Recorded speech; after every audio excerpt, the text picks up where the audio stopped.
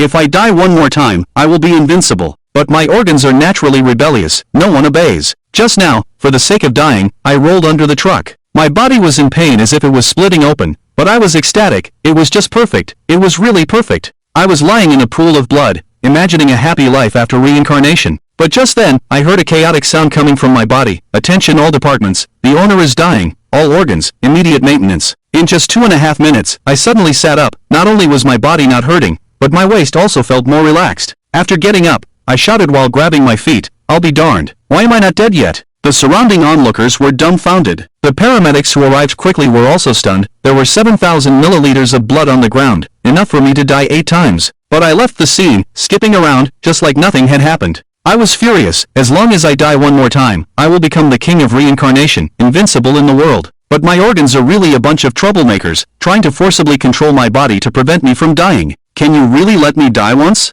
I promise I won't die next time. 2.5 days later, a building in the Ikuan community caught fire. As the fire grew, I became more and more excited inside. Isn't this another opportunity? Throughout history, no one can escape death, leaving behind a loyal heart to illuminate future generations. Suddenly, a few strong young people couldn't bear to watch any longer. They threw away their phones and wallets and rushed into the fire to save people. In the blink of an eye, I stepped forward and kicked them down. I saw it first. Why should I let you go up? If anyone's going to hell, it's me. Let me handle this. Amidst the crowd's gasps, I rushed in. What are you doing? Coming in will cost you your life. Whose child is this? In such a rush to get cremated? Just as the smoke was about to engulf me, another voice echoed in my mind. Knowing there was a fire, he still headed towards it. Such chivalry, truly worthy of being my master. In that case, how can you all lag behind? All departments, please take note and start acting immediately. In an instant, I felt the discomfort in my body vanish. The stinging sensation from the thick smoke disappeared. Not only did my physical strength become abundant, even my breathing became indescribably wonderful.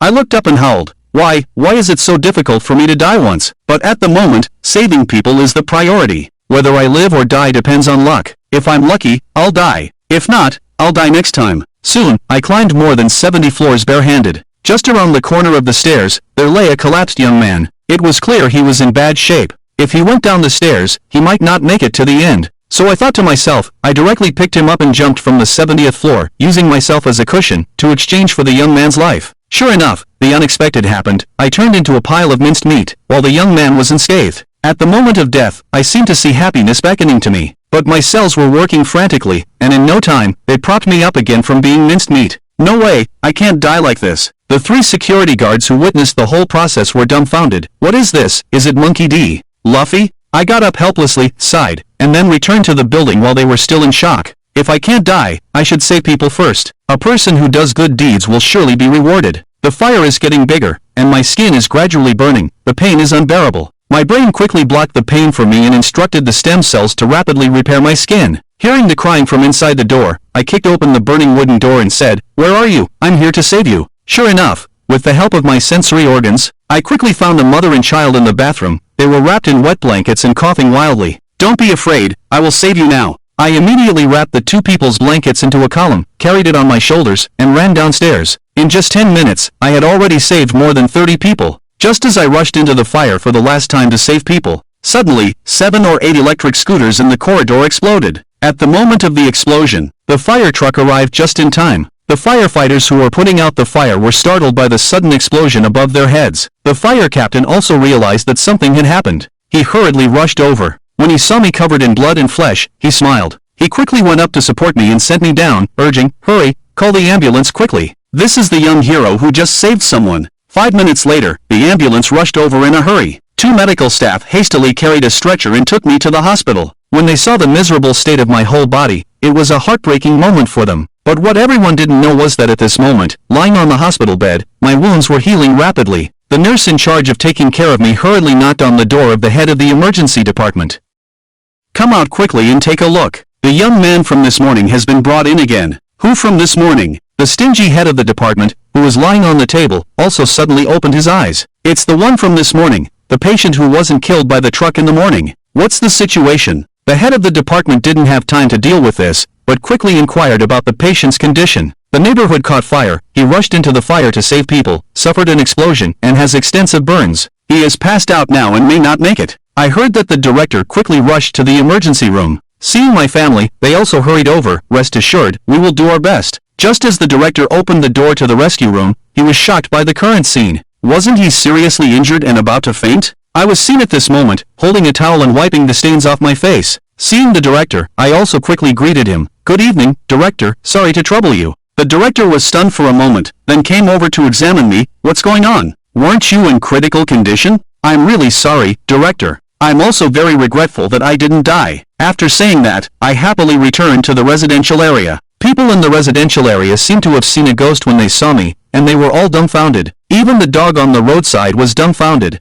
After all, I looked like I was definitely going to die 2.5 hours ago, but now, I'm bouncing around, which is obviously very reasonable. After returning home, I lay on the bed, touching my head of hair burned by the fire, feeling extremely melancholic. How could this be saved? Is there any way to die again? These despicable and treacherous organs are really hateful. Why do they want to block my path to becoming a god? It seems that to reincarnate, I have to defeat them first. At this moment, a voice suddenly came from my brain. After these 2 accidents, we strongly recommend that you can strengthen your cultivation intensity. Only strong strength is the greatest guarantee for your safety. Well, your suggestion is good, so I won't take your advice. I grabbed a kitchen knife, laid it on the pillow and started sleeping, also practiced. What's the point of practicing? If I die, then I am the greatest safety guarantee. The brain was very helpless when it saw this. He gave a sincere and loyal advice, while I am a lazy ruler who doesn't seek progress. But what I didn't know was that while I was sleeping, my organs secretly held an emergency meeting. All departments, please note that the master's spirit has been damaged recently. Not only is there no positive tendency,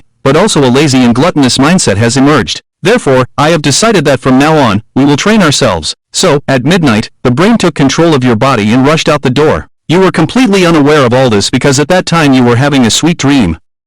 Unconsciously, you rushed out of the community like a gust of wind, running on the road at the speed of a cheetah. The Peach Garden area has always been a place for many dancers to exercise. So, even in the early hours, there are scattered dancers who come to jog and exercise. And today, the Peach Garden area welcomed a new figure, which was you, completely unaware. The brain is also thoughtful. It closed off all your sensory organs. No matter how fast you run, or how tired you are, your organs won't feel the slightest bit of pain. Coupled with the strong self-healing ability of your other organs, even if you break your leg today, it will be as good as new the next day. On the other side, a young man similar to you just finished breakfast and prepared to go for exercise. His name is Chen Zilai, from the Ikuan High School special class, known as a martial arts fanatic due to his love for training. Today, as usual, he went to run in the Taoyuan district. Just as he was about to start, a figure flashed past him. He was suddenly startled. What just flew past him? Following that, he heard faint footsteps. It turned out that you had already run from midnight to dawn. Such a fast speed. After the surprise, Chen Zilai felt a strong desire to compete and duel. Ha, okay bro, let's see who's faster. With a wild expression, Chen Zilai roared and dashed towards your direction like an arrow leaving the bow. Both of you are martial artists at the first-class level. At first, Chen Zilai was full of confidence that he could catch up to you, but later, as you kept accelerating, he found himself getting farther and farther away from you, which was simply unbelievable for him. Clearly, he was the genius young man, the first in the special class. How could he lose to someone else? When he suddenly accelerated again, he found that you had disappeared.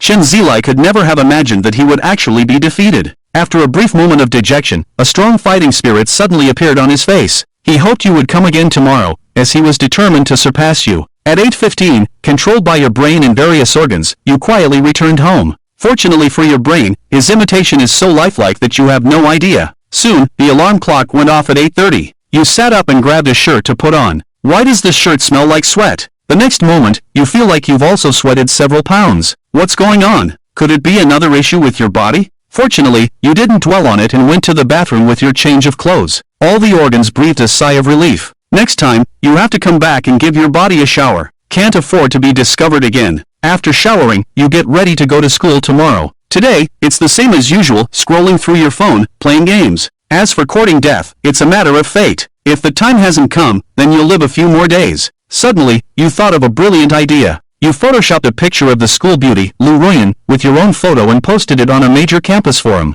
As expected, you quickly stirred up a storm of anger. The school bully organization led by Wang Ji and Dai all threatened to come and deal with you. Seeing these harsh words, you were delighted and immediately replied one by one, further provoking them. What? Are you going to hit me? Your grandpa is right here waiting. Come on, hit me to death. Without a doubt, your series of defiance thoroughly enraged Lu Ruyan's admirers. They immediately formed a united front and threatened that you would be finished once you went to school. You are quite satisfied with this outcome. As long as there are keen eyes that are good at finding trouble, there will always be company for trouble in life.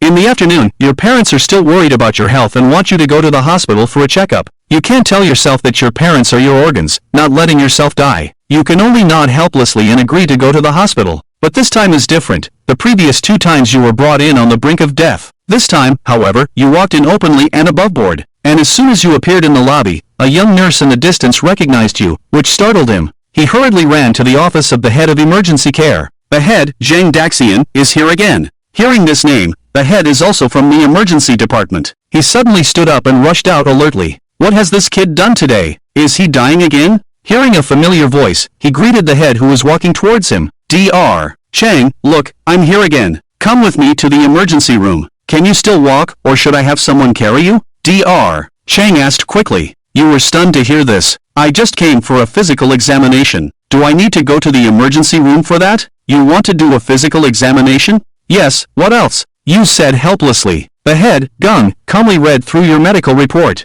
Zhang Daxian, you are incredibly healthy, couldn't be healthier. I can't believe that you were on the brink of death just yesterday. Taking Director G's words as a joke, I wish I had died yesterday. After saying that, you took the test report and went back home to hand it to your parents. After your parents finished reading the report, their anxious hearts were put at ease, and they agreed for you to go to school the next day. Late at night, at 2:30 in the morning, you suddenly sat up in bed while sleeping. Your brain immediately gave the command, brothers, let's go. I have already controlled the sensory organs. Depart for the Taoyuan district. Little did you know, Shinzei had been waiting on the street for a while. Yesterday, by a lucky coincidence, he had already broken through to the second-ranked dancer. His condition today was completely different from yesterday. Just as he was doing push-ups on the cobblestone path, a series of hurried footsteps approached from a distance. Shinzei instantly became ecstatic. He's here, he's here. This time, I will definitely win. In the blink of an eye, you had already rushed to Shinzei's side. And Shinzei, who was already prepared, immediately exerted force with his legs at that moment, running side by side with you towards the front. At that moment, your brain expressed confusion. Who is this jerk?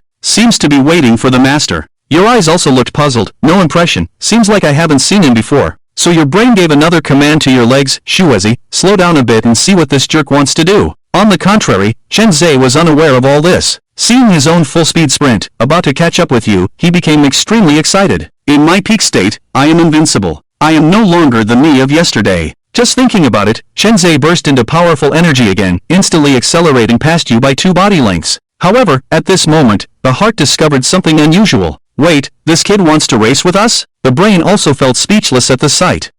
These young people nowadays really don't know their place. It's laughable to compare themselves to us. Shue, accelerate. Let this kid know what it means to be unbeatable. Received, received. Watch me. Heart, lungs, and kidneys, please cooperate with me. I'm going to run like the wind. This time, the body controlled by the brain no longer retained any blood. It was fully supplied, and the legs hurriedly chased after Shinzei. With a bang, several pebbles under your feet were crushed into powder, and you instantly disappeared from the spot. No, Shinzei, who heard the sound, immediately noticed something unusual. Before he could turn around, he felt a gust of wind on his right. In the blink of an eye, you were already running 5 meters ahead of him. It's impossible, absolutely impossible. Shinzei's pupils dilated to the maximum. From hearing the sound to you overtaking him, it didn't even take 0.5 seconds. This is definitely not something a first-class warrior should have, in terms of explosive power. Is it a second-class warrior? I need to be faster. I need to be faster. Shinzei's heart was filled with the thought that even though he had already broken through to become a second-class warrior yesterday, why couldn't he catch up with him? He only wants to win now. Even if the current actions will harm his body, he still wants to win. So under this extreme running, the distance between him and you begins to slowly close again. The brain now shows a playful look. Yes, like this, slow down and wait. His legs asked inexplicably, why does the boss still want to give him a chance? Rarely encountered such a big fool. Winning once is too boring. Let's tease him first. Through continuous observation, Shinzei found that you have been sprinting at the limit speed of your body. But soon it will overdraw the body, and even cause breath disorder. This is the opportunity to turn defeat into victory. Just when Shinzei was chasing closely, he found that your speed slowed down. Indeed, your body can't take it anymore. Shinzei smiled confidently, and then suddenly accelerated. In an instant, the distance closed to 5 meters, 3 meters, 1 meter, finally surpassed me, finally surpassed you. Shinzei was ecstatic in his heart, but he still didn't relax. Instead, he continued to speed up, pulling away from you. He wants to completely win over you, absolutely not giving you the slightest chance to turn defeat into victory. Shinzei heard his footsteps behind him gradually disappearing. Indeed, the ultimate winner is himself. At this moment Chen Zhe just wants to laugh heartily and roar. However, the sound behind him completely disappeared. No, Chen Zhe subconsciously felt a tightness in his heart. Suddenly turned around. But then I saw you, 50 meters away from him, smiling. Just as Chen Zhe was puzzled, the next second you disappeared like lightning. When you reappeared, you were already more than 10 meters ahead of him. Impossible. Chen Zhe knew he had completely lost, and suddenly felt a sense of powerlessness in his heart. He had always been regarded as a genius, but now he finally realized he was nothing but a genius. After running for a while, Chen Zhe finally saw your figure at the intersection, as if you were about to leave. He quickly walked forward and shouted, "Who are you? I've never heard of you in Gilete, my city." The heart saw that the brain didn't respond and curiously asked, "Boss, is this guy calling you?" "Don't mind him. Don't forget that the master is sleepwalking now. We don't have the right to communicate with others on behalf of the master." "Who am I?" "Hey, bro brain, didn't you say you couldn't communicate?" "Damn, I didn't give a verbal command. This is the master speaking, right?" The master seems a bit off. "Boss, quickly take back control of the body." The heart quickly said, "Stop. I tried. It's over. I can't take it back." The master's body is being controlled by a strange subconscious. Chen Zhe walked over and finally saw the person who had defeated him. While you had no expression, your eyes were confused. "Who am I? Who am I, really?" Sensing something wrong with Chen Zhe, I tried asking what's wrong with you, but you kept asking me who I am, with an increasingly aggressive and frantic tone. Suddenly, you stopped and then looked up at Chen Zhe. At that moment, your face turned icy, and your eyes seemed filled with a black mist, staring as if at a dead person. When Chen Zhe and you locked eyes, it felt like falling into an abyss, his body instantly covered in goosebumps, and he couldn't stop trembling. His instincts and sixth sense were sending him a dangerous signal to escape. "I need to escape." Chen Zhe had the first thought of escape in his life. Others all said he was crazy about martial arts. Even he himself thought so. He had aimed for martial arts since he was young. Therefore, he gave up other pursuits in life. When he practiced alone, he often thought if one day faced with a life and death decision, as long as he could advance in martial arts, what fear was death? But now death was approaching. He realized that his previous fearlessness came from ignorance. Chen Zhe was afraid, scared. Afraid he would die here. He wanted to escape, but he couldn't, because those eerie eyes, like coming from hell, tightly enveloped him. Making him suffocate. Making him powerless. Making him unable to even beg for mercy. Even though the other party didn't make any moves, just silently watching him. Bang! Bang, bang! Bang! Bang! Bang, bang! Chen Zhe felt his heartbeat speeding up, blood filling his body. Although his body couldn't move, his heart seemed to be out of control, beating faster and faster. Unable to move externally, but internally surging and swelling. This made Chen Zhe feel like a huge mountain was on his back, and inside the mountain, a volcano was waiting to erupt. His heart was that volcano on the verge of eruption. Bang, bang, bang, bang, bang, bang. Chen Zhe's heartbeat reached its limit. Blood continued to swell his veins, making his eyes bloodshot. Skin turning red. Blood vessels all over his body pulsating, as if countless fierce bugs were squeezing into his skin. "Help, me!" Chen Zhe shouted in despair. He regretted it. Regretted why he had to provoke this person. Why did he have to talk to the other party? Heart, oh no, oh no, oh no, oh no. Something's wrong. That person is going to be seen by the master. Eyes, boss, think of a way. Brain, I want to save him too, but I can't control the master's body right now. Lungs, it's over, we've caused trouble, the master is going to become a murderer because of us. Brain, think of a way. What should we do, what should we do? Puff, suddenly, blood spurted from Chen Zhe's 7 orifices. The light in his eyes gradually faded. The flow of time seemed to slow down, the surrounding air became viscous. The fallen leaves from the trees stopped in midair. In this situation, the pain in Chen Zhe's body was constantly magnified. Childhood memories flashed through Chen Zhe's mind, recalling those memories from the past. He had always practiced alone in solitude. Practice. Practice. Practice. And now, he saw his parents, they had always been by his side, and he had ignored them. Dad. Mom. I'm sorry. I really don't want to die here. Zhang Daxian looked up. Seeing the bright full moon in the sky, silent and peaceful. This night is truly beautiful. Zhang Daxian withdrew his gaze, looking at Chen Zhe, the black mist in his eyes slowly settling. He emotionlessly opened his mouth. The heart immediately sensed something was wrong, screaming frantically, "Heart, no! Don't let the master say it out. Zhang Daxian, goodbye. Heart, boss. There's no time." Bang, bang, bang, bang, bang dash. Inside Chinja's body, his heart swelled to the limit, bang, bang, bang, bang, bang, about to explode and shatter. The pressure enveloping Chinja suddenly disappeared. Bang, bang, bang dash. Bang, bang, bang. Chinja fell to the ground, his heartbeat slowly slowing down, the blood color fading from his face, and his chest gradually rising and falling. Zhang Daxian widened his eyes, looked at his hands and feet, and breathed a sigh of relief. Brain, holy cow, I was scared to death. Almost there. Heart, damn, boss is awesome. Did you really take back control? Stomach, boss is awesome. Eyes, boss is awesome. Organs, boss is awesome. Brain, ha, no, just lucky, ha. By the way, need to see if that kid is dead or not. The brain controlled the body to approach Chinja. When it comes to the body, they are professionals. After careful examination, they confirmed that Chinja was out of danger. It shouldn't take long for him to wake up. Brain, alright, let's call it a night, let's get out of here quickly. Not long after Zhang Daxian left, Chinja slowly opened his eyes on the ground. The familiar night sky and trees in his sight suddenly woke him up. I'm not dead? Chinja looked around alertly. The person was no longer there. He left? He didn't kill himself. Chinja couldn't figure out the reason for a moment. He wanted to run, but was worried that Zhang Daxian was nearby, so he dared not run, only dared to sit on the ground. The hellish torture just now still flashed in his mind from time to time. He never wanted to experience it again in his life. After nearly 10 minutes, Chinja finally confirmed that Zhang Daxian would not come back, so he ran away. He wanted to go home. He would never come back to Luoyan River, never, just to avoid encountering that terrifying presence again. On the other hand, due to this sudden accident, the organs decided to reduce the frequency of sleepwalking in the future. This way, the probability of losing control of the body will be reduced. Heart, boss, did you figure it out? What suddenly took control of the owner's body? Brain, the strange thing is, the one occupying the body is the owner himself, but it seems not to be the owner. I haven't figured out what's going on. Liver, does the owner have multiple personalities? Lungs, it could also be schizophrenia? Brain, perhaps, but what we can be sure of is that this presence is very dangerous. In the morning, the alarm clock rang, and Zhang Daxian woke up from bed. He had to go to school today, so he couldn't sleep in, got up, found a few pieces of clothes to change, and went to the bathroom.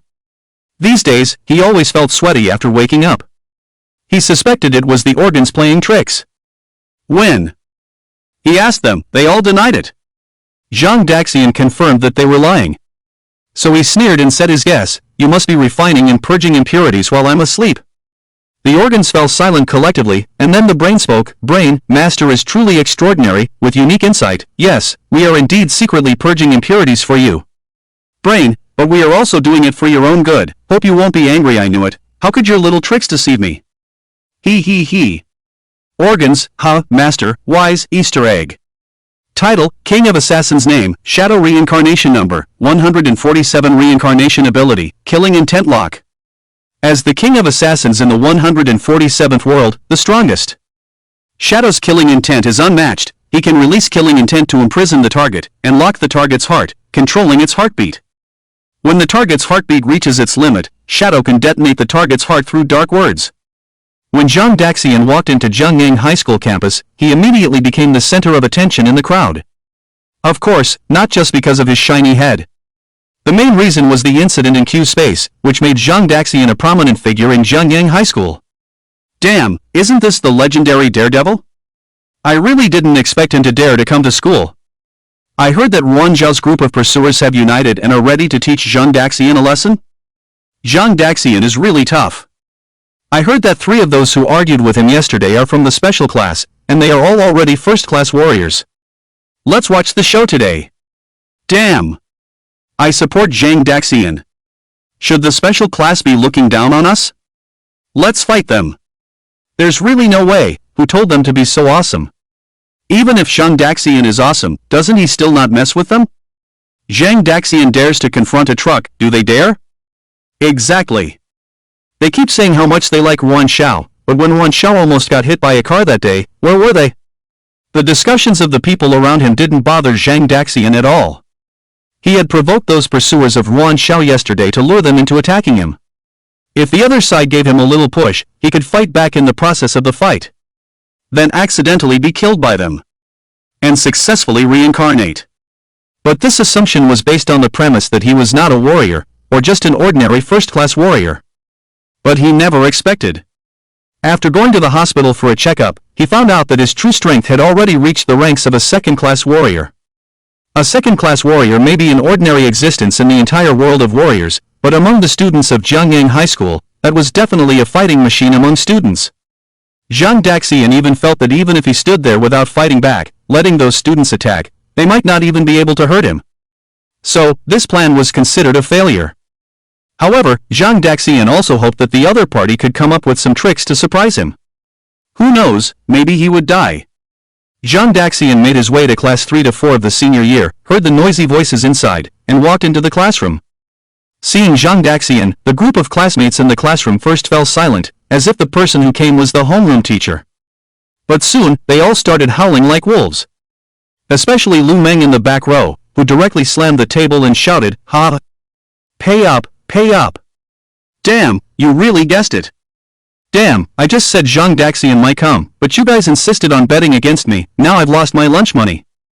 Lu Meng, can I pay you back in flesh? Get lost! Just give me the money!" Zhang Daxian walked over puzzledly. "What are you guys doing?" "We bet on whether you would come today." "Lu Meng said you would come today. We thought you might be hiding at home for a couple of days, but we didn't expect you to really come? You're too impulsive. Zhang Daxian, a lot of people in our school are watching you. While they don't know yet, you better run." "I agree. A friend of mine in class 7 said that 3 pursuers of Yuan Shao from the special class, who have been at odds with each other, have now united because of you, just waiting to teach you a lesson. You guys don't understand, Zhang Daxian is like a peony under the moon, even in death, he is still romantic. Zhang Daxian, tell us how far you've gone with Yuan, the school flower?" Zhang Daxian sat down at his seat and said, "Just so, we've only met each other's parents." "Damn! Is it true? Have you two progressed so fast? Unbelievable, truly worthy of my buddy. From meeting to meeting the parents, it only took a few days. I guess before the college entrance exam, you'll have to pay the betrothal gifts." Zhang Daxian smiled, "Then you guys should also pay the betrothal gifts to Lu Meng and me, after all, we've also met each other's parents."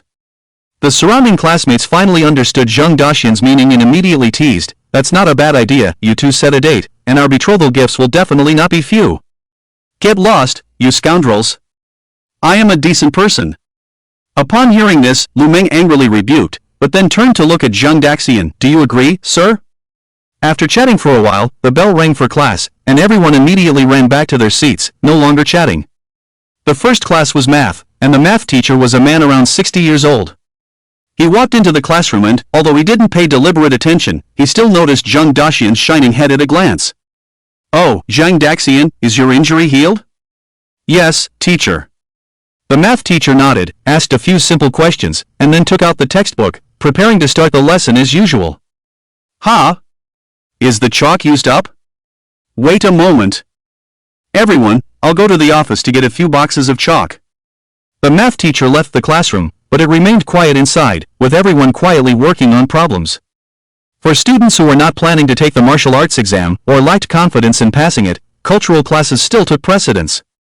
However, for students aiming to take the martial arts exam and had the means at home, their performance in cultural classes didn't matter.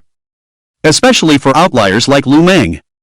Since high school, every time Lu Meng took a cultural class exam, except for Chinese, he had never scored above 10 points in other subjects. But the cultural class teacher would ignore him, and the class teacher would not have any objections. After all, this guy was born to practice martial arts. At just 18 years old, his chi and blood values already exceeded the first-class standard. As for physical strength, standing at over 2 meters tall, weighing over 300 kgs, he looked like a humanoid giant standing there. If you said his physical strength was lacking, even a blind person wouldn't believe it. For someone like him, making him study cultural classes was a waste of time and talent. Originally, Lu Meng was eligible to enter the special class. But when the classes were divided initially, this guy felt that the special class was not interesting, so he requested to be placed in class 4 to continue sitting with Zhang Daxian. Zhang Daxian had been his desk mate since junior high. Lu Meng's father was also in the Earth Cavern Army, but not in the same unit as Zhang Dahai, his own father, but they belonged to the same group of recruits. By a stroke of luck, the two became friends. So Zhang Daxian and Lu Meng naturally became friends and deskmates. In the blink of an eye, the two had been deskmates for 6 years. Although Zhang Daxian's qi and blood constitution was not as good as Lu Meng's, taking a qi-enhancing pill before the exam would still get him into college. Of course, it was no longer necessary now. So for Lu Meng and Zhang Daxian, their performance in cultural classes was just icing on the cake. But there weren't many students like them in class 4. Besides the two of them, there were only 3 other students who signed up for the martial arts exam this year. So, most people still had to rely on their performance in cultural classes to stand out. While everyone was focused on studying, Lu Meng lightly tapped Zhang Daxian and whispered, "Are you sure you're not going to run?" "Not running. If you don't run, this is for you." Lu Meng took out a bulging cloth bag from the drawer of his desk and handed it to Zhang Daxian. "What is this?" "It's not really hell money, is it?" Zhang Daxian took the bag. Upon opening it, he found it filled with powdery chalk dust. Chalk dust. Lu Meng chuckled, "You take one, I take one. When the fight starts, find the opportunity to sprinkle this on their faces. The college entrance exam is coming soon, they won't dare to seriously injure you, or else they will lose their qualification for the martial arts exam, but with many opponents, some minor injuries are inevitable. With this, you can catch them off guard." Lu Meng tucked the bag of chalk dust into his pocket. "I originally wanted to use lime from home, but I was afraid of blinding their eyes, so chalk dust is more suitable. This is the result of my planning for a whole class. Be careful, keep your mouth open, facing up, put it in your pocket, so it's easier to sprinkle out." Zhang Daxian looked at the unreliable Lu Meng and said, "Xiaomengzi, we are warriors, not thugs. Can you stop thinking about using such despicable means all the time?" With that, Zhang Daxian put the chalk dust into his pocket. Just then, the math teacher returned to the classroom, holding 3 boxes of new chalks, jokingly saying, "Our class goes through chalk pretty quickly, huh Lu Meng, hee hee Zhang Daxian." Soon, the first 3 classes ended, and it was time for the longest break of the morning. As soon as class was over, Lu Meng dragged Zhang Daxian to the school supermarket. "This guy gets hungry before lunchtime every day, no wonder he's so big." Leaving the classroom, Lu Meng proudly said to Zhang Daxian, "I won a lot of money this morning, I'll treat you later." Zhang Daxian narrowed his eyes, a strange smile on his face. "That's what you said, I have a big appetite, don't blame me if you go broke." "Joke, go broke because of me? Impossible? Just eat to your heart's content." As they were talking, a teenage boy's voice suddenly sounded behind them, "Zhang Daxian." Zhang Daxian and Lu Meng turned around. They saw about 11 or 12 people standing behind them, all boys, with the 3 leaders looking unfriendly. Although Zhang Daxian didn't know the other party, he could roughly guess their identities. He looked puzzled at the 3 of them and asked, "Which gentleman called me just now?" Upon hearing this, Lu Meng, the good buddy, couldn't help but laugh, while the tall and thin one in the middle of the 3 immediately became angry. He lowered his sharp voice and said sternly, "Zhang Daxian, do you want to settle things with us?" Before Zhang Daxian could speak, Lu Meng stepped forward, glaring at the other party. "Yes. What do you want? Do you want to be beaten up by us and then go home to wash your butt and wait for your grandpas?" Seeing the 2 sides starting to confront each other verbally, the surrounding onlookers immediately scattered. For them, the conflicts between warriors were not something they should get involved in, and there might even be risks in watching. So it was safer to keep a distance. But this unusual situation also attracted more attention, and with the gossip spreading, many students quickly ran out of the classroom and gathered by the fence to watch the excitement. "TSK TSK TSK, I didn't expect them to really clash, let's fight. Fight. Wu Mu. Lu Long, Zhang Jia, these 3 are all in the top 10 of the special class, plus those helpers from the regular class, while Zhang Daxian only has Lu Meng on his side, the gap in strength between the 2 sides is too big. Can't understand, is it worth making such a big fuss over a woman? You don't understand, Ruan Xiaohua's family background is not simple. Do you think those 3 from the special class are only interested in her looks?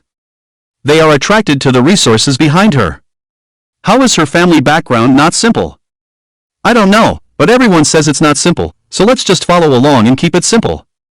On the other side, Lu Long, the tall and thin one, saw the strong Lu Meng approaching and couldn't help but step back nervously. Among the students of Jiangyang High School who had become warriors, they knew each other well. Although Lu Meng was a student in the regular class, his strength was not to be underestimated. Lu Long didn't have the confidence to beat him, at least in terms of physical strength, he was no match for him. At this moment, Wu Mu, standing on Lu Long's left side, spoke up, "Lu Meng, I know you are loyal, but this is a private matter between us and Zhang Daxian, you don't need to get yourself in trouble." Then Zhang Jiahe on the right also stepped forward, his eyes sharp, "Lu Meng, do you really want to offend the three of us warriors for someone who isn't even a warrior? You guys?" Lu Meng's right hand went into his pocket, ready to curse and fight, but was promptly stopped by Zhang Daxian. Zhang Daxian roughly glanced at the group led by the three people in the special class. He shook his head in disappointment. Then he put on a teasing smile and looked at the three people in the special class, asking, "Rest assured, Lu Meng will not intervene." And Lu Meng was a bit puzzled. Since junior high school, whenever they encountered trouble, they always dealt with it together. But this time, Zhang Daxian said he shouldn't participate? Did he really want to face a dozen people alone? The key is that Lu Long, Wu Mu, and Zhang Jiahe are all martial artists of the first-class realm. Isn't this asking for trouble? However, Lu Meng held back his words. He was wondering if Zhang Daxian had a plan. The three people in the special class breathed a sigh of relief when they heard that Lu Meng wouldn't interfere. Lu Meng is a tough guy with thick skin. With his help, they could still win steadily, but they would definitely get injured. But this foolish Zhang Daxian unexpectedly didn't let Lu Meng help? Isn't he seeking death? Zhang Daxian asked, "So, what do you want me to do when you come to me?" Wu Mu smiled and said, "Zhang, let's be straightforward. As long as you keep your distance from Yuan Shao, we can settle our grievances and be friends in the future." Hearing this, Zhang Daxian nodded kindly. People lurking in the shadows around were somewhat disappointed to see this scene. What's this? They're reconciling just like that? Aren't they supposed to fight directly? You were so arrogant in the Q space yesterday, boasting about taking on a dozen people. Why are you acting weak now? But, putting oneself in their shoes, it's understandable. The other side consists of three martial artists. Among the students of Jiangyang High School who have reached the realm of martial artists, there are only about 20 people, and these 20 are destined to be outstanding individuals, destined to be future leaders. Ordinary people definitely can't afford to provoke them. If I were Zhang Daxian, facing the three people in the special class, I wouldn't dare to even fart, let alone fight. The three people in the special class smiled at each other when they saw Zhang Daxian cooperating like this. Indeed, this Zhang Daxian is just a keyboard warrior. They were so impressive online, but in reality, they didn't dare to resist at all? Just when the three of them were feeling triumphant, Zhang Daxian suddenly said, "Hee, your proposal is good, so I refuse." As soon as his voice fell, the faces of the three people in the special class opposite him darkened. The onlookers were also surprised by Zhang Daxian's words. Is he going to confront them head-on? Only Lu Meng didn't feel any surprise. Zhang Jiahe sneered, "Zhang Daxian, you really don't know what's good for you. Since you insist on opposing us, let's meet at the martial arts hall after school. If you don't come, it will only prove that you are a cowardly waste who is not worthy of Yuan Shao. Tsk tisk, I'm so scared." Zhang Daxian exaggeratedly shouted, then pointed at the people opposite him and said, "You little fools, do you really think I'm afraid of you? I'm not targeting you, I just want to say, you, and you, all of you are trash. You're asking for it." Zhang Jiahe was furious, his eyes looking as if he wanted to devour someone. Zhang Daxian didn't care at all, "I will go to the martial arts hall. But I advise you to find some help, because with fewer people, I'm afraid I might accidentally beat you to death." Arrogant. Whether it was Lu Meng, the onlookers, or the people in the special class, they all had the same thought at this moment. Too arrogant. You alone, are afraid of beating a dozen people to death? Where does your confidence come from? Not to mention that the other side has three martial artists, isn't this like lighting a candle in the toilet, purely seeking death? The people mocked by Zhang Daxian looked as if they were about to drip water with their darkened faces. Especially the three people in the special class. They were all geniuses in the special class, so why weren't they being praised wherever they went? But Zhang Daxian unexpectedly humiliated them in public. How could they bear it? The three of them didn't want to make a big deal out of it, but now Zhang Daxian had to pay the price. "Let's go, Xia Mengzi, let's go eat." Zhang Daxian completely ignored Lu Long and the others' hostile gazes, left without any hesitation, while Lu Meng raised his middle finger at the special class students and chased after Zhang Daxian. The three from the special class watched Zhang Daxian leave, their hearts filled with uncontrollable anger. How could a nobody who wasn't even a warrior dare to be so arrogant in front of the three of them, warriors? If they didn't make Zhang Daxian kneel and beg for mercy, how could they continue to stay in Jiangyang? Upstairs, the onlookers were discussing animatedly, with many laughs mixed in. When Zhang Jia heard this, he felt like they were mocking him, so he raised his head and glared upstairs. The students scattered with a bang. What should we do? Should we call more people?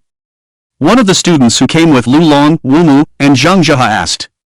Upon hearing this, Lu Long walked towards the male student, his face cold. Are you trying to humiliate us?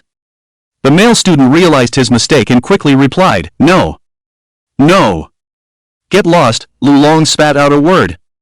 The male student hurriedly ran away. Lu Long looked around at everyone and said expressionlessly, he's just a nobody, you could drown him in a mouthful of spit. School supermarket, at the checkout counter. Lu Meng looked at the large plastic bag full of snacks in Zhang Daxian's arms, his pupils shaking continuously. My God, can you finish all of these? Lu Meng was full of doubt. Even as a big eater, it would take him about 3 days to finish such a big bag. Doubting me? If I can't finish it later, I'll give you the money back. Okay, you said it, let's pay. After leaving the supermarket, Zhang Daxian and Lu Meng went to the park next to the school playground, found a bench, sat down, and started struggling with the food. Students passed by from time to time. Seeing Zhang Daxian, they whispered to each other in surprise. Jiangyang campus was so small. So the incident between Zhang Daxian and the three from the special class, Lu Long, Wu Mu, and Zhang Jia, quickly spread. Of course, in the eyes of these onlookers, although Zhang Daxian's behavior was entertaining, it was clearly an irrational act of seeking death. After all, as an ordinary student, why offend Lu Long, Wu Mu, and Zhang Jia, the three warriors? And even boasting about forcing oneself into a dead end, no wonder they gave you the nickname Death Seeker. Lu Meng nibbled on a chicken leg and asked Zhang Daxian, tell me the truth, were you hit on the head by a truck last time? No, I'm perfectly healthy.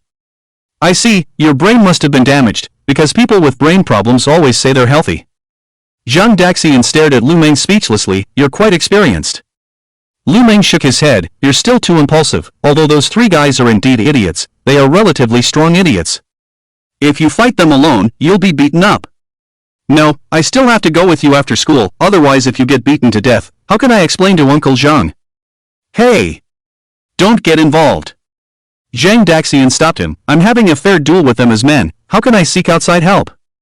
Lu Meng stopped eating the chicken leg and looked at Zhang Daxian dumbfoundedly, they have more than 10 people surrounding you, and you call that a fair duel? It seems like you're really crazy. I can't explain it to you, forget it, I'll show you with facts. After finishing speaking, Zhang Daxian put down the snacks in his hand and looked around. Soon, his eyes lit up, and he walked towards the wall, picking up 2 goose eggs of similar size from the ground. Each of the 2 goose eggs was about the size of an alarm clock, thick and smooth. Zhang Daxian returned to the bench and handed one of the goose eggs to Lu Meng. Here, I'll give you a chance to test your grip strength. Crush it, see how many pieces you can crush it into. Is that all? Watch me. Lu Meng swallowed the remaining chicken leg in one bite, then gripped the goose egg with both hands and exerted force. Crack! After a light sound, the goose egg in Lu Meng's hand shattered into about a dozen dice-sized pieces. Is that enough? Lu Meng threw away the goose egg in his hand and proudly said to Zhang Daxian. Zhang Daxian smiled slightly, did not say anything, just extended his right hand, opened his palm, and weighed the goose egg in his hand for Lu Meng to see that it was genuine. Then Zhang Daxian closed his right hand into a fist and exerted force. Crack, crack, crack, the surface of the goose egg instantly cracked with numerous tiny cracks. Zhang Daxian exerted force again. The goose egg completely shattered, turning into sand-like particles that fell from Zhang Daxian's hand. Wow! Damn! Lu Meng was dumbfounded. This. Lu Meng couldn't believe it as he picked up the goose egg powder scattered from Zhang Daxian's palm. He pinched it with his fingers. It was indeed goose egg. Damn, Zhang Daxian, did you take some kind of strength-enhancing pill without me knowing? This is called strength. How about it, do you realize how weak you are? Zhang Daxian sat back on the bench and continued to eat snacks voraciously. Oh my god, oh my god, oh my god. Lu Meng grabbed the goose egg powder on the ground, almost unable to believe his eyes. Geez. It's crushed into sand. I can't even do this. Zhang Daxian, what kind of power do you have now? Guess. Third rank? Guess again. Fourth rank? Zhang Daxian shook his head. Damn, don't tell me you've reached the fifth rank. My heart can't take it. Zhang Daxian sighed. Little Meng, oh little Meng, what have I done to make you look down on me like this? Hiss. Lu Meng took a deep breath, cautiously looked around, confirming that there were no students nearby. Sixth rank? Zhang Daxian, while eating snacks, said, no choice, poor talent, only reached the second rank at 17, embarrassing. For martial artists. Lu Meng, you, cannibal flower? So did you eat some precious treasures from heaven and earth to suddenly jump to the second rank? Lu Meng asked again. Zhang Daxian replied, the only thing that can be considered a precious treasure from heaven and earth is the bottle of jade marrow liquid from the principal, plus a blood spirit pill given by Ruan Shao. What is a blood spirit pill? A healing pill, worth over 10 million. How much? Over 1,000 million.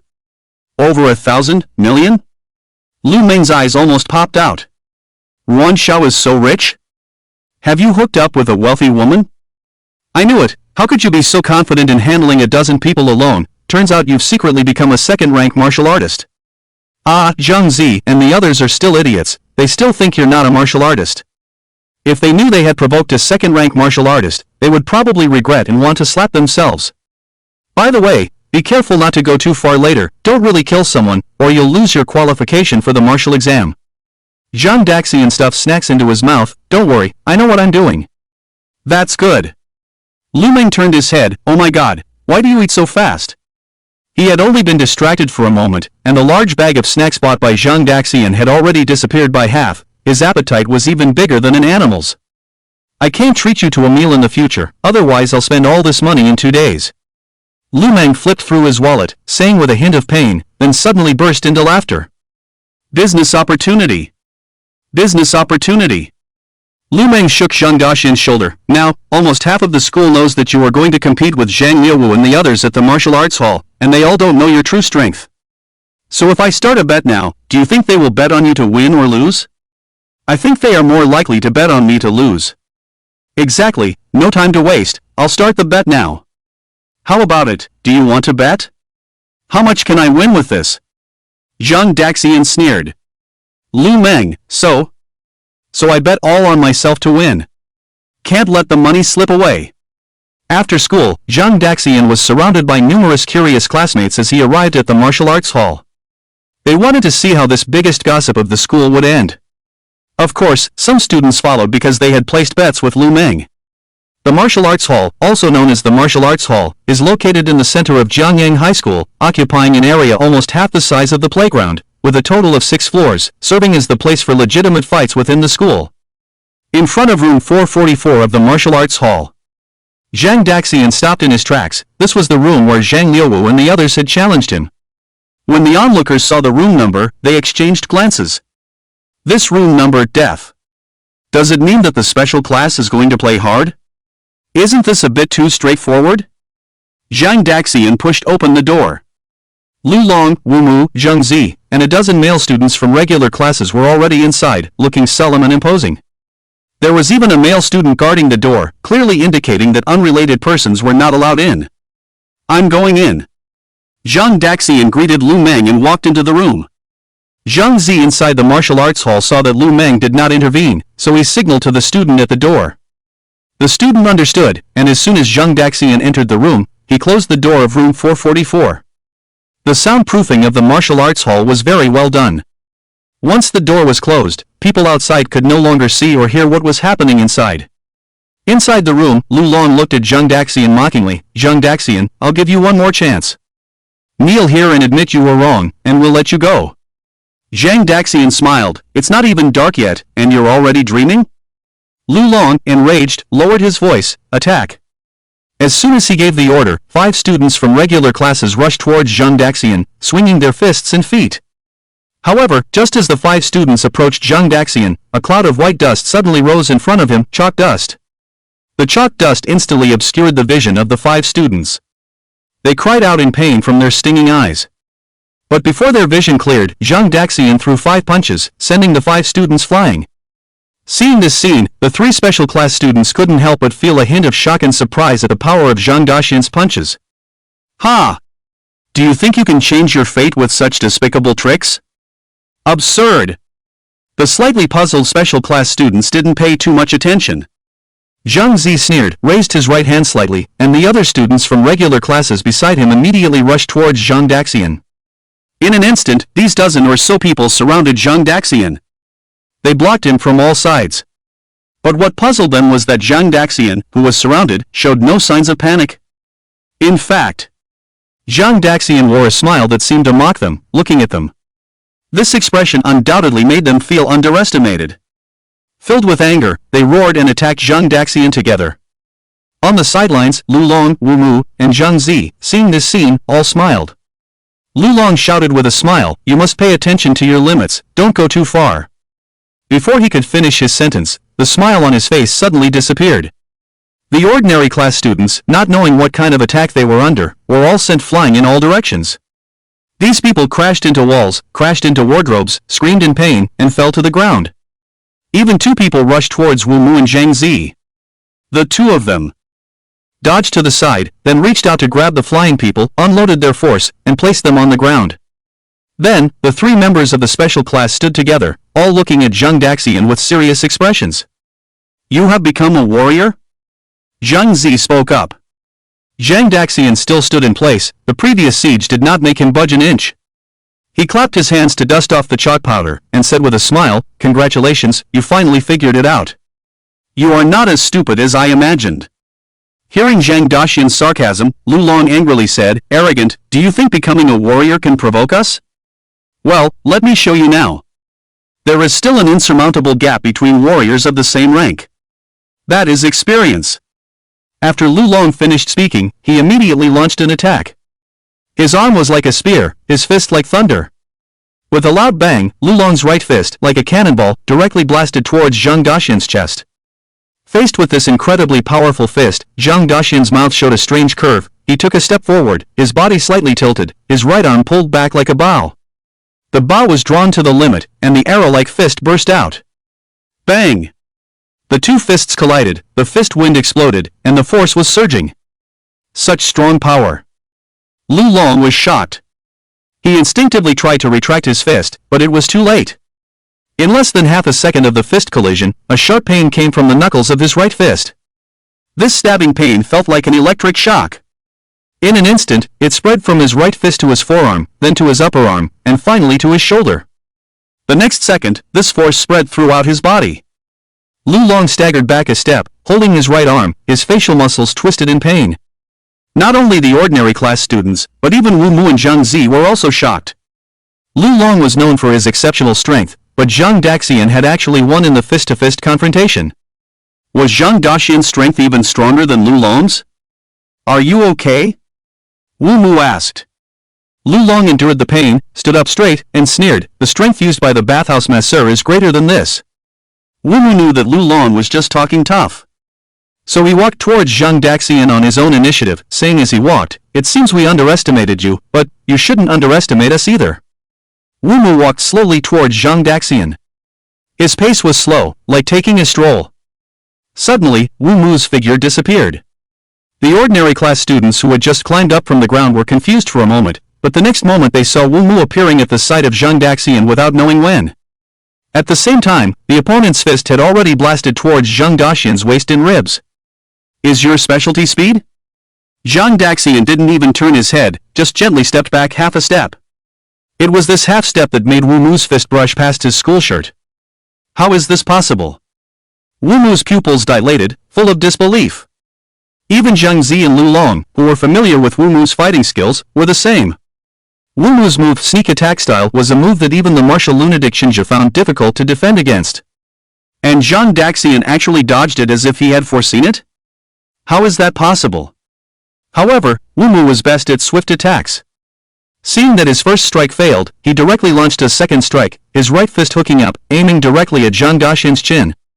However, this move also hit empty space. Once again, in the second before being hit, Zhang Daxian dodged the attack.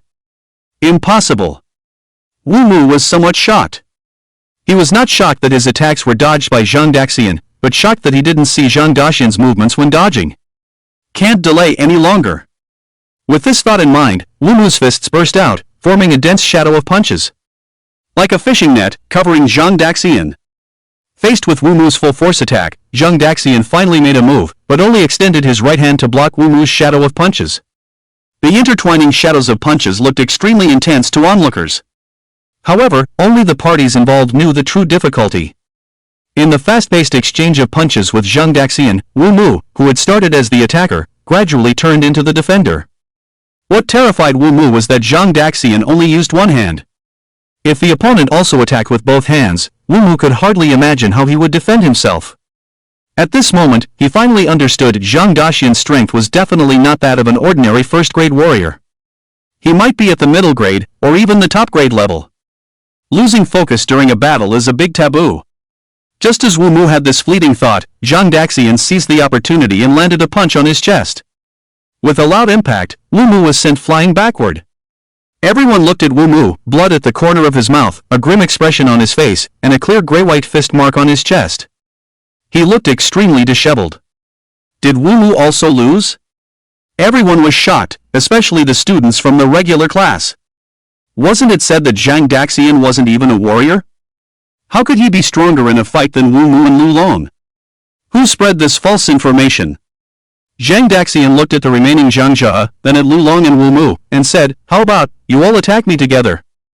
Hearing this, Zhang Jia, Wu Mu, and Lu Long exchanged glances and silently approached each other. Although Zhang Jia had not yet fought Zhang Daxian, judging from the performances of Wu Mu and Lu Long, the three of them probably couldn't defeat Zhang Daxian without joining forces. Do you all want to attack together? Zhang Daxian turned his gaze towards the students from the regular class who were pressed against the wall in the corner and asked. No, no need. The group quickly waved their hands in refusal. Damn! If they had known that Zhang Daxian was a warrior, they would never have gotten involved in this matter. To be honest, at this moment, Zhang Jia, Wu Mu, and Lu Long also regretted it. If they had known about Zhang Daxian's strength earlier, they might not have become friends due to their rivalries, but they would never have clashed with Zhang Daxian. Zhang Daxian, it was just a misunderstanding, how about we forget about it and become friends? Zhang Jia suddenly smiled and spoke. Seeing the miserable state of Lu Long and Wu Mu, he wanted to see if he could soften the situation and stop it there. The conflict with Zhang Daxian could be big or small. And with Zhang Daxian's abnormal strength, it was best not to offend him. Although it was a bit embarrassing to back down like this, it was much better than being beaten up and injured like Lu Long and Wu Mu.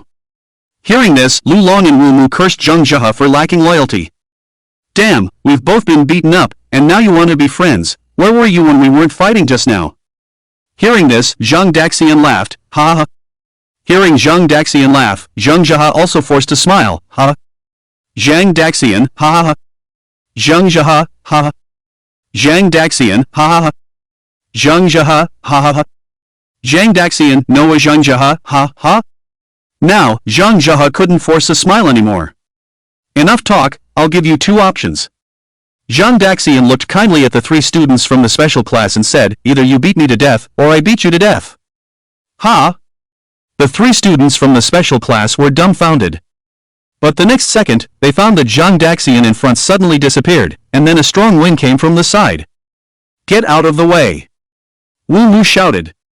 Lu Long and Zhang Zi immediately jumped away instinctively. Phew! The sound of breaking through the air. A huge black shadow flew from the original position and heavily smashed onto the steel cabinet standing against the wall. Crack! The black shadow smashed into the steel cabinet, twisting and deeply denting it. Everyone finally saw it. The black shadow turned out to be a large sandbag in the field, nearly 2 meters in size, forcibly smashing into the steel cabinet, showing its terrifying power. The sandbag burst open, and fine sand spilled out.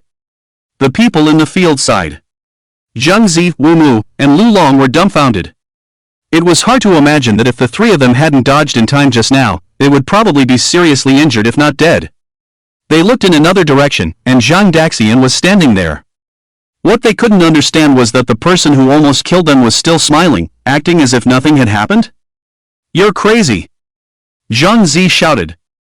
Zhang Daxian shook his head and said calmly, I just think that a person's potential will only burst forth in a crisis. I wanted to stimulate your potential so that you would have a better chance of killing me, although that possibility is very small. Hearing this, the three members of the special class were even more confused. This guy is really crazy. Zhang Daxian didn't care, and smirked, "Come on, my good classmates, let me stimulate your potential." As soon as he finished speaking, Zhang Daxian rushed towards the three members of the special class again. The three of them looked terrified. "Don't come any closer." Soon, screams and sounds of destruction echoed in room 444 of the training ground. The male students from the regular class were scared by the seemingly crazy Zhang Daxian, huddling in a corner trembling.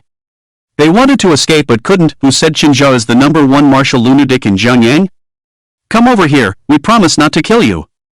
Even the organs inside Zhang Daxian's body were frightened by the owner. "Heart, the owner is getting crazier day by day, and the idea of seeking death hasn't disappeared. Lungs, yeah, the owner used to be quite low-key. Brain, luckily we have been actively practicing, otherwise the owner might die here today. Heart, I feel a little sorry for these three guys. Oh my god, this guy's surname Zhang dares to hit my heart. Seeking death, ha. Owner, hit him hard, don't give me face." Outside room 444 of the training ground, a group of onlookers anxiously awaited the outcome. Some even pressed their ears against the wall just to hear any movement inside. However, the soundproofing of the martial arts hall's walls was too good, and they could only faintly hear banging sounds inside, but couldn't make out the specifics. It's been over 5 minutes, they wouldn't really have killed Zhang Daxian, would they?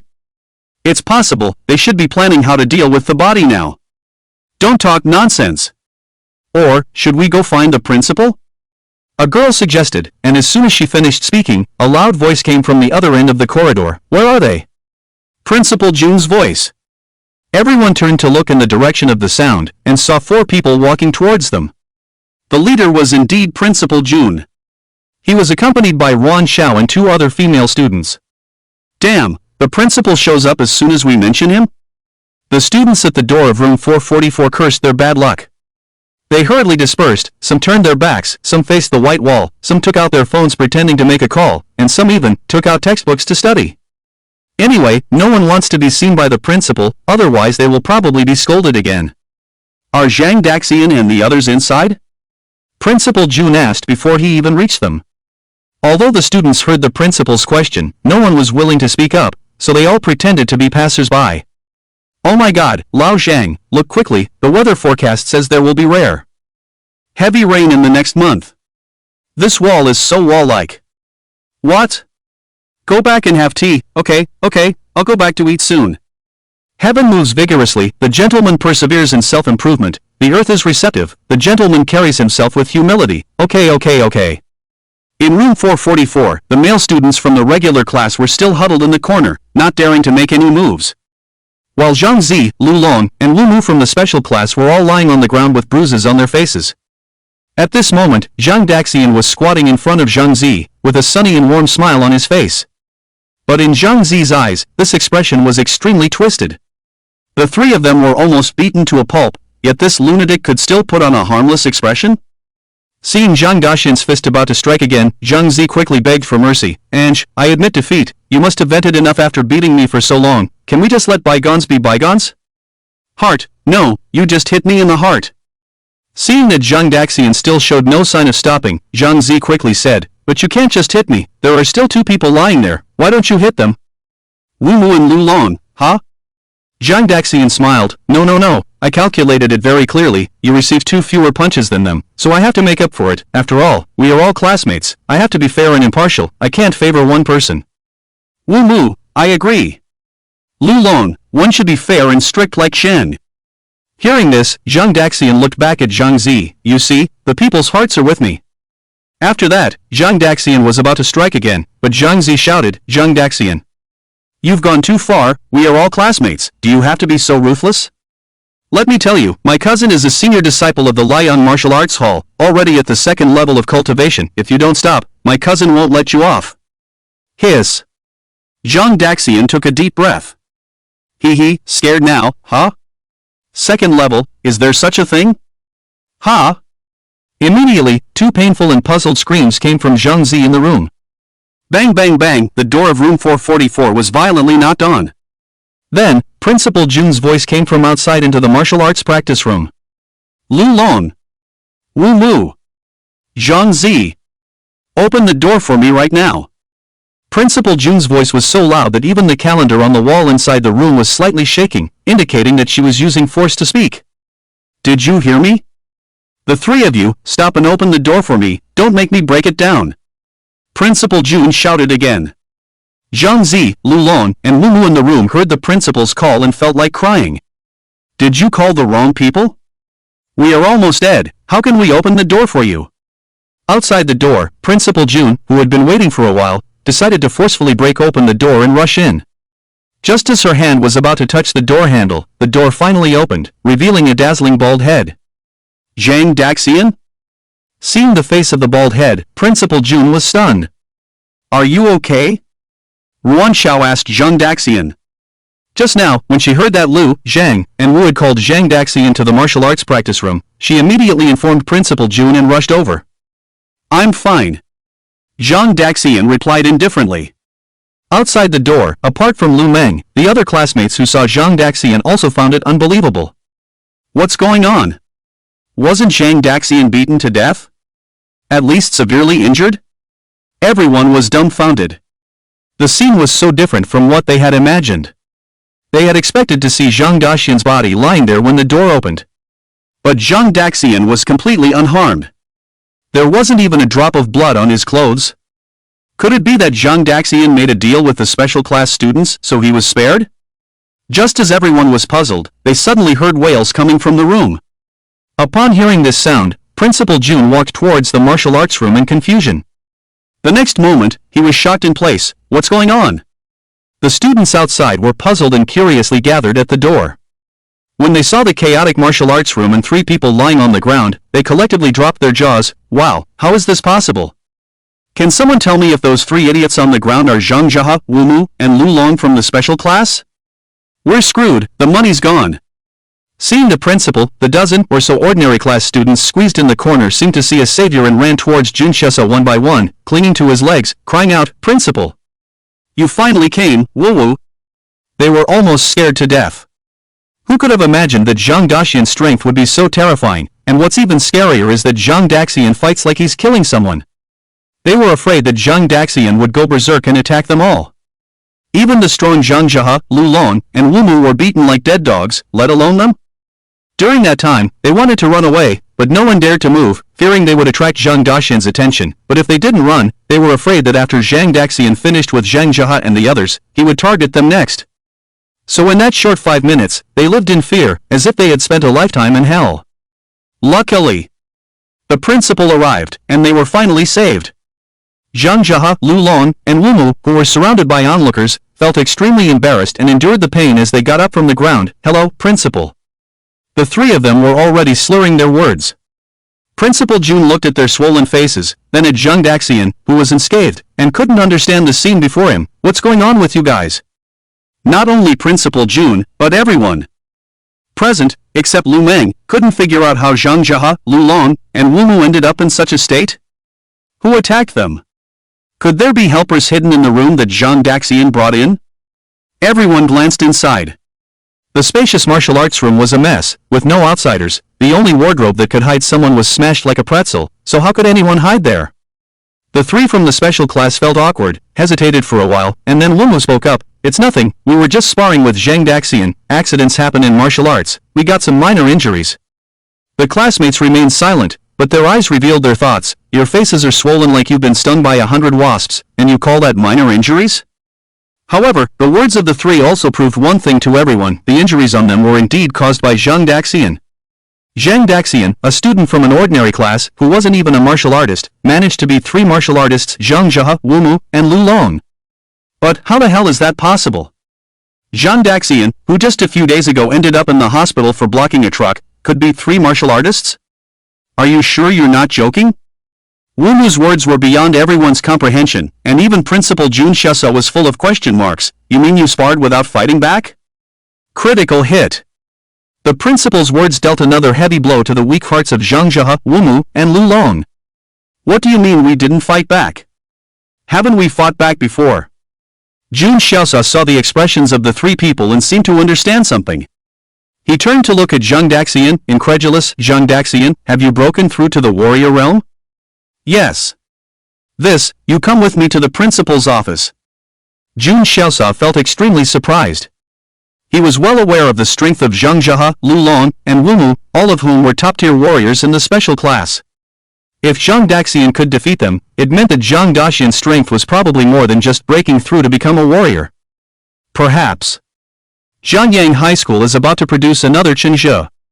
Jun Xiaosao said as he was about to leave with Zhang Daxian. When they reached the end of the corridor, he remembered the 3 injured patients in the special class, so he turned back and shouted, "Take them to the medical room."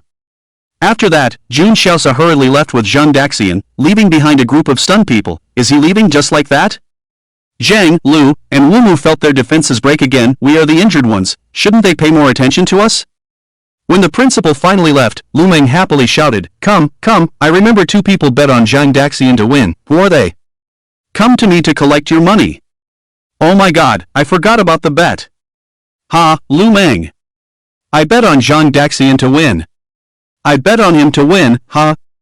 Damn, I bet on Zhang Daxian to lose. I lost $600. I lost $1,000. Damn. Who would have thought Zhang Daxian could actually win?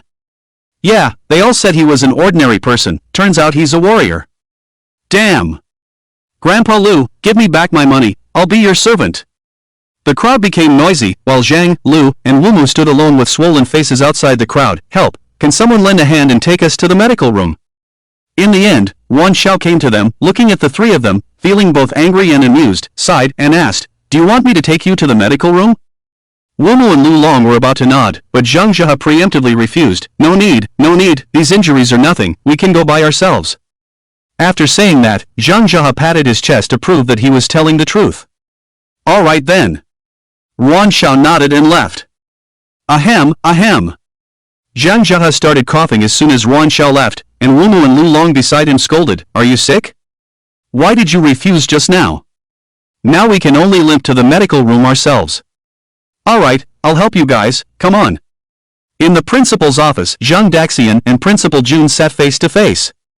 Jun Xiaosao inquired about Zhang Daxian's blood and energy condition. Zhang Daxian answered truthfully. When Jun Xiaosao learned that Zhang Daxian's blood and energy had reached the standard of a second-tier warrior, he froze in place. Are you sure you're not mistaken? Your blood and energy value is over 200 now? The principal asked again in disbelief. Zhang Daxian nodded. Unless there's a problem with the blood and energy machine at Jiangyang Central Hospital, it should be correct. Then it shouldn't be wrong. I knew it. If you were only at the first-tier warrior level, how could you have beaten Zhang Zhehe, Lu Long, and the others so badly? Principal Jun paced back and forth excitedly. Zhang Daxian, you've really given me a huge surprise. He had originally thought that Zhang Daxian had only broken through to the middle first-tier level. As for the upper first-tier level, he didn't dare to think about it. But how could he have imagined that Zhang Daxian was not in the middle first-tier or upper first-tier, but a second-tier warrior?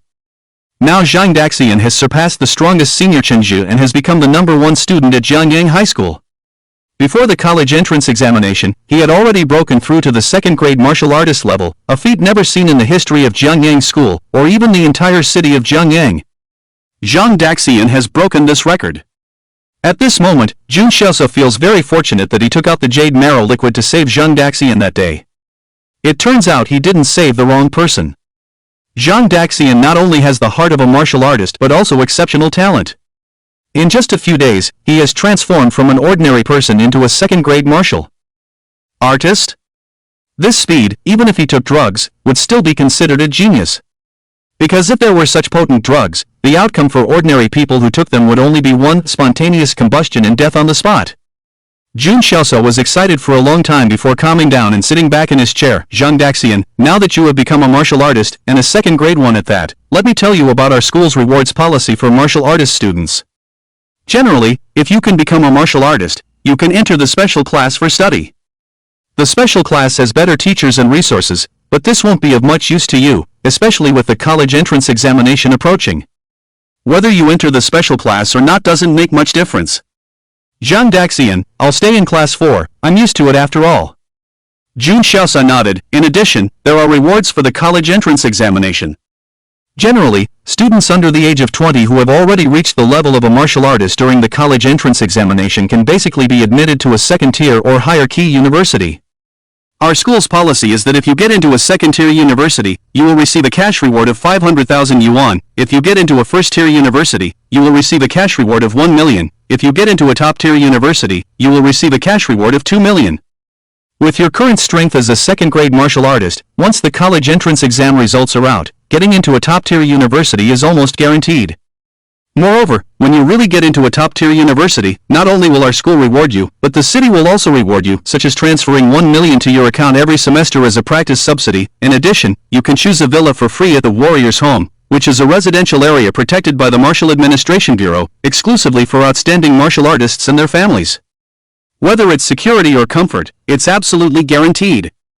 Not to mention the monthly martial artist allowance from the Martial Association, and some other miscellaneous preferential policies, you will naturally understand once you get into a top-tier university.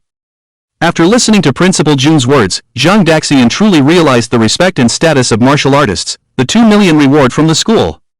The city of Jiangyang has been providing 2 million in subsidies for 4 consecutive years. Plus a villa worth tens of millions. Of course, places like the Warrior's Home cannot be simply measured by money, because it is directly protected by the Martial Administration Bureau. The preciousness lies in its security. Who can guarantee that a martial artist will not encounter enemies?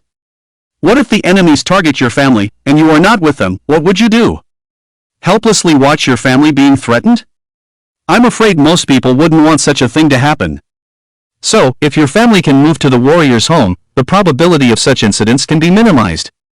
After all, the Martial Administration Bureau has professional personnel and dedicated equipment. And these are just the rewards for simply getting into a top-tier university. When you advance to higher grades in the future, 3rd grade, 4th grade, the rewards will be even more unimaginable. It's also good to secure some benefits for your family before the cycle of reincarnation.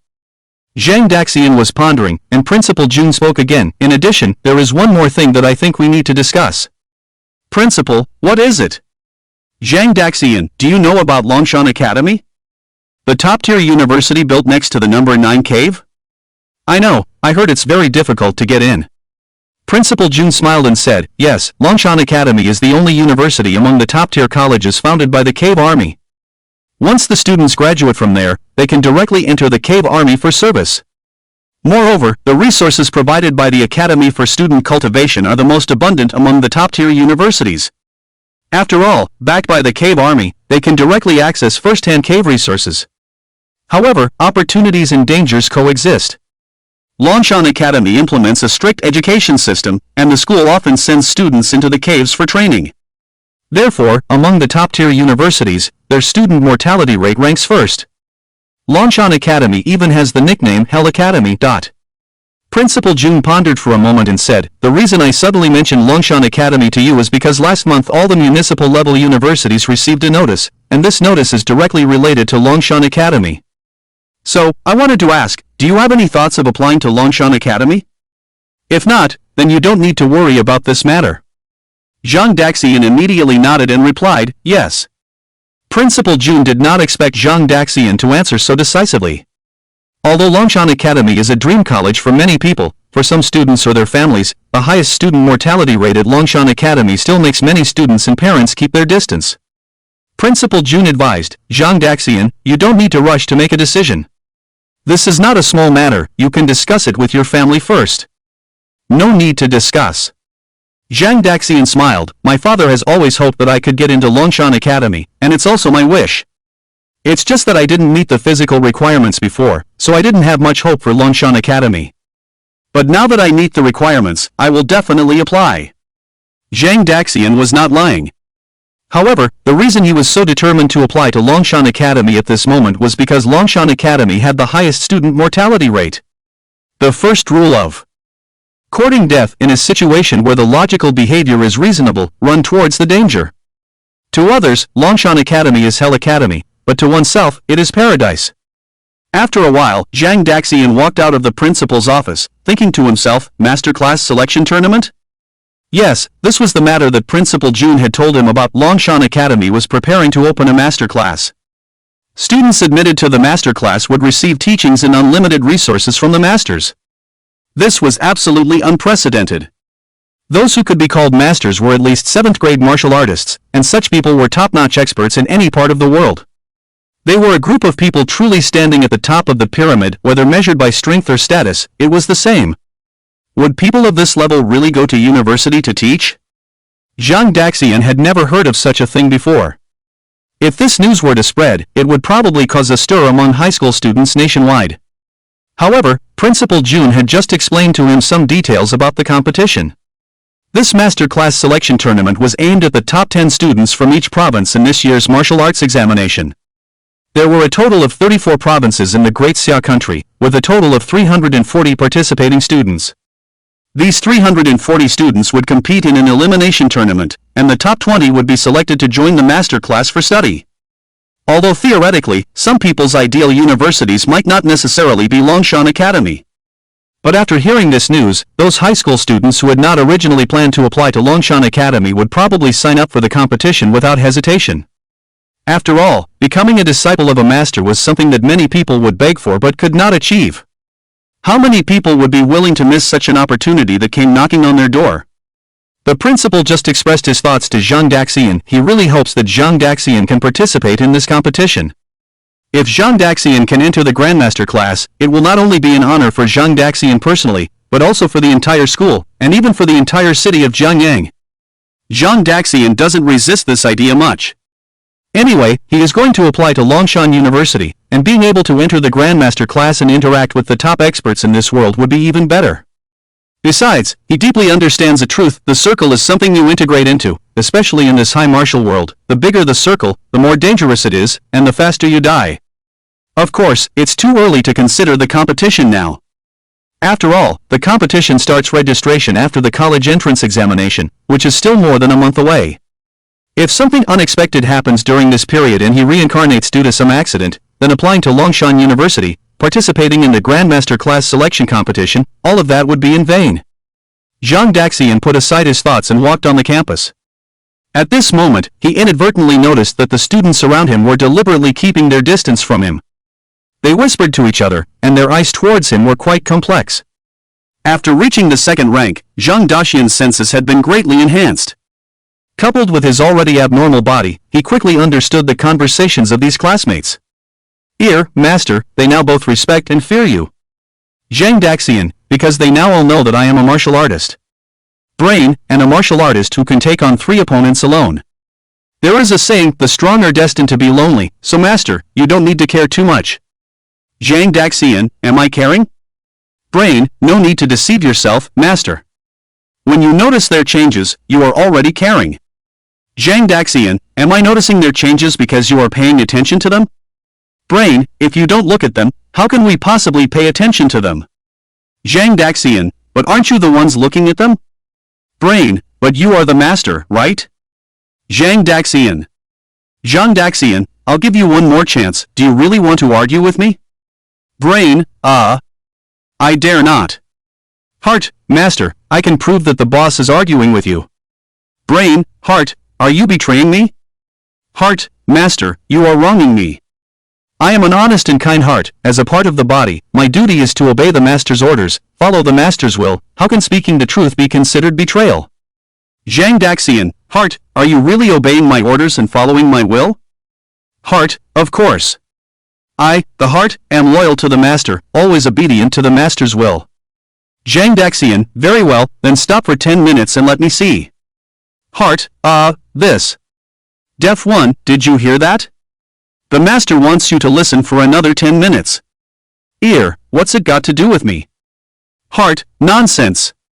If you don't even listen to the master's orders, fine. You have, then I won't listen either. Organs, Zhang Daxian. Zhang Daxian. Lu Meng's voice rang out.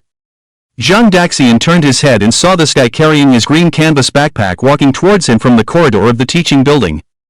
Guess how much money? Lu Meng caught up with Zhang Daxian, walking and weighing the canvas bag in his hand, smiling like a bear holding honey. 5,000? Zhang Daxian casually said a number. Lu Meng smiled mysteriously. Guess again. 10,000? Wrong. 20,000? It's 100,000. We both hit the jackpot. Lu Meng shouted in a low voice, almost jumping with excitement. So much? Zhang Daxian was somewhat surprised. it seems that there are quite a few wealthy people in the school. It's mainly because of the argument you had in Q space yesterday that spread. Plus, there are many people who want to suck up to those 3 idiots in the special class, so betting heavily shows where you stand. More than 500 people came to me to place bets, only 2 bet $100 on you winning, and you ended up causing an upset. Those who wanted to suck up to Zhang Jia, Wumu, and Lu Long are now left with nothing, huh? Zhang Daxian chuckled and said, they lost so much, didn't they ask for a refund from you? Refund? You've already made those 3 in the special class look like fools, do you think they dare to ask for a refund? Lu Meng waved his iron fist. Besides, it's not like I forced them to bet, it's their own gambling mentality, wanting a refund. Ask Lord Lu if my fist agrees. Very well, that suits your style. By the way, this is for you. What? Oh my god. Blood Chi pill. And it's a top grade? This is the blood Chi pill promised to Ruan Xiao by the principal when she was saved last time. With my current 2nd grade strength, whether I take this blood Chi pill or not doesn't really affect the results of the college entrance examination. So you take it, you are at the next level, taking it should help you break through to the middle level. The difference between a first-tier university and a special university is just this small step. Aren't you keeping it for Anshin? Anshin? She's only in elementary school now, at least she has to wait until she's in high school to take pills. By then, if something happens to me, I should have enough strength to provide her with the resources she needs for cultivation. If nothing happens to me, then you can help me send her a few blood Chi pills as a thank you. Why do you sound so awkward? But I'm confident. When Anshin goes to high school, I'll give her a big bucket of blood Chi pills. Let her eat them like watermelon candies. Thanks, brother. Should I call you Dad now? Good son, it's up to you. After thinking about it, I still feel inadequate, so should I offer myself to you? Gun. Back home, Zhang Daxian told his parents about giving Lu Meng the blood Chi pill. Zhang Dahai and Lu Xiaoru had no objections. Firstly, the relationship between the 2 families was very good, and secondly, the pills were Zhang Daxian's own things, so he had the right to decide how to deal with them. Moreover, Zhang Daxian is now a 2nd grade warrior, so getting into a special university for the college entrance examination is no longer a problem for him, so the blood Chi pill is no longer a necessity for him. After preparing lunch, Zhang Daxian walked into the kitchen and helped his mother bring the food to the living room. Zhang Daxian shouted, Anshin, come and help. Anshin said, you're already a 2nd grade warrior, and you still need my help to bring food? Anshin lazily lay on the sofa. Holding the remote control, she boredly switched channels. Suddenly, she remembered something and said to her father, Dad, our school is organizing a summer camp next Friday, so I probably won't be back that day. Summer camp? Do we have to pay for it? No, it's free. They provide food and accommodation. Anshin smiled happily. After all, arranging this summer camp on Friday meant no classes that day. Zhang Daxian could understand Anshin's thoughts, so he said, don't be too happy too soon, maybe it will rain heavily that day, and the summer camp will be cancelled. Anshin said angrily, you wish, it will definitely be sunny that day. At that moment, Anshin happened to switch the remote to the local weather forecast channel, and the announcer on TV said, Zhangyang City Meteorological Observatory report affected by the northward movement of tropical warm air in our Jiang province, and Xi'an province. Continuous heavy rain is expected in the next 3 weeks. The heavy rain is expected to affect most areas of our province. We hope that the general public can be prepared in advance and travel safely. Zhang Daxian laughed, hey! Look, even the weather forecast says so. Damn it, argued confidently, who doesn't know that weather forecasts are inaccurate except for sunny days? So next Friday must be sunny. It will definitely rain heavily. Anshin sneered, then cursed at the TV, don't rain! Don't rain! Don't rain! Zhang Daxian shouted in the opposite direction, rain, rain, rain. On the other side, Zhang Zhu wiped his face with purple medicine, carrying his school bag, and returned to the front door of his home. As soon as he entered, his mother was startled, who are you? Zhang Zhu, your son. Shang's mother, ah? Xiuzhe, how did your face swell like this? Zhang Zhu, I was sparring with classmates at the martial arts arena, getting a little injured is normal, right? Zhang's mother, sparring with classmates? Didn't you fight back? Zhang Zhu, forget it, let's not talk about this, is dinner ready? I'm starving. Shang's mother, it will be ready soon, first go and take care of your face. Okay. Zhang Zhu returned to his bedroom, put down his school bag, and sat at the desk. There was an old blood and chi detector on the table. This second-hand blood and chi detector was given to him by his cousin. Although old, its accuracy was still high, the only downside being its slow detection process. He was used to measuring his blood and chi after school every day. So, without even wiping the medicine off his face, he took out a blood collection needle, pricked his index finger, and dropped the blood from the wound into the detector's groove. Because this old blood and chi machine displayed values slowly, Zhangzhe took the opportunity to call his cousin Wodayang. "Xiaozhe, what's up?" came his cousin's voice from the phone. "Cousin, I got beaten up by someone." Zhangzhe got straight to the point. "Which family is the other person from, and how strong are they?" his cousin asked. "It's just an ordinary family, the strength should be between middle grade and top grade." Zhangzhe was not sure about Zhang Daxian's exact strength. He guessed that Zhang Daxian might have middle grade strength, and at most, top grade. Let's consider Zhang Daxian as a top grade warrior. So, his cousin, a high grade second tier expert, dealing with Zhang Daxian would be no different from dealing with a little chicken. Got it, did you disable his 3 legs? Or disable his legs? Oh my god, it's not that extreme. It was just a minor conflict, I gave him a lesson by hitting him on the head. Understood, but the martial arts hall has been too busy lately, I can't make it, let's meet next Saturday, and you can take me to find that guy you want to teach a lesson. Okay, thanks cousin. It's nothing, by the way, how is my second aunt's health? My mom's health is fine. That's good, see you next Saturday then. Okay, goodbye cousin. Zhangzhe hung up the phone, and he was so excited that he forgot about the pain on his face. Ha, Zhang Daxian, you just wait to become a pig head next Saturday. You were so ruthless. Beep beep beep. The blood and chi machine on the table beeped. Zhangzhe picked up the machine and looked at the numbers on it. The next moment, he stood up from his chair excitedly and shouted, "Oh my god! It increased! I, Zhangzhe, am indeed a genius! Ha ha ha! Wait a minute? I got beaten up today, how did my blood and chi increase? Could it be that I'm a masochist? No! That's impossible! Could it be Zhang Daxian really forced out my potential? This..." Zhangzhe looked at the phone that he had just hung up, hesitating. "No. One thing at a time. Well, after turning you into a pig head, I'll treat you to a meal." His mother's voice came from the living room. "Xiaozhe, come out for dinner." "Okay." "Mom, I have good news to tell you, your son's blood and chi have increased again." "Really? How much did it go up by?" "It went up by a full 3 points." 3 points? Then you have a chance to apply for a top-tier university? That's right, ha ha ha. Later in the afternoon when Zhang Daxian returned to school, the news of him defeating Zhang Liuwu and the others had already spread. Every student who saw him immediately recognized him as Zhang Daxian. There was no way around it, he was probably the only bold student in the whole school, his appearance was too distinctive, making it hard not to be recognized.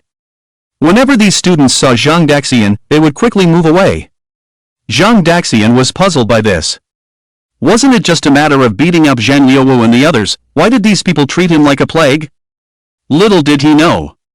This morning, after beating up those ordinary class students with Zhang Liuwu and the others, when they returned to the classroom, everyone said he was crazy, crazier than Shenjia. Although it felt strange to be treated like a plague, Zhang Daxian did find one benefit, he didn't have to wait in line anymore. Whenever the students saw him, they would immediately run away and make way for him. Just as Zhang Daxian was enjoying this special treatment, he suddenly noticed a student ahead who didn't move away upon seeing him, but stood there facing him. Zhang Daxian looked up and saw a tall male student with a spirited short haircut. He had a handsome face and healthy wheat-colored skin. The male student smiled kindly at Zhang Daxian. "Hello, Zhang, I'm Cheng Feng from the top-tier class." Cheng Feng. Zhang Daxian had heard of this name, the second strongest in the top-tier class, a genius second only to Chenjia, one of the top talents in Jiangyang City. Zhang Daxian politely asked, "Do you need something from me?" "No, I just wanted to get to know you," Cheng Feng replied. Zhang Daxian, who could defeat Zheng Zi, Wu Mu, and Lu Lun single-handedly, was obviously not an ordinary genius. For Cheng Feng, making friends with any talented martial artist was not a bad thing. What if the other person became a strong figure in the future? There is a saying, more friends, more paths, even just getting acquainted is better than not knowing anyone at all. He was not Shenjia, that guy only focused on cultivation. Zhang Daxian nodded. Now that we've met, I'll leave if you don't need anything. Cheng Feng didn't expect Zhang Daxian, the second strongest in Jianyang High School, to have no intention of communicating with him at all. But well, geniuses always have strange personalities, so he stepped aside. Alright, I won't take up any more of your time, we can have a deeper conversation next time. Zhang Daxian was about to leave, but upon hearing this, he couldn't help but turn back and give Cheng Feng a strange look. Is this guy a homosexual? Better run, better run. With that thought, Zhang Daxian quickly left, leaving Cheng Feng looking innocent in place. Did I say something wrong? That shouldn't be, I was quite polite just now, right? Watching Zhang Daxian's departing figure, Cheng Feng shook his head and left. This Zhang Daxian is quite strange, similar to Chen Zhe. Speaking of which, Chen Zhe's behavior today seems a bit off. Hee, let's go and find out. Cheng Feng made his way to the spacious classroom exclusive to the top-tier class. As he arrived at the classroom door, he saw Chen Zhe sitting in a chair with his eyes closed, meditating. Cheng Feng walked over quietly and lightly tapped Chen Zhe's desk. Speak. Chen Zhe didn't even open his eyes, he just uttered a word. Boring. Chen Zhe continued to be concise with his words. Cheng Feng didn't care and continued. In the regular class, there is a student named Zhang Daxian. After school this morning at the martial arts hall, he challenged Zhang Zi, Lu Long, and Wu Mu alone. Oh, I forgot, there were also more than 10 other male students from the regular class. I heard that Zhang Zi and the others were beaten badly. This time, Chen Zhe opened his eyes, hesitated for half a second, and looked up at Cheng Feng. So what? Can you do something like that too? Cheng Feng smiled and did not deny. He keenly noticed a faint blood vessel in Chen Zhe's right eyeball. For a martial artist, especially a genius martial artist like Chen Zhe, having blood vessels in the eyes was definitely not a normal sign. He was sure that Chen Zhe must have encountered something. He just didn't know if it was physical or psychological for Chen Zhe. But regardless of which one, Cheng Feng believed this was his chance. It had been almost 3 years since he entered high school, and he had always been overshadowed by Chen Zhe. Whether in grades or strength, Chen Zhe had always been first, and he had always been second. The eternal second. He really wanted to defeat Chen Zhe once. With high school coming to an end, if he didn't win now, he might never have another chance. And now, this was the opportunity. Cheng Feng didn't know what Chen Zhe had encountered, but he understood that Chen Zhe must not be in his peak state now. He had a vulnerability. Although it was somewhat unethical, this was the best time to defeat him. Thinking of this, Cheng Feng smiled and casually said, let's go to the martial arts hall and have some fun.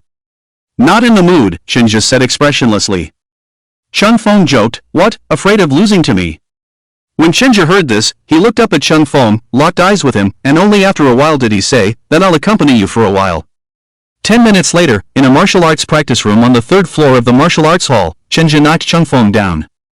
Cheng Feng lay on the ground, feeling a mix of emotions, and after a while, he sighed, I even used some underhanded tricks, but I still couldn't beat you. Chen Zhe, standing nearby, walked silently to the window, finding weaknesses in striking with one blow is a martial artist's instinct. There are no so-called underhanded tricks or gentlemen. Cheng Feng smiled, got up from the ground, and said, no wonder they say you're a genius, right? In our teacher's words, you are a pure martial artist, so you practice more focused than others, which makes you stronger than others. But that doesn't change the fact that in my eyes, you're a freak. How long has it been since you broke through again? Ah, it seems like I'll never be able to beat you in this lifetime. Beating me is not important, the key is to beat yourself, Chen Zhe said sullenly to Cheng Feng. Cheng Feng shrugged, you've never lost, so of course you don't think it's important. Hearing Cheng Feng's words, Chen Zhe fell into contemplation. After a while, he slowly said, I lost. What? Cheng Feng thought he hadn't heard clearly, or maybe he had misheard. I lost thoroughly, he is younger than me. Stronger than me. He made me feel suffocated. Cheng Feng could hardly believe his ears, how is that possible? Someone can beat you, Chen Zhe? Who is that person? Who is he? Who is he? Chen Zhe murmured, thoughts rushing through his mind, memories seemed to pull him back to that terrifying night yesterday. Who is he? Who is he? Suddenly, Chen Zhe seemed to see those haunting eyes from last night. The black substance with a faint glow, drifting and settling in those eyes, like mist and dust. This gaze made him feel enveloped by the sea of death, unable to break free. Unable to breathe. Only able to wait for death in despair. Suddenly, Chen Zhe's heart began to beat faster. Bang, bang. Bang, bang, bang.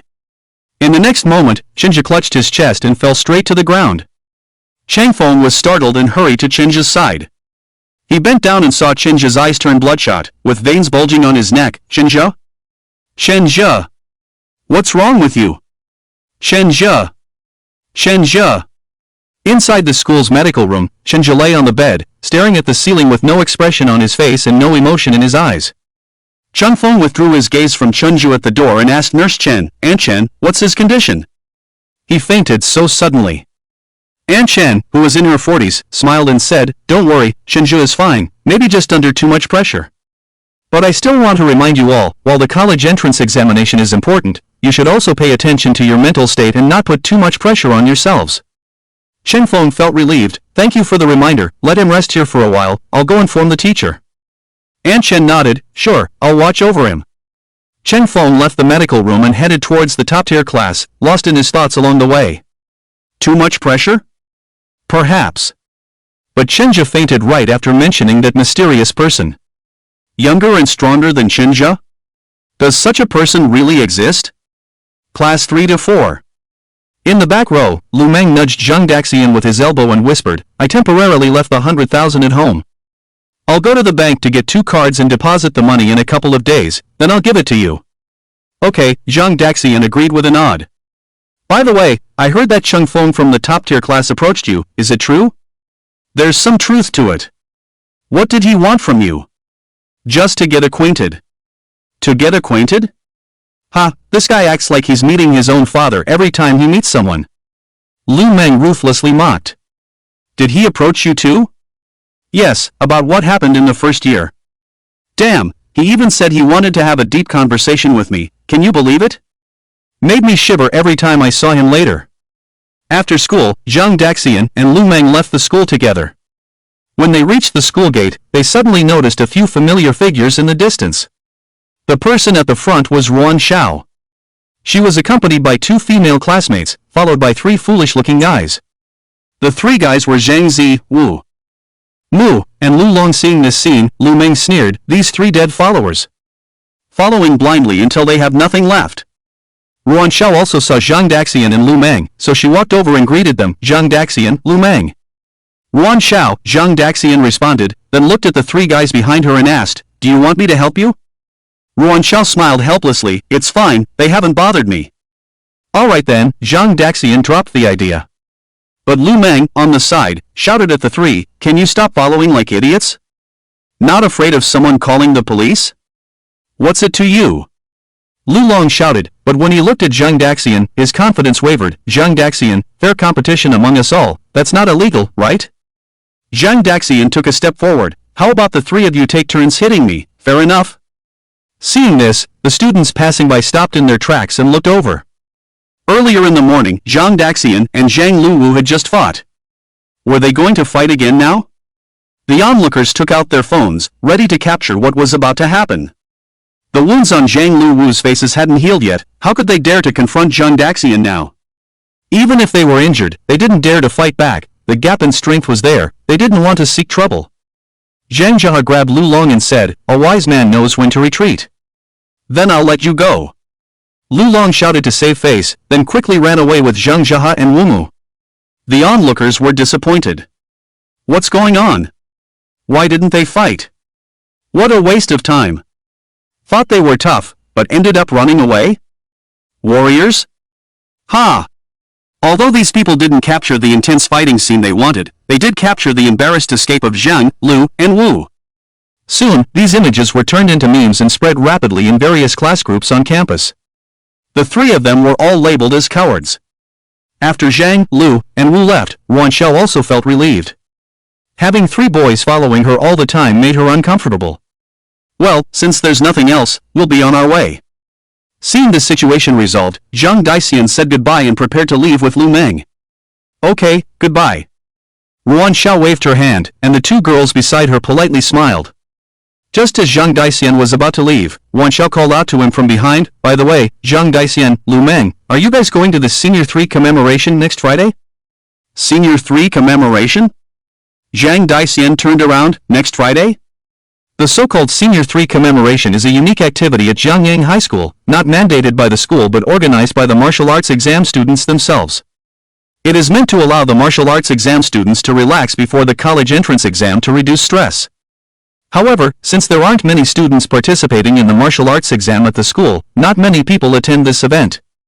Yes, next Friday at 7 p.m. After thinking for a moment, Zhang Daxian agreed, okay, I'll attend. What about you, Lu Meng? Ruan Xiao looked at Lu Meng. Lu Meng chuckled, I'll pass, don't want to be a third wheel. Lu Meng continued, the main reason is that I want to focus on my cultivation recently, don't have much time. Zhang Daxian probably understood that Lu Meng was preparing to take the blood qi pill. After taking the pill, he needed time to digest and refine it. High-quality blood qi pills are not ordinary pills, so it's normal for digestion to take a while. Okay, then.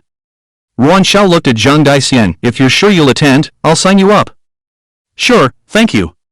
At night, during dinner, it suddenly started to rain outside. Anqing hurried to the window upon hearing the rain, she reached out her hand, and the raindrops quickly wet her palm. Ah! Please stop raining. Anqing couldn't accept it for a moment. The summer camp is ruined. Zhang Daxian teased. Lu Xiaoru tapped Zhang Daxian's head with chopsticks and comforted her daughter, this light rain will stop soon, come eat quickly. Anqing encouraged herself, yes. It will stop soon. However, the light rain continued all night. The rebellious organs sleepwalking exercise plan was thus suspended. The next morning, Anqing woke up in disbelief. How could this light rain keep falling? It didn't stop all night? Perhaps the heavens heard Anqing's thoughts because that night, the weather immediately changed from light rain to heavy rain. Helplessly, Anqing found a new way to console herself, it's good that it's raining now. The heavier, the better. By Friday, the rain should have stopped. Once again, the heavens heard Anqing's thoughts, and the weather changed, heavy rain turned into a downpour. It was just continuous heavy rain, even continuing until Friday, showing no signs of stopping. So on Friday morning, when Anqing woke up, she cried. Whoa, Anqing couldn't stop crying once she started. After all, she was full of expectations at first, but the heavy rain poured cold water on her plans, and it kept pouring, stronger and stronger each day. Until now, the scheduled summer camp date had arrived, but the heavy rain hadn't stopped. Even though the school teachers hadn't notified yet, Anqing could guess without being told that the summer camp for today was definitely cancelled. Lu Xiaoru sat on the sofa, comforting her daughter softly. Zhang Daxian happily ate breakfast until his father, Zhang Dahai, received a phone call. Hello, is this teacher Xiaoyan? Okay. Got it, goodbye. Zhang Dahai hung up the phone and shouted to his daughter, Anqing, stop crying.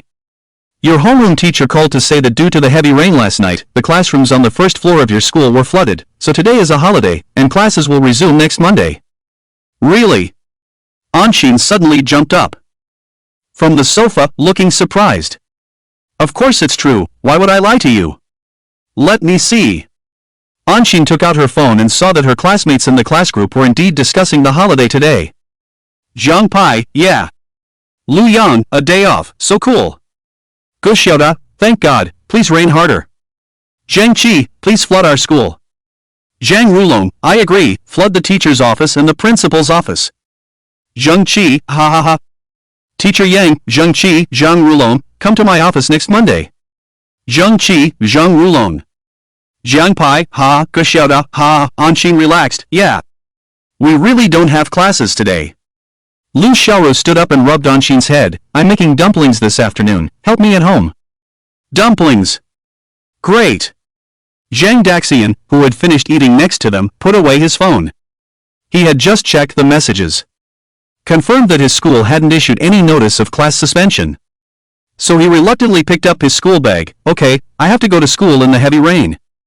This time, Anqing gloated, I hope it rains harder, I love the rain the most. Zhang Daxian rolled his eyes at his sister, said goodbye to his parents, and left home. When he got downstairs, he could truly feel how heavy the rain was today. The air was filled with raindrops the size of beans, and the sound of pouring rain was deafening. The cold wind howled. Before he even left the corridor, the rain was already splashing on his face. Zhang Daxian looked at the heavy rain in amazement. After a moment of thought, he slung his school bag to his chest and opened his umbrella, rushing out of the hallway. Papa, the umbrella was hit by the raindrops, sounding like beans being scattered. This weather is unbelievable. I guess even the books in the bag under the umbrella will get wet. Luckily, I didn't bring any books in my bag. Zhang Daxian quickly left the residential area and ran towards the nearest bus stop.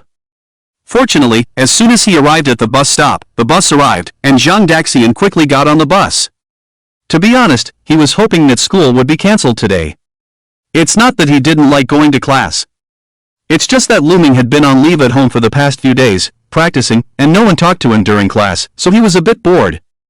Huh? Do I really not like going to class? Should I also practice to relieve boredom? Zhang Daxian, oh Zhang Daxian, how could you be so decadent as to want to practice? Does this have anything to do with you? Soon, the bus arrived at the station, and Zhang Daxian got off. Just a short walk through 2 streets and he would reach the school. Holding an umbrella, Zhang Daxian walked briskly towards the school. Perhaps because of the heavy rain, a person walking in front of him, who wasn't paying attention, accidentally bumped into him. The umbrellas collided, and rainwater splashed onto Zhang Daxian's backpack. The person who bumped into him was a middle-aged man, with a bald head like his, wearing a loose-fitting dark green checkered shirt. His eyes were kind, his skin dark, looking like he worked outdoors often. He held an umbrella in one hand and 3 plastic bags of breakfast in the other. The bags were full of buns and fried dough sticks. He quickly apologized to Zhang Daxian. Sorry, the rain is too heavy, I didn't see the road clearly. Zhang Daxian wiped the rainwater off his backpack and replied, it's okay. The middle-aged man nodded with a smile and then left. Zhang Daxian took a deep look at the man's back, shook his head with a smile, and continued walking towards the school. Zhangyang High School was located south across 4 streets, in a secluded alley. The middle-aged man with breakfast arrived at the door of a single-story house. Instead of immediately opening the door, he stood in front of it, carefully looking around. With heavy rain pouring down, there was no one else in the alley except him. Feeling relieved, the middle-aged man knocked on the door 5 times, and within 3 seconds, the door opened. The person who opened the door was another bald middle-aged man, but stronger, with 3 fierce scars on the left side of his face. The middle-aged man with breakfast said, Big brother. You're back. The scar-faced man stepped aside, allowing the middle-aged man with breakfast to enter the room. Was there anything unusual on the way? The scar-faced man asked, closing and locking the door from the inside. No, the middle-aged man replied. He placed the umbrella in an empty bucket against the wall and then entered the living room, placing the breakfast on the dining table. Suddenly, a muffled cry came from the sofa across the dining table. A plump woman with disheveled hair was tied up tightly with ropes, a rag stuffed in her mouth, cheeks swollen, and several layers of transparent tape wrapped around her mouth and head, sealing the rag tightly inside her mouth, preventing her from making any noise. The upper part of the woman's face was covered with dried and fresh tear stains. Her eyes showed fear, resentment, and pleading. At her side, on the floor by the sofa, there was a pool of blood with a corpse lying in it. The body was already stiff, with the head blown open. Judging from the body size, it was a man's body. The middle-aged man showed no emotion on his face in response to the struggling and sobbing of the woman. He simply pulled over a wooden stool, sat down at the dining table, and began to eat the breakfast he had bought. At that moment, the scar-faced man also approached. He sat on the sofa next to the bound woman, took a bag of breakfast, and started eating after opening it. Perhaps because the scar-faced man was sitting right next to her, the bound woman dared not struggle anymore. However, due to extreme fear, she couldn't help but sob quietly. The middle-aged man eating the pancake raised his head, his eyes coldly fixed on the woman. If you make another sound, I'll send you down to meet your husband. The woman was instantly frightened, forcibly silencing herself, too scared to look at the middle-aged man. She could only tremble in fear with her head lowered. The scar-faced man beside her leaned closer and whispered, Don't worry, as long as you behave, I guarantee nothing will happen to you. The woman was immediately startled by his words. The next second, tears surged silently. She didn't dare to resist, not even daring to make a sound of resistance. In less than 10 minutes, the two finished their meal. The middle-aged man asked the scar-faced man, Big brother, what time do we act? The scar-faced man replied, 6 o'clock in the evening, scout in advance, then take action. The middle-aged man nodded. Thanks to this heavy rain, they can't find us. The weather forecast says this heavy rain will continue for another week. If nothing unexpected happens, we should have enough time to leave Zhangyang. The scar-faced man's eyebrows relaxed, excitedly said, "This is God helping us, so we will not have any accidents. After we take revenge and leave Zhengyang first, I will come back to kill after I reach the 4th rank in cultivation." The middle-aged man showed a cruel smile. "Yes. Kill them all. Kill his whole family." Seeing the two increasingly crazy men in front of her, the bound woman beside them became even more terrified, filled with despair about her own fate. At 11 o'clock in the morning, Zhang Daxian finally made it through the end of school. However, what surprised him was that just as the math teacher left the classroom and everyone was preparing to pack up and go home, the homeroom teacher came into the classroom. He announced a message. Due to the continuous heavy rain, the school decided to cancel the afternoon classes to accommodate students from far away or from out of town going home for the weekend, so the holiday starts now, and classes will resume next Monday. In other words, today's classes are only half a day. Upon hearing this news, the students quickly packed up their books and bags and ran off. After all, it was not easy to have a half-day holiday. This half-day holiday should not be wasted at school. Zhang Daxian naturally had the same idea. He took his umbrella, grabbed his backpack, and left the school directly. When he got home, his family happened to be having a meal. Seeing Zhang Daxian return, they were all surprised and asked, "Didn't you say you wouldn't come back for lunch?" During the morning break, Zhang Daxian did call home. He originally planned to have lunch at school because the rain was too heavy, to avoid getting soaked running back and forth. But since the school was closed, there was no need to stay there. Zhang Daxian put down his umbrella and backpack. "The afternoon classes were cancelled, so I came back." Zhang Dahai asked, "There are no classes the day after tomorrow either, right?" Zhang Daxian nodded, "Yes, it's like having 2.5 days off." Anshin boasted, "I have half a day more off than you. Jealous?" "Jealous of what?" Zhang Daxian went to wash his hands in the kitchen, then took a bowl and chopsticks back to the living room to eat. Mother Lu Xiaoru said, "Perfect, let's make dumplings together in the afternoon. You have the most energy now, so I'll leave the stuffing chopping to you." "Okay." After dinner, the whole family started making dumplings. At 6 o'clock in the afternoon, the dumplings were ready. The family sat around the table, watching TV and eating delicious dumplings. "Mom, your dumplings are still the best," Zhang Daxian exclaimed. At this point, Anshin spoke up, "There are also dumplings I made in there." Zhang Daxian picked out something resembling a dumpling from his bowl and said, "I don't need you to say, this crooked one must be made by you." Anshin retorted, "What crooked one? This is a work of art, you know. You have no artistic sense at all. You call this art?" Zhang Daxian carefully examined the work of art. "Your artistic sense must have mutated. If you don't want it, give it to me." Anshin pushed her bowl in front of her brother. Zhang Daxian put the work of art in his mouth in one bite. "Forget it, I'll help you avoid poisoning." At that moment, Zhang Daxian's phone on the table suddenly vibrated. Zhang Daxian opened his phone and found a Q message from Ruan Xiao. Anshin, with sharp eyes, recognized the avatar on Zhang Daxian's phone at a glance. "Why is Ruan Xiao sending you a message, Sister Ruan Xiao?" "Is it Ruan Xiao?" Lu Xiaoru asked. She quite liked this girl Ruan Xiao. If it weren't for the significant gap in their family backgrounds now, she really wanted to match her son with Ruan Xiao. However, family background was secondary. If her son and Ruan Xiao really hit it off privately now, she would definitely support it. After all, her son was already at the level of a second-grade martial artist. Even in the whole Jianyang, he was considered a top genius. Which girl couldn't match up to him? Zhang Daxian nodded, "Yes, I have to go back to school after dinner. I promised to attend the senior high school reunion with her, starting at 7 o'clock. I estimate I can come back around 9 o'clock in the evening." "What is the senior high school reunion?" Anshin asked curiously. "It's when the martial arts exam students gather together, sing songs, eat melon seeds, chat and relax," Zhang Daxian explained. Anshin laughed, "Do you still need to relax? I see you sleeping all day, that's relaxing enough." Zhang Dahai interjected, "It's good to participate in these activities more, deepen relationships with classmates. After all, once you graduate, these opportunities will be rare." Lu Xiaoru also agreed, "Yes, take this opportunity to chat more with Ruan Xiao. That child is quite nice, beautiful, polite, and talented." Zhang Daxian was speechless. "Mom, are you thinking too much? I've only met her a few times, at most we're just ordinary friends." Lu Xiaoru said, "You don't understand.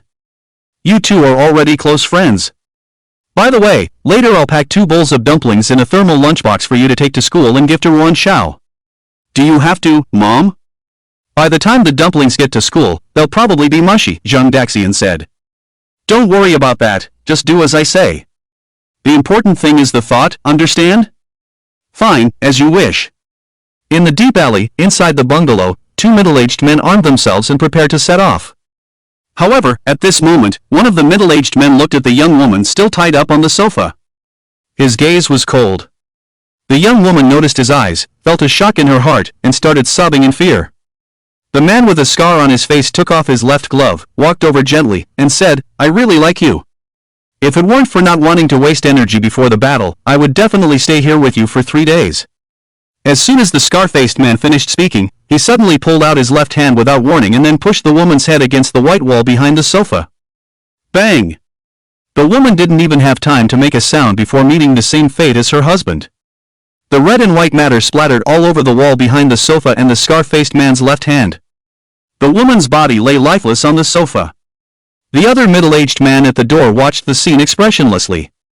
The scar-faced man smiled, wiped off the red and white substance from his hand, and put his glove back on. He took out his phone, let the middle-aged man look at the photo on it again. Remember her face, when you find her, take action immediately. The middle-aged man nodded, firmly remembering the person in the photo. The scar-faced man casually threw the phone on the ground, and then the 2 of them took their umbrellas and walked out. After leaving, the scar-faced man calmly locked the door from the outside and checked the windows. Everything was normal, at least no one would notice anything unusual inside tonight. After confirming there were no loopholes, they put on gray duckbill caps, opened their umbrellas, and walked into the rain. By now, the sky had completely darkened. The rain was still pouring heavily, and the streetlights were dim. Only the occasional thunder would momentarily brighten up the city. After the flash, the city would plunge back into darkness. 2 thugs with freshly bloodied hands walked openly on the street. They occasionally brushed shoulders with passers-by. Whenever someone unintentionally made eye contact with them, they would put on a faint smile, pretending to be innocent. Heading north, the 2 crossed 4 streets and finally stopped. They looked north, where Jiangyang High School stood quietly. Let's go. Scarface Man uttered a word and walked towards Jiangyang High School, with the middle-aged man following expressionlessly behind him. At the entrance of Jiangyang High School, the security guard room. 2 security guards were sitting inside drinking hot tea. A younger security guard spoke up, it's been raining heavily these days. Hee, Jiangyang City is always raining in the summer. I remember one summer years ago, the rain was even heavier. You could see half-meter fish swimming on the road that year. The older security guard chuckled. Really? The younger security guard seemed skeptical. Of course it's true. The older guard affirmed, but that was many years ago. Ask your elders at home, they might know. Knock knock knock. As the 2 were chatting, the door of the guardroom was suddenly knocked. Who is it? The younger guard stood up and walked to the door. Upon opening it, he saw a middle-aged man wearing a duckbill cap outside. Another person with an umbrella stood behind the middle-aged man. Before he could see their faces clearly, the young guard felt as if the middle-aged man's hand had moved, and then there was a cracking sound from his neck. Bang! The young guard's body fell to the ground. Xiao Zhang, what's wrong with you? The older guard hadn't figured out what was happening, but by then the middle-aged man had already rushed into the guardroom. Who are you? The older guard made a move to stand up, quickly reaching for the electric baton on the table. But as he turned around with the baton in hand, the middle-aged man was already in front of him. The middle-aged man swung both hands, striking the temples on both sides of the older guard simultaneously. With a light sound, the old guard's skull instantly caved inwards, and he sat back in his original position stiffly, his chest no longer rising and falling, his heart quickly stopping, blood gushing from his eyes and mouth.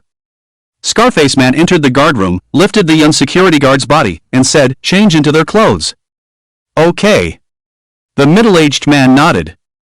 In the guardroom's lounge, the 2 quickly changed into security uniforms, then returned to the monitoring room. The clothes are a bit tight, but they'll do, Scarface Man said with a smile. He then walked to the wall where a map of Jiangyang High School was posted, quickly memorized the layout of the buildings inside the school, and said to the middle-aged man, "You guard the main gate, I'll go in and take care of that girl." Okay. Scarface Man left, while the middle-aged man stayed in the guardroom. He sat on a bench, poured himself a cup of hot tea. While drinking tea, he slipped, looked down, and saw a pool of blood on the ground, from the old guard. The middle-aged man casually picked up a towel hanging on the wall and bent down, carefully wiping the bloodstains on the floor, which were not difficult to clean due to the rainwater brought in from outside on people's shoes. Once the floor was clean, the middle-aged man bunched up the towel, threw it in the trash can. At that moment, he noticed a plastic sign standing behind the door, over a meter tall. After some thought, the middle-aged man carried the sign outside. After looking around, he indeed found a hook on the wall of the guardroom. He hung the sign on it. On a rainy night, the fluorescent letters on the sign were glowing with colorful light. Holiday time, school prohibits entry and exit. The middle-aged man then returned to the guardroom and pressed the access control remote on the table. With a series of mechanical door rolling sounds, the school gate closed. Inside the school's main control room, a man with a scar on his face sat in front of a computer, operating the keyboard rapidly with both hands. Soon, the scar-faced man found the program he wanted. It was a program that blocked the network during school exams, aimed at preventing cheating. A smug smile appeared on the scar-faced man's lips as he placed his right hand on the mouse and clicked the left button to confirm. After completing these tasks, he left the main control room. Through the window of the corridor, separated by the pouring rain, the scar-faced man could vaguely see the 4th, 5th, and 6th floors of the opposite teaching building, each with 5 or 6 classrooms lit up. He knew clearly that the person he wanted to kill must be in one of those classrooms. Building 4 of the teaching building, a classroom on the 5th floor. Ruan Xiao and 3 female students were in front of the computer at the platform, selecting the songs to be played later. Below the platform, a group of male and female students were chatting and laughing. The classroom was almost set up, with balloons and flower bouquets hanging on the walls, and many snacks and fruits placed on the tables in a circle. Once everyone arrived, the commemoration could begin. At the classroom door at this time, Zhang Jia, Wu Mu, and Lu Long were leaning against the wall, chatting casually. Their original relationship was not very good. But since they were beaten together by Zhang Daxian, their relationship had strangely become closer. Perhaps it was because of shared suffering. Zhang Jia said, "Your blood values should have increased too. Don't act dumb with me. We took the beating together. If I improved, you couldn't have not improved." Wu Mu and Lu Long awkwardly smiled, not denying it. Lu Long said, "So what should we do? We can't beat Zhang Daxian. Should we quit?" Zhang Jia sneered, "Quit because we can't beat him? Can you be less cowardly?" "Fine, you two quit. As long as Ruan Xiao doesn't explicitly announce she has a boyfriend, I will never give up." "Aren't you afraid Zhang Daxian will really kill you?" Wu Mu asked. "So what if he kills me?" Zhang Jia didn't finish his sentence. His phone in his pocket suddenly vibrated. He took out his phone and saw a message from his mother. "Mom, what time are you coming back? Your dad and I made dumplings. Should we wait to cook them later?" Zhang Jia replied to the message, "Me, around 10 o'clock, between 9 and 10 o'clock. Then he sent a second message, "Me, you don't have to wait for me, you guys go ahead and eat." However, the second message did not go through. A red exclamation mark appeared at the end of the message, and the network interruption symbol also appeared in the phone's status bar. Why is there no signal? Zhang Jia wondered. He raised his phone, shaking it left and right, still unable to find a signal. At this time, a female student's voice of confusion also came from the classroom. "Hey, the computer suddenly has no internet? Do your phones have internet?" "Huh? No internet? Mine doesn't have it either. This is bad, we can't play the songs without the internet. It's really strange, how could the internet suddenly be gone?" Wu Mu and Lu Long outside the classroom also took out their phones, turned them on, and indeed found no signal. Zhang Jia stood at the door and shouted, "Wait a moment, Wu Mu and Lu Long, let's go ask the guard in the guardroom what's going on." Ruan Xiao at the platform nodded, "Thank you, don't forget to bring an umbrella." Zhang Jia smiled, "Okay, you guys wait here." Then Zhang Jia looked at Wu Mu and Lu Long, "Let's go." "Wu Mu, are you making decisions for us like this? Aren't you going?" Zhang Jia smiled and then walked to the other side of the corridor, while Wu Mu and Lu Long shook their heads helplessly and followed. Could it be that the signal tower was damaged by lightning or strong winds? Maybe. Zhang Jia, Wu Mu, and Lu Long chatted as they walked from the third-floor corridor to the second floor. As they continued down, they found the staircase blocked by several desks. Who put the desks here? Not sure. Maybe the stairs below are too slippery. Let's take the other staircase. So Zhang, Lu, and Wu turned to the other side of the second-floor corridor. Just as they took a few steps, they suddenly saw a security guard in uniform walking towards them. Zhang Zhehe thought it was the gatekeeper and asked, "Sir, our teaching building." "Oh, you're not the gatekeeper?" "I'm the new security guard," the middle-aged man with a cap under the dim light said with a smile, his collar raised high, covering the lower part of his cheek. New? Zhang, Lu, and Wu were all surprised. They hadn't heard about a new security guard at the school. And today was a holiday, with only 2 security guards left in the school, Mr. Wang and Zhang. Zhang Zhehe didn't think much and said, "Our teaching building suddenly lost signal. Computers and phones can't connect to the internet. Could you inform the gatekeeper?" "Sure, I'll ask later." "Thank you." Zhang Zhehe thanked him. The new security guard was quite accommodating. However, Wu Mu twitched his nose as if he smelled a hint of blood. Suddenly, the sky lit up brightly, then darkened again, followed by thunder shaking the sky. In the instant of lightning, Wu Mu keenly noticed a dark patch on the new security guard's blue uniform. There was one on the collar too. And behind the collar, a fierce scar was revealed on the cheek. Wu Mu felt something was off, and at that moment, the security guard asked them, "By the way, do you know where a female student named Wan Xiao is? Her relatives are looking for her, waiting for her in the guard room." With this, Wu Mu was 90% sure that something was wrong with this security guard. No one came to Wan Zhao's house the day she had an accident, so how could someone come now? Even if it was Wan Zhao's relative looking for her, Mr. Wang should have asked Zhang, who knew Wan Xiao, to call her, not a newcomer unfamiliar with the school and their special class. Thinking this, Wu Mu felt a bit nervous. But he remained calm on the outside and spoke first. "Wan Xiao? She just went to the martial arts hall to get her clothes. She should be on her way back now, right?" Wu Mu's words puzzled Zhang Zhehe and Lu Long. Was Wu Mu making things up? Wasn't Wan Xiao upstairs? But since the 3 of them were close and knew each other well, they understood that Wu Mu was more cunning than the 2 of them combined, so if Wu Mu said so, there must be another reason. So although Zhang Zhehe and Lu Long were puzzled, they didn't show it on their faces. Wu Mu breathed a sigh of relief. He was worried that Zhang Zhehe and Lu Long wouldn't see through his intentions and would inadvertently expose his lie.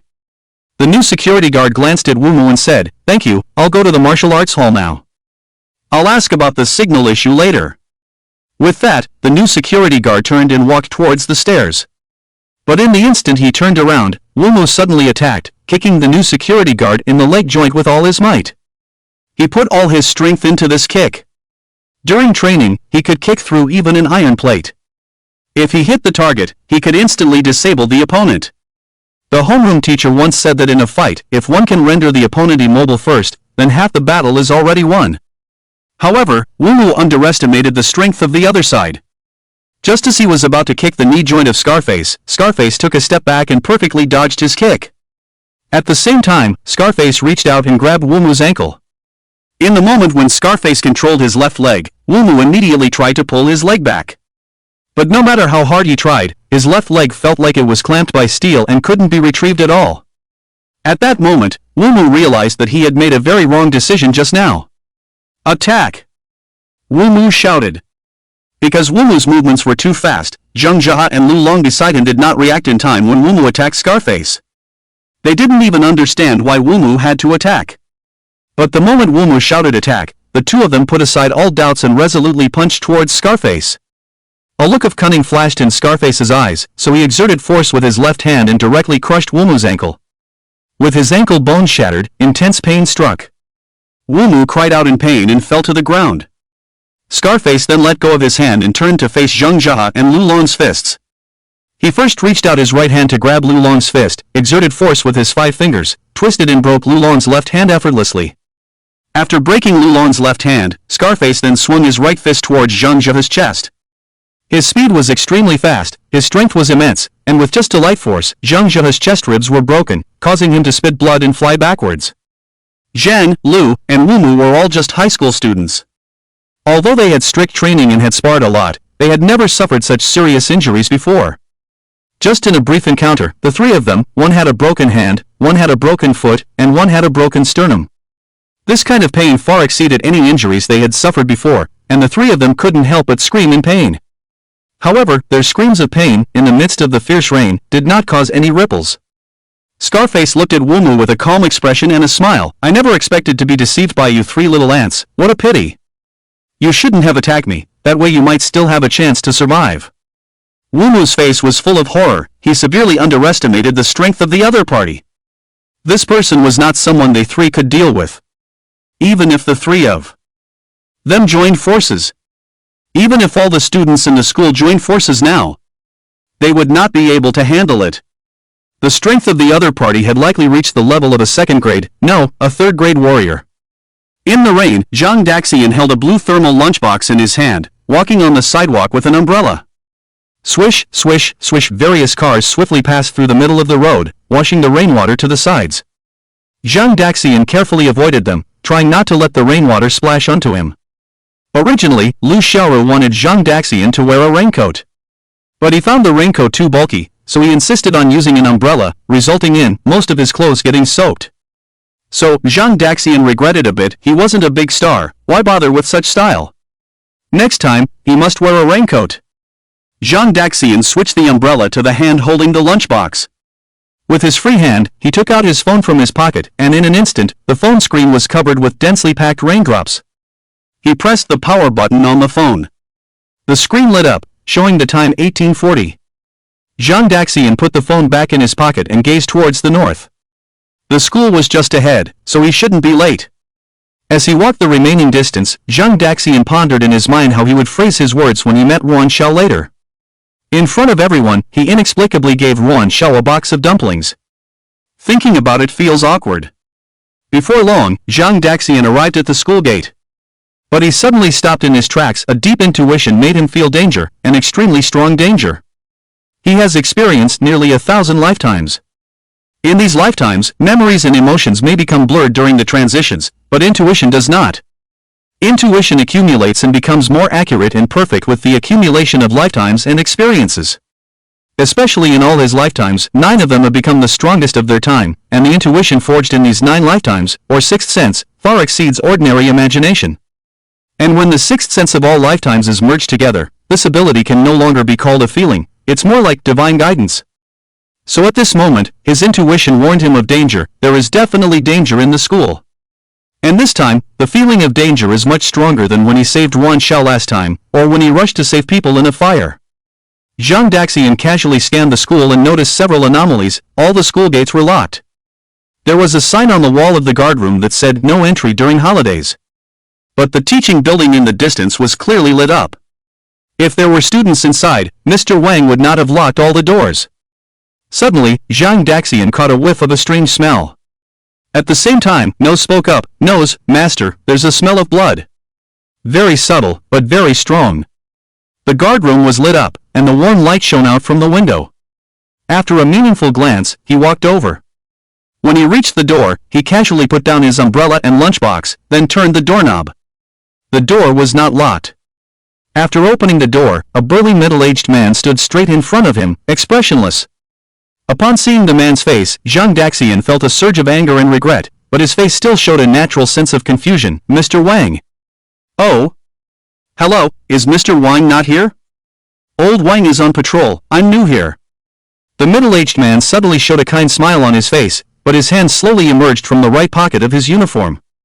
Nose, the smell of blood is coming from inside the room. Very strong. Ears, master. This person's heartbeat is strong and vigorous. He's stronger than you. Ears, wait. He's going to attack you. Run quickly.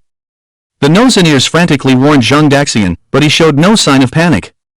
Instead, he suddenly smiled and interrupted the middle-aged man. Oh, it's you. Are you working as a security guard at our school? We met this morning. The middle-aged man looked surprised, and his hand stopped moving. Zhang Daxian continued, this morning when I was going to school, I bumped into you, and you were carrying breakfast. This time, the middle-aged man recognized Zhang Daxian, and he made a surprised expression. Oh, it's you. I'm really sorry about this morning. Are you a student at this school? While apologizing, the middle-aged man cautiously sized up Zhang Daxian and glanced outside the door. Just a regular kid. The middle-aged man thought disdainfully, and at the same time, he let go of his guard against Zhang Daxian. Zhang Daxian showed a simple and innocent smile. Yes, I'm in the second year of high school. My name is Lu Meng, What should I call you, uncle? After a moment of thought, the middle-aged man smiled and said, I'm Jia Ming, you can call me Uncle Jia.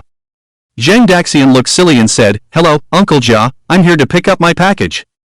The delivery man brought it here this morning, and I forgot about it. Package?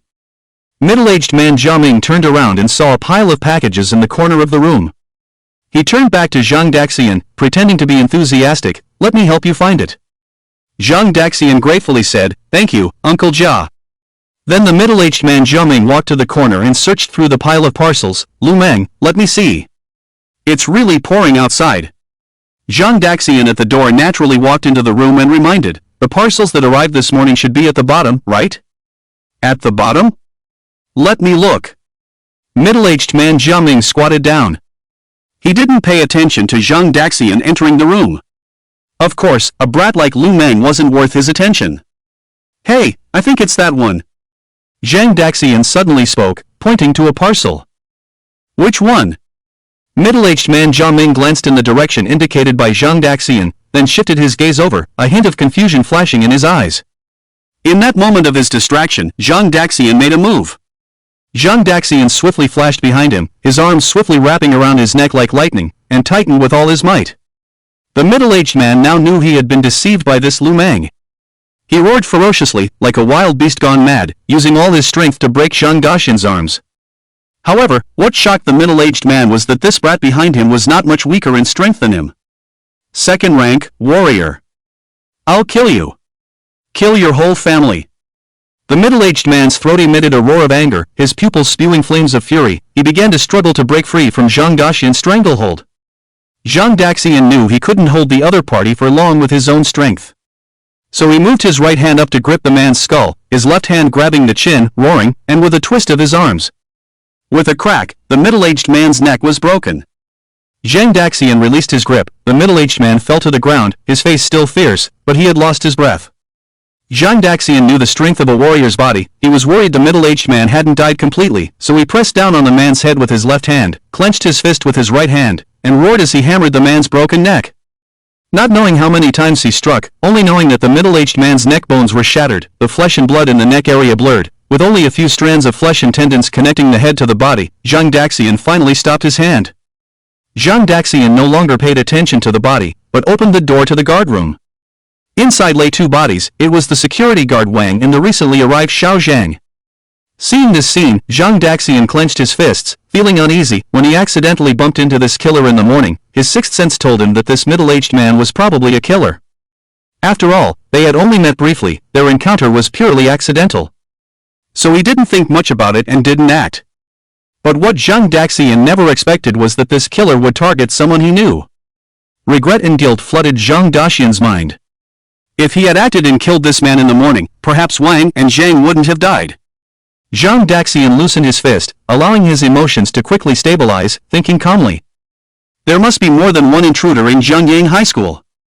He should have accomplices in the school, one or more. Although he couldn't see any signs of other killers. But the security uniforms of Wang and Zhang were taken off, the killer in the guard room wore one, and another one was taken away. Moreover, Zhang Daxian didn't believe that this killer on the ground killed Wang and Zhang just for the thrill of being a security guard. Their target must be the students still in the school. Ruan Xiao. Ruan Zhao's face appeared in Zhang Daxian's mind. He realized where the problem lay. Ruan Zhao's father is the director of the Martial Arts Bureau, Ruan Heng.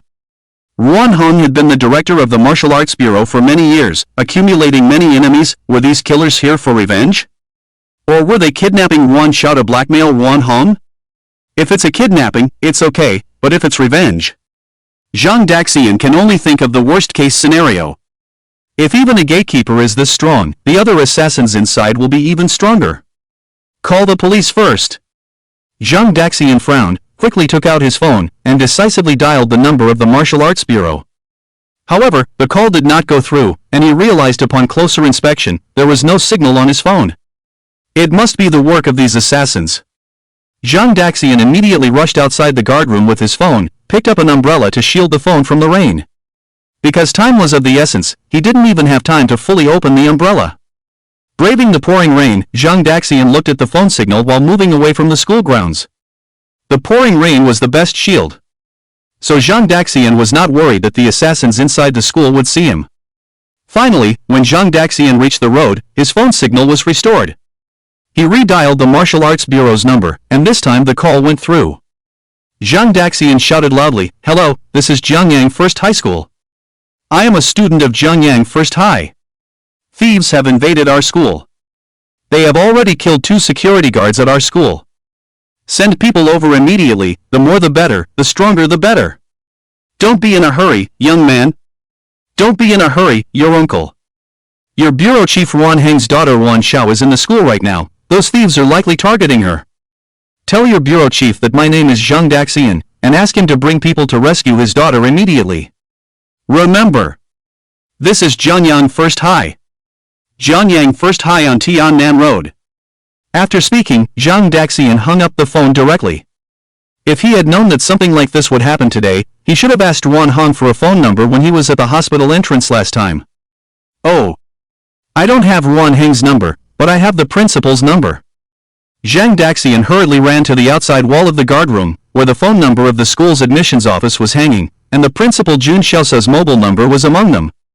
Zhang Daxian pressed the principal's number on his phone, then returned to the road to make the call. "Answer quickly. Damn, principal, answer quickly. Hello, I am Jun Xiaosa."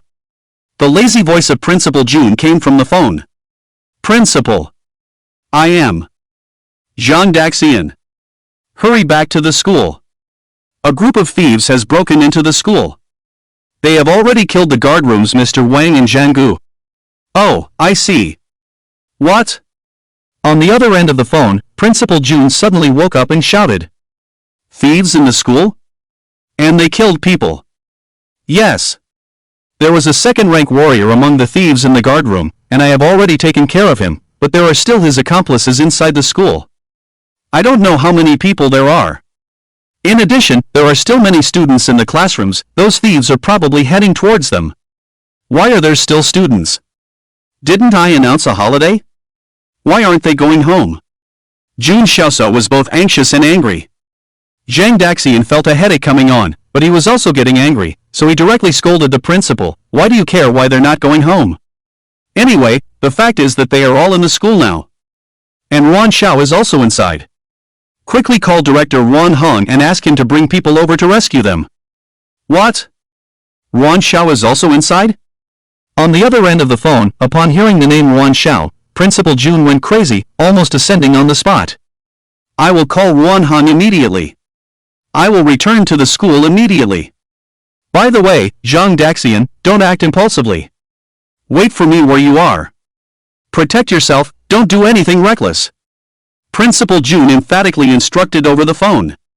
Zhang Daxian was now the school's precious egg. If something happened to him, he would definitely be in big trouble. "I understand." Zhang Daxian dealt with a sentence, hung up the phone, and then returned to the guard room, rummaging through the drawer. He wanted to see if there was a suitable weapon. The electric baton on the table, the utility knife in the drawer, and the sheep horn hammer on the ground, all were abandoned by him.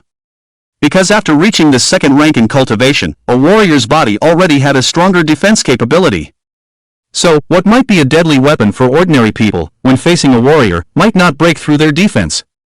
After a quick search, Zhang Daxian still did not find a suitable weapon, only finding a box of unused chalk. Zhang Daxian thought it might come in handy. So he put the chalk box in his pocket and crushed it. But just with chalk dust, it couldn't provide Zhang Daxian with much confidence. What he needed was something that could significantly enhance his combat power. If he was only looking for death, he would enter the school without bringing anything. But now, he was there to save someone. At the very least, saving one person was better than none, and being beaten to death without saving anyone was too pathetic. It would disgrace the dignity of the Lord of Reincarnation. Suddenly, Zhang Daxian had a brilliant idea. He thought of the killer's body on the ground. So he immediately started searching the killer's body, and soon, he found what he was looking for from the killer's waist. A steel nail about 15 centimeters long, shining with silver light. Steel nail was just Zhang Daxian's guess at the name. He wasn't sure of the specific material of the nail, but it was obvious that this thing looked sharp enough. "It's you!" Zhang Daxian tucked the steel nail into his sleeve, then opened the door leading from the guard room to the school campus and silently rushed in. After Zhang Daxian hung up the phone, Principal June immediately called Ron Hang. He grabbed a coat and shouted, "I'm going out." His wife, who was cooking in the kitchen, asked in confusion, "Where are you going?" But she didn't get a response from her husband, as he had already jumped from the balcony. Startled, his wife hurried to the window to look down. Fortunately, her husband was unharmed, but he seemed to be in a hurry as he ran towards the direction of the garage. Perplexed, his wife asked, "What's going on?" In the office of the director of the Jiangyang Martial Arts Bureau, the door was pushed open by a flustered secretary. Before the secretary could speak, he saw his director walking towards him with a look of anger. "The incident at Jiangyang High School?" Director Wan Hong asked. "Huh?" The secretary was taken aback, not expecting the director to already know what he was about to report. The secretary quickly replied, "Yes. Notify a team to go to Jiangyang High School immediately. Arrest the escaped prisoners from Panshan Prison." Wan Hong left the office quickly, leaving behind a command. Escaped prisoners? They hadn't left Jiangyang, but had gone to Jiangyang High School? The secretary was shocked for a moment, then shouted, "Understood." He quickly ran off to inform the first team. Jiangyang High School, teaching building. Scarface knocked down Zhang Liwu and two others, but didn't rush to kill them. Instead, with a smile on his face, he asked the three where Wan Xiao was. However, Zhang Zi, Wu Mu, and Lu Long, none of them answered him, even though they were very afraid. He. Scarface laughed, took a step forward, and Zhang Zi, Wu Mu, and Lu Long immediately panicked and stepped back.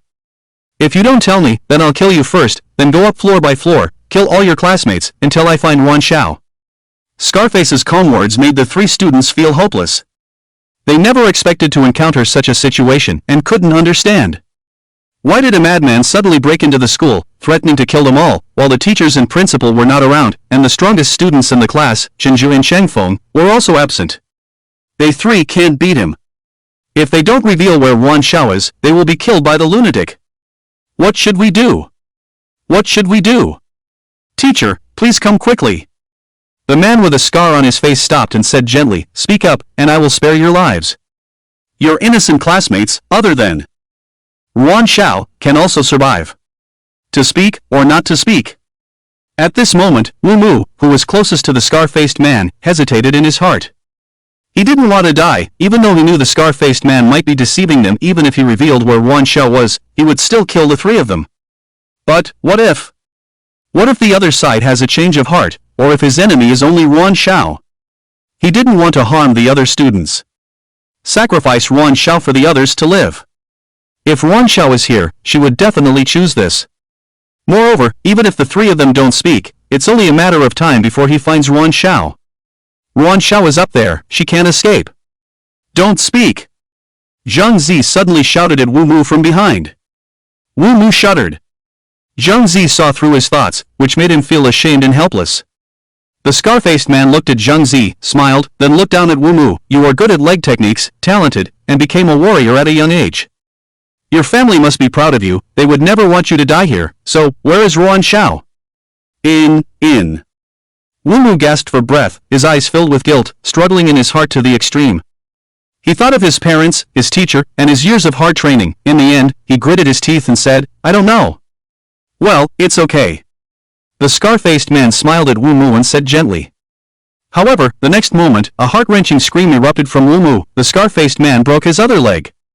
Wu Mu! Zhang Zi and Lu Long looked at the convulsing Wu Mu, their eyes filled with extreme sorrow. "He doesn't know, you speak."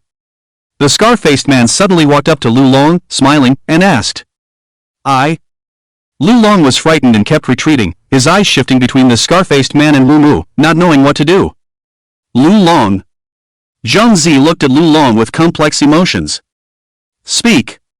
The scar-faced man's gaze was calm as he uttered a word. "Please." Lu Long just shook his head, pleading helplessly. "Ah." The scar-faced man sighed. The next moment, Lu Long screamed, "Ah!"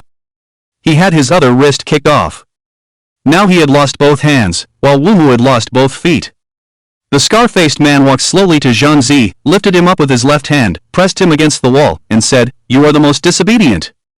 But, I am still willing to give you a chance. Tell me, which floor is Wan Xiao on, which classroom?" Zhang Zi stared with wide eyes, trembling, and tightly closed his mouth. The scar-faced man smiled. Why are you so afraid but refuse to speak? Are you just trying to delay a bit of time, to let Ruan Xiao live a few more minutes? Is your life worth her few minutes? Is it worth it? As the scar-faced man's voice fell, Zhang Zi's pupils dilated instantly. He clenched his teeth tightly, only letting out a muffled groan. Zhang Zi! Wu Mu and Lu Long on the ground couldn't stop their tears from flowing, because the scar-faced man had plunged half of his right arm into Zhang Zi's abdomen. Crimson blood kept gushing from the gap between Zhang Zi's lower abdomen and the scar-faced man's right arm.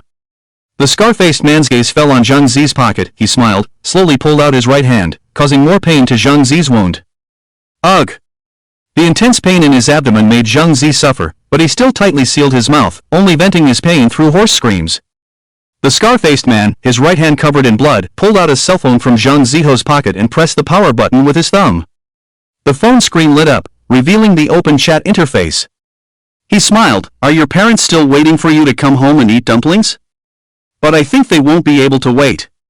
The scar-faced man put the phone in his pocket and looked into Zhang Ziho's eyes. I really like fearless young men like you, so I've decided that after this is over, I'll pay a visit to your parents. Ugh! Zhang Ziho roared. His bloodshot eyes stared fiercely at the scar-faced man, struggling as if trying to swallow him. Don't get excited, the scar-faced man said with a smile. If you move too much, your intestines might spill out. Now, while you still have a few breaths left, speak your last words. If it's what I want to hear, I'll give you back the phone, deal? Tears streamed down Zhang Ziho's face. He knew he would never see his parents again, never see his little sister. He couldn't bear to think about how heartbroken his parents would be to see him in this state. He didn't want this, but he was powerless. Suddenly, the look of pain on Zhang Ziho's face disappeared, his breathing became rapid, and even his eyes lost focus, as if he were blind. Finally, he spoke. I will speak. The scar-faced man smirked triumphantly, leaning in slightly. Zhang Ziho raised his head, seemingly trying to look at the scar-faced man as he spoke, but he seemed to have lost his vision. Even though he raised his head, his gaze towards the scar-faced man was skewed to the southwest. She's. The scar-faced man listened carefully. You idiot, F***ck your mother. The scar-faced man's face darkened, but a smile tugged at the corners of his mouth. He raised his bloodied right hand in a knife hand gesture and then stabbed it into Zhang Ziho's left chest. Zhang Ziho's eyes widened suddenly. He continued to mutter, F***ck your mother, F***ck you, mother. The scar-faced man squinted his eyes, the smile on his face growing, as he violently stirred the hand plunged into Zhang Ziho's chest. F***ck your mother.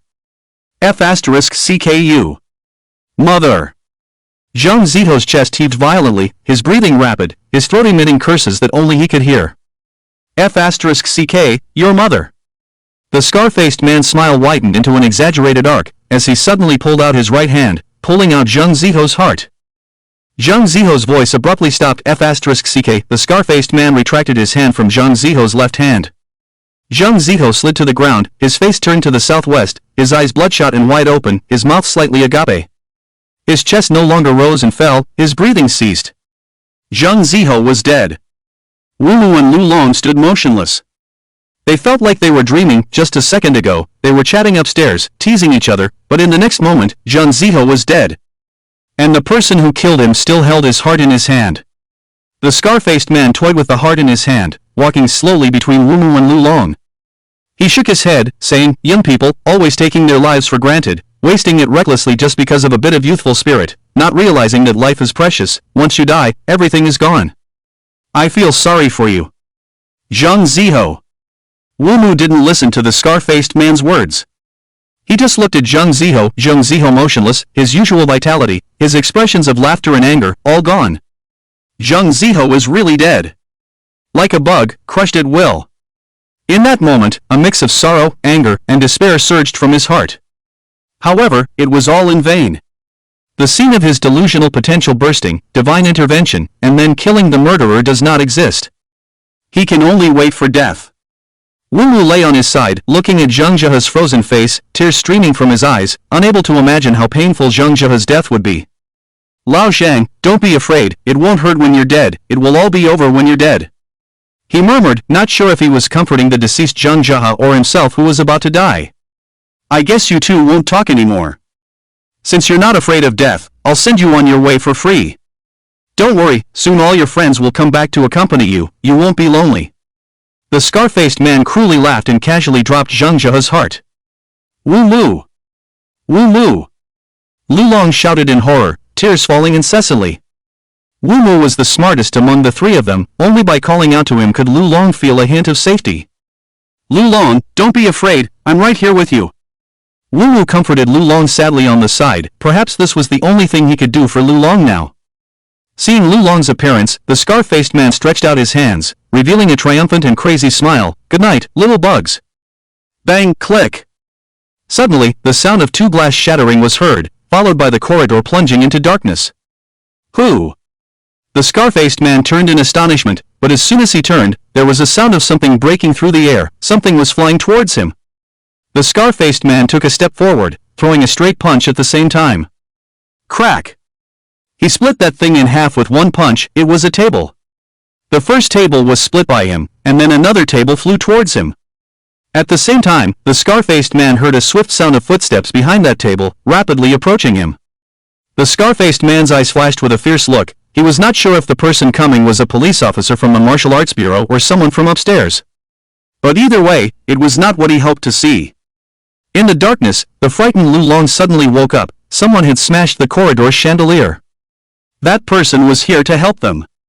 Now is the chance. Lu Long endured the pain in his wrist, propped himself up and quickly picked up Wu Mu next to him. He ran towards the east staircase. Because both his hands were broken, he could only hold Wu Mu with one arm. As Lu Long passed by Zhang Jia's body, Wu Mu, who was held around his waist, said somewhat frantically, "Don't forget Zhang Jia, take him with us." Zhang Jia is dead. Lu Long shouted, and Wu Mu instantly fell silent. Lu Long ran upstairs, and when everyone saw him and Wu Mu, they were all stunned. Wu Mu? Lu Long? What happened to you two? Why are you covered in blood? Is this some kind of cosplay? Where is Zhang Jia? What's happening outside? Ruan Xiao hurried to the door. Others also realized that something was wrong, so they all gathered around. It was only then that they noticed the injuries on Lu Long and Wu Mu. Wu Mu, your leg. Lu Long, what happened to your hand? Who has medicine and bandages? Several people quickly came forward to support Wu Mu and Lu Long. Lu Long didn't know how to explain to them. He knew there was no time to explain, so he could only shout to everyone, "There's no time, let's run." Run! There's a madman downstairs trying to kill you all. He's trying to kill you. Ruan Xiao. No, he's trying to kill everyone. Zhang Jia has already been killed by him. He broke my hand. And he kicked Wu Mu's leg. He's downstairs. We need to run. A madman? Zhang Jia is dead? How is that possible? Lu Long's words were a bit chaotic, and for a moment, everyone found it hard to believe, but the injuries of Lu Long and Wu Mu made it impossible for them not to believe. Call the police. Call the police quickly, someone shouted. No signal, how do we call? Then let's run downstairs. Run for what? Fight him. There are so many of us, can't we handle him alone? At this moment, Wu Mu, who was being supported, suddenly shouted, "We can't go downstairs." Wu Mu seemed to have regained his spirits, and he analyzed, the strength of the person who saved us is below that madman. Otherwise, he wouldn't have smashed the chandelier, giving us a chance to escape. Going downstairs won't help him, but will only burden him. How strong is that lunatic killer? Can't all of us handle him? A classmate asked in confusion. At this point, Lu Long next to him gave a bitter smile. How strong? He is at least a third-grade warrior, otherwise we wouldn't have. Third grade? The surrounding classmates fell silent for a moment. If the opponent was only second grade, there was a possibility of winning if they all fought together, but if the opponent was third grade, 2 major realms higher than them, they had no chance of winning. Even if their numbers doubled, they would only be doubling the cannon fodder. The gap brought by the realm of warriors was so distinct, there was no such thing as crossing realms in battle. What should we do now? We can't go downstairs, where else can we escape? If it's really impossible, should we hide in different classrooms? No, the classrooms are so small, there isn't even a big enough cabinet to hide in. Seeing themselves in a dilemma, many students couldn't help but panic, each suggesting their own escape methods. However, without a doubt, the escape methods they came up with all had problems to some extent, and couldn't get the agreement of others. At this moment, Ruan Xiao suddenly remembered something, and quickly spoke up, "Let's leave from the corridor on the 7th floor." The corridor on the 7th floor is connected to the old boys' dormitory building. Let's go from there. The old dormitory building. Many students immediately remembered that this teaching building was connected to the adjacent boys' dormitory building. However, in the past 2 years, because the school had built new dormitories outside the campus, the adjacent building had been abandoned and turned into a place to store miscellaneous items. But the door on the 7th floor leading to the boys' dormitory building has been sealed off, a female student reminded. Because her classroom was on the 7th floor, she was very clear that the corridor leading to the old boys' dormitory had been walled off, not even water could seep through. Hearing this, Yuan Shao said seriously, so if we want to survive, we have to break that wall. After thinking about it, everyone showed a determined look. Let's do it this way, we have no other choice. So the group of students didn't hesitate and started running towards the 7th floor. Wu Mu and Lu Long, because of their injuries, were each carried by 2 male students from the special class. As they were leaving, Wu Mu suddenly shouted, "Break all these lights!" Yuan Shao instantly understood his meaning. She took out several coins from her pocket, and as she retreated to the 7th floor, she smashed all the chandeliers in the classrooms and corridors she passed by. Without the lights, even if the killer came upstairs, he wouldn't be able to find them so quickly. On the 2nd floor, Zhang Daxian and Scarface were engaged in a fierce battle.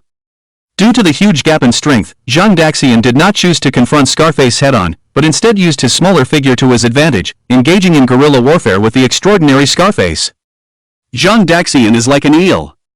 Although Scarface's fists have hit his body several times, he can never catch Zhang Daxian. His powerful punches are effortlessly deflected by Zhang Daxian. In Scarface's ruthless eyes, there is a hint of surprise. He thought Zhang Daxian was just a clueless kid, but Zhang Daxian's strength clearly reaches the level of a second-grade martial artist. Such a young second-grade martial artist is unheard of. What astonishes him even more is Zhang Daxian's combat experience. Every attack he makes is dodged perfectly. Even a slight raise of the hand or an unintentional step back seems natural. He doesn't resemble a student nurtured in a school greenhouse but rather someone who has mastered combat skills to the extreme. A killer? Scarface is shocked. He finally understands what's wrong. His usual hunting methods are being used against him by this student, feigning weakness, maneuvering, wearing down, seeking opportunities, and striking decisively. Scarface suddenly roars in anger. Then, without warning, a straight punch strikes Zhang Daxian's chest, sending him flying. However, Scarface doesn't show a relaxed expression. Instead, his face reveals deep fear and luck. It was close. He was almost led by this bald student into his hunting rhythm. If he hadn't reacted in time, forcibly breaking the opponent's hunting rhythm, he might have been killed by this kid.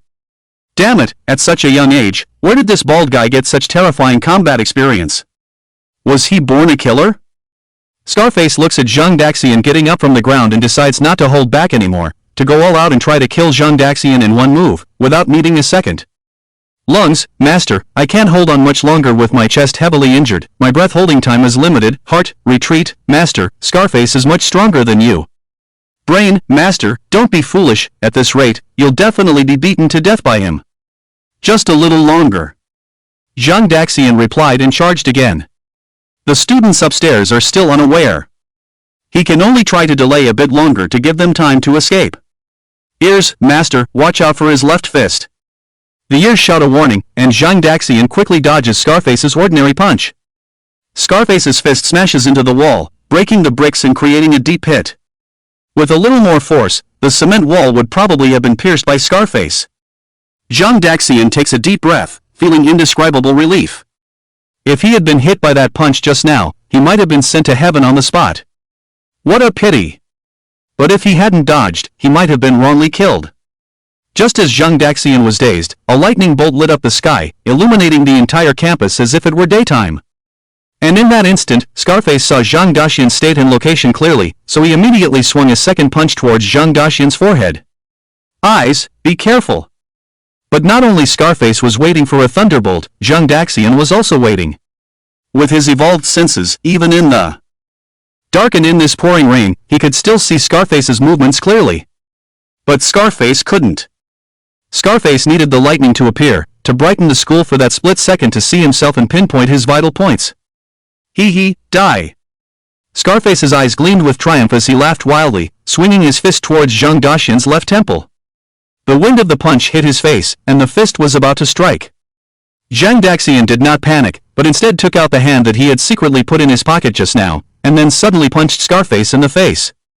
He, ignorant, just as Scarface was about to mock Zhang Daxian for being foolish enough to challenge him to a fistfight, he saw Zhang Daxian's fist suddenly open, followed by a white smoke dust spraying out from the palm of his hand, drilling into his eyes. This was the chalk box that Zhang Daxian found in the guardroom. He had been waiting for the opportunity, and the best opportunity was undoubtedly when Scarface widened his eyes to see clearly. In the instant the chalk dust was sprinkled into his eyes, Scarface immediately felt a sharp pain in his eyes.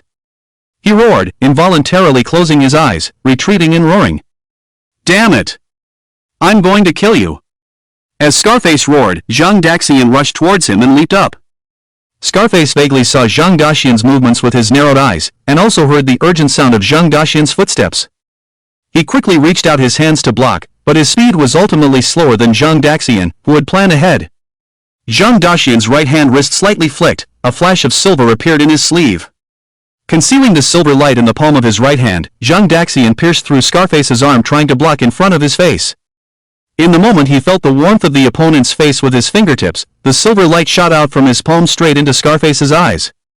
Scarface grimaced in pain, screaming miserably, immediately reaching out his hand to grab Zhang Daxian's arms, but Zhang Daxian did not evade. He gripped the silver nail tightly and desperately stabbed it into Scarface's left eye, as deep as he could. Finally, Scarface grabbed Zhang Daxian's arms with both hands, but Zhang Daxian continued to move the nail in his hand, stirring it wildly in Scarface's eye, knowing that if he wanted to win, this was his only chance, because Scarface's physical strength was too strong, ordinary attacks could not break through his defense. Only by using this nail, and by using it to pierce Scarface's eye, shatter his brain, and make him either drop dead or lose his ability to move, would he have a chance to win. Scarface screamed, tightening his fingers, and with a slight sound, Zhang Daxian's two arms were directly broken. "How dare you stab my eye? How dare you stab my eye? I'll go to hell!"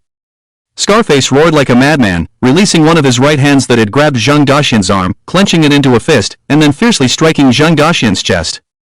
With a muffled sound, Zhang Daxian's chest caved in, spraying a stream of blood from his mouth onto Scarface's face. "Die! Die!" Scarface unleashed two consecutive punches, smashing all the ribs in front of Zhang Daxian's chest. Finally, he turned his fist into a knife and stabbed it into Zhang Daxian's chest. With a swish, Zhang Daxian's chest was pierced, Scarface let go, and Zhang Daxian fell to the ground, his eyes filled with disbelief. Zhang Daxian couldn't understand. He clearly felt the nail had shattered Scarface's brain tissue, so why was Scarface not lying on the ground, and even able to move freely, giving him 3 punches? Damn it! Zhang Daxian showed a bitter smile, realizing that he had underestimated this world, underestimated the physical strength of a third-grade martial artist. Even with his brain shattered, he could still move? This was beyond his expectations. The result of a failed plan was obvious. Zhang Daxian spat out blood wildly, clearly seeing his sunken chest and the blood hole in his chest. And his arms, broken into pieces above the wrist. But because the brain had already shut down his pain receptors during the battle, even though his body was now in tatters, he couldn't feel any pain. To be honest, at this moment, he really wanted to thank his brain, because it allowed him to die without pain. But the brain probably didn't have time to listen to his nonsense. It was still trying hard to revive itself. Brain, full self-check. Full self-check. Kidneys, release all stored blood reserves. Brain, heart, keep beating. Brain, lungs, don't stop breathing.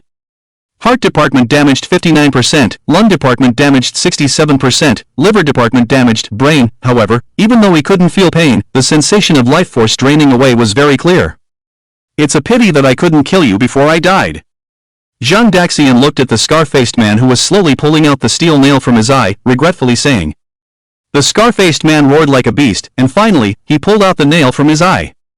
He looked at the nail with one eye, recognized its origin, and for some reason, he suddenly calmed down. You killed Jiaming?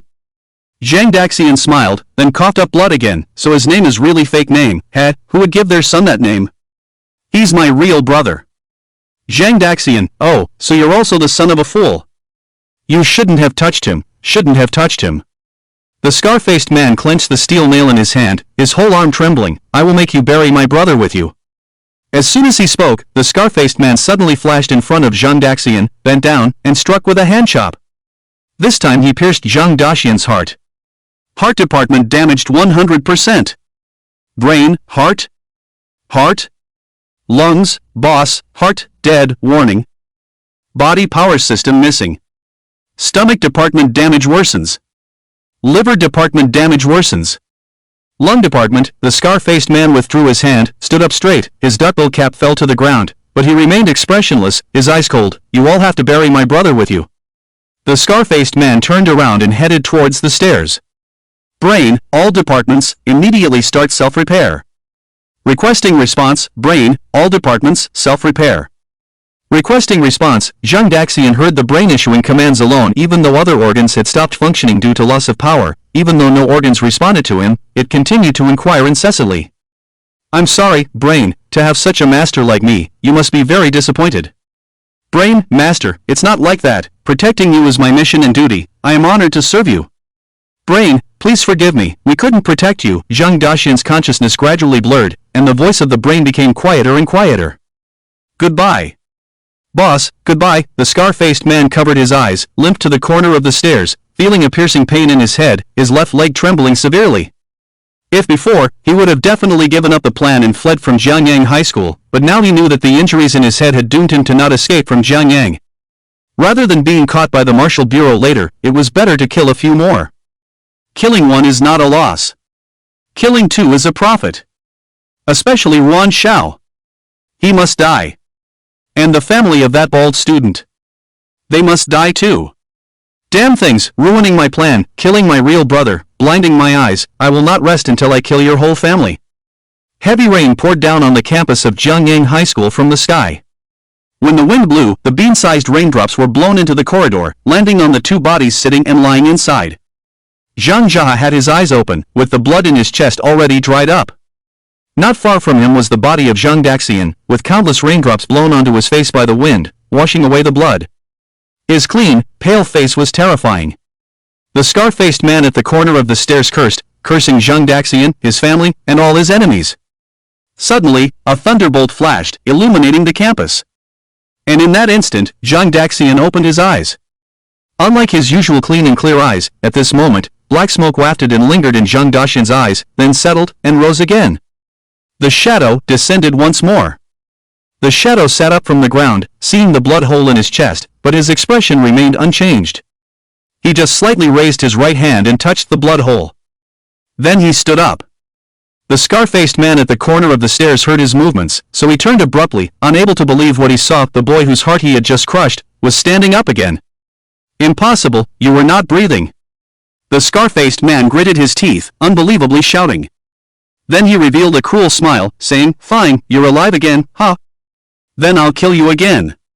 The scar-faced man gave up the idea of going upstairs directly and limped towards Zhang Daxian. The shadow seemed not to notice the scar-faced man. He stood behind the corridor railing, gazing at the sky, staring at the pouring rain and the lightning above the sky, sighing, Unfortunately, there is no moon tonight. A look of madness flashed in the scar-faced man's eyes. Are you crazy?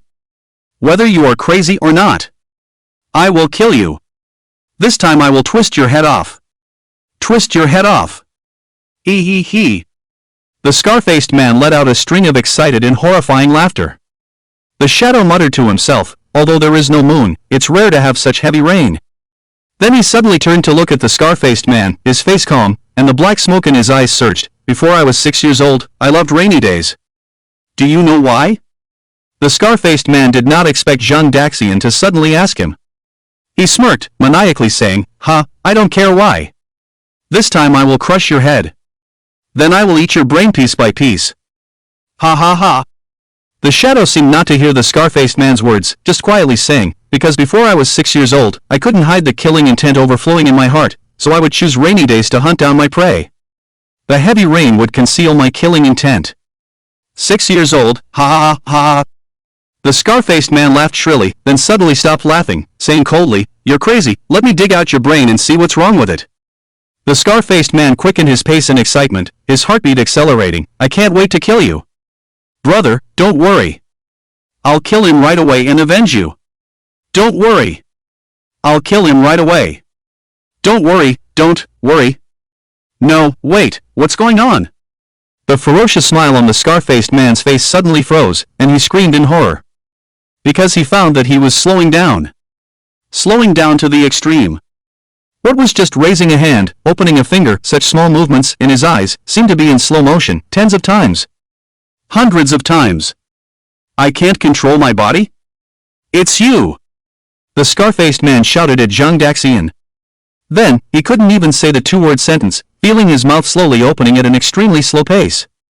Body and soul had separated. How could this be? The scar-faced man panicked, never having experienced this situation before, not knowing how to deal with it at all. His heartbeat accelerated as a result. Heartbeat. No, my heartbeat shouldn't be this fast. The scar-faced man finally discovered the anomaly within this strange body abnormality. All movements of the body were slow as if time had stopped, but only the heartbeat kept accelerating. The heartbeat. Speed was getting faster and faster. Stop! Stop! The scar-faced man shouted in terror, but the voice could only be heard in his mind, by himself. No! Please stop! Please stop! The scar-faced man truly understood the power of a warrior on the day he became one. The immense power. The incredible speed. All came from his own warrior body. As long as the body was strong enough, he could even ignore rules and laws. So he spent half his life seeking higher realms, making himself stronger. The results were obvious. After becoming a third-grade warrior, he truly experienced his own strength. He could withstand bullets. Leap 20 meters in a single step. Easily shatter a cement wall with one punch. This unparalleled physique filled him with confidence, which is why he dared to openly confront the Martial Bureau. However, what made the scar-faced man feel despair was that the body he had always relied on was now out of his control.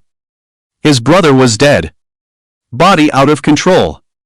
What do I have now? What can I rely on now? The scar-faced man was scared. Even when Zhang Daxian had just stabbed steel nails into his eyes, he had never been this afraid. He even started crying, wanting to beg for mercy, but the tears and words of mercy just couldn't come out. Shadow picked up the gray-brown duckbill cap from the ground, most of it soaked in blood. He approached the scar-faced man, who was still in a stepping motion, but his raised foot was suspended in the air, unable to touch the ground. Shadow put the duckbill cap back on the scar-faced man's head, his face calm, eyes filled with swirling black mist. He said, "Good night." Bang! As soon as Shadow finished speaking, the scar-faced man's chest exploded, a huge blood hole occupying half of his chest, piercing through from front to back. Thud! The scar-faced man fell backward, heavily hitting the ground, becoming a corpse. Or rather, at the moment Shadow detonated his heart, he had already become a corpse, because kill lock caused the scar-faced man's physical perception of time to slow down continuously, while his mental perception of time kept accelerating. In this state, even the slightest pain would be infinitely magnified and prolonged. Shadow may have detonated his heart in less than half a second, but in reality, the scar-faced man had experienced days, months, and years of intense pain on a mental level. As for how long the scar-faced man endured the kill lock state, Shadow was not sure. Because it depended on the individual's willpower to endure pain, some might only last a few seconds, while others could endure for months. However, no matter how long, the result remained the same: those affected by kill lock would die. Shadow was adopted by a killer organization at the age of 1, started killing at 4, became the king of killers at 24, and died at 209. Before his death, countless killers challenged him, wanting to take his place. However, from the day he became the king of killers, he was already invincible, and no one in the world could defeat him. In the end, what defeated him was his lifespan, was that world. So, where am I now? Shadow showed a hint of confusion on his face, but soon his expression turned into one of painful struggle. He almost exerted all his strength but only found two words in his mind: Incarnation. The next moment, the black mist in Shadow's eyes faded away, his eyes closed, and he collapsed. Not long after, his chest began to rise and fall weakly. Heart, oh my God! Where am I? Who am I? What am I supposed to do? Heart, wait! Didn't I die? Heart, huh?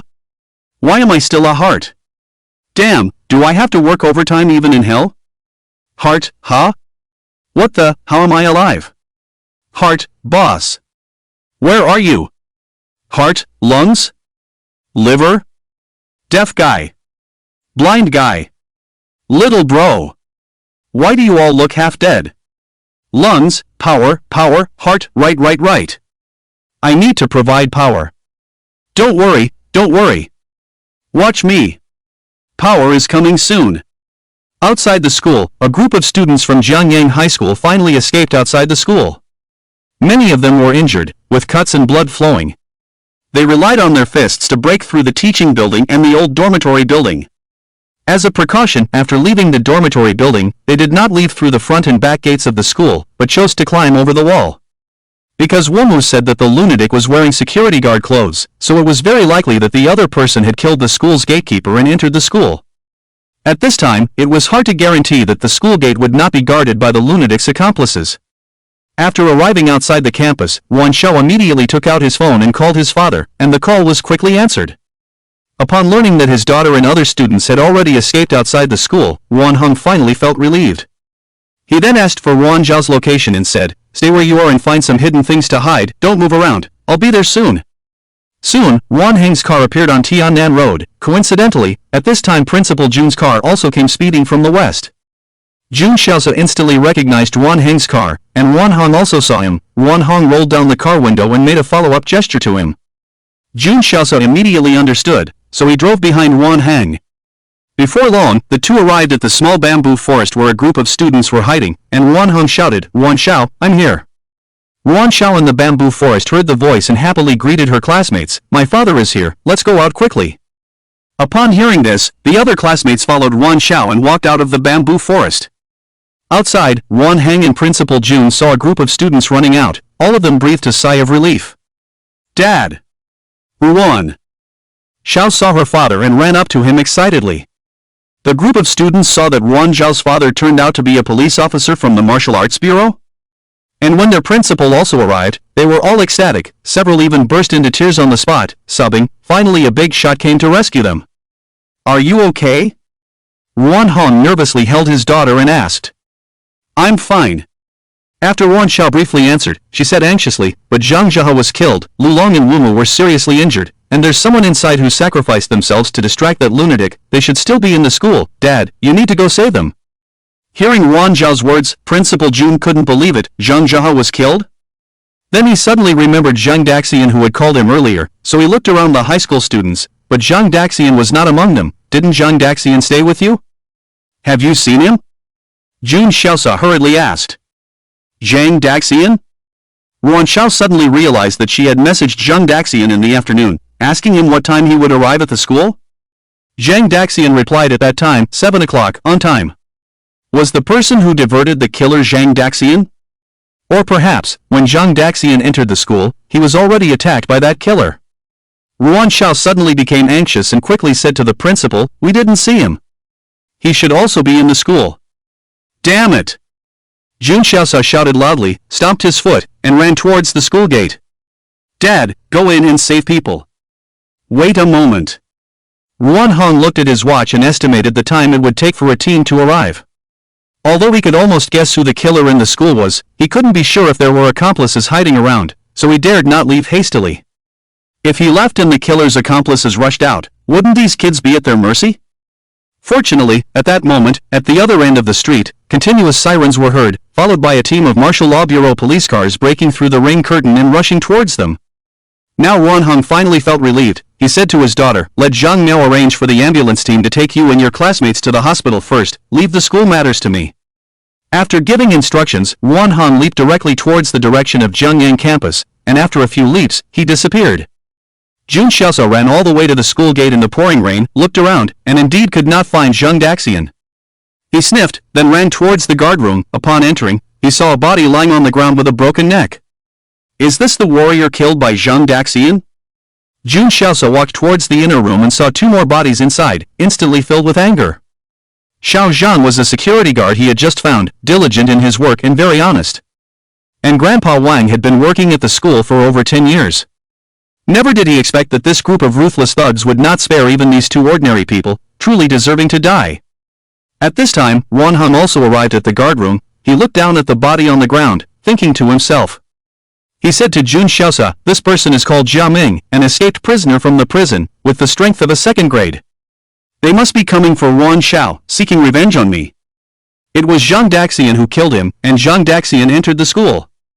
Jun Xiaosa said, then kicked open the door to the inner room of the guard room and rushed into the school.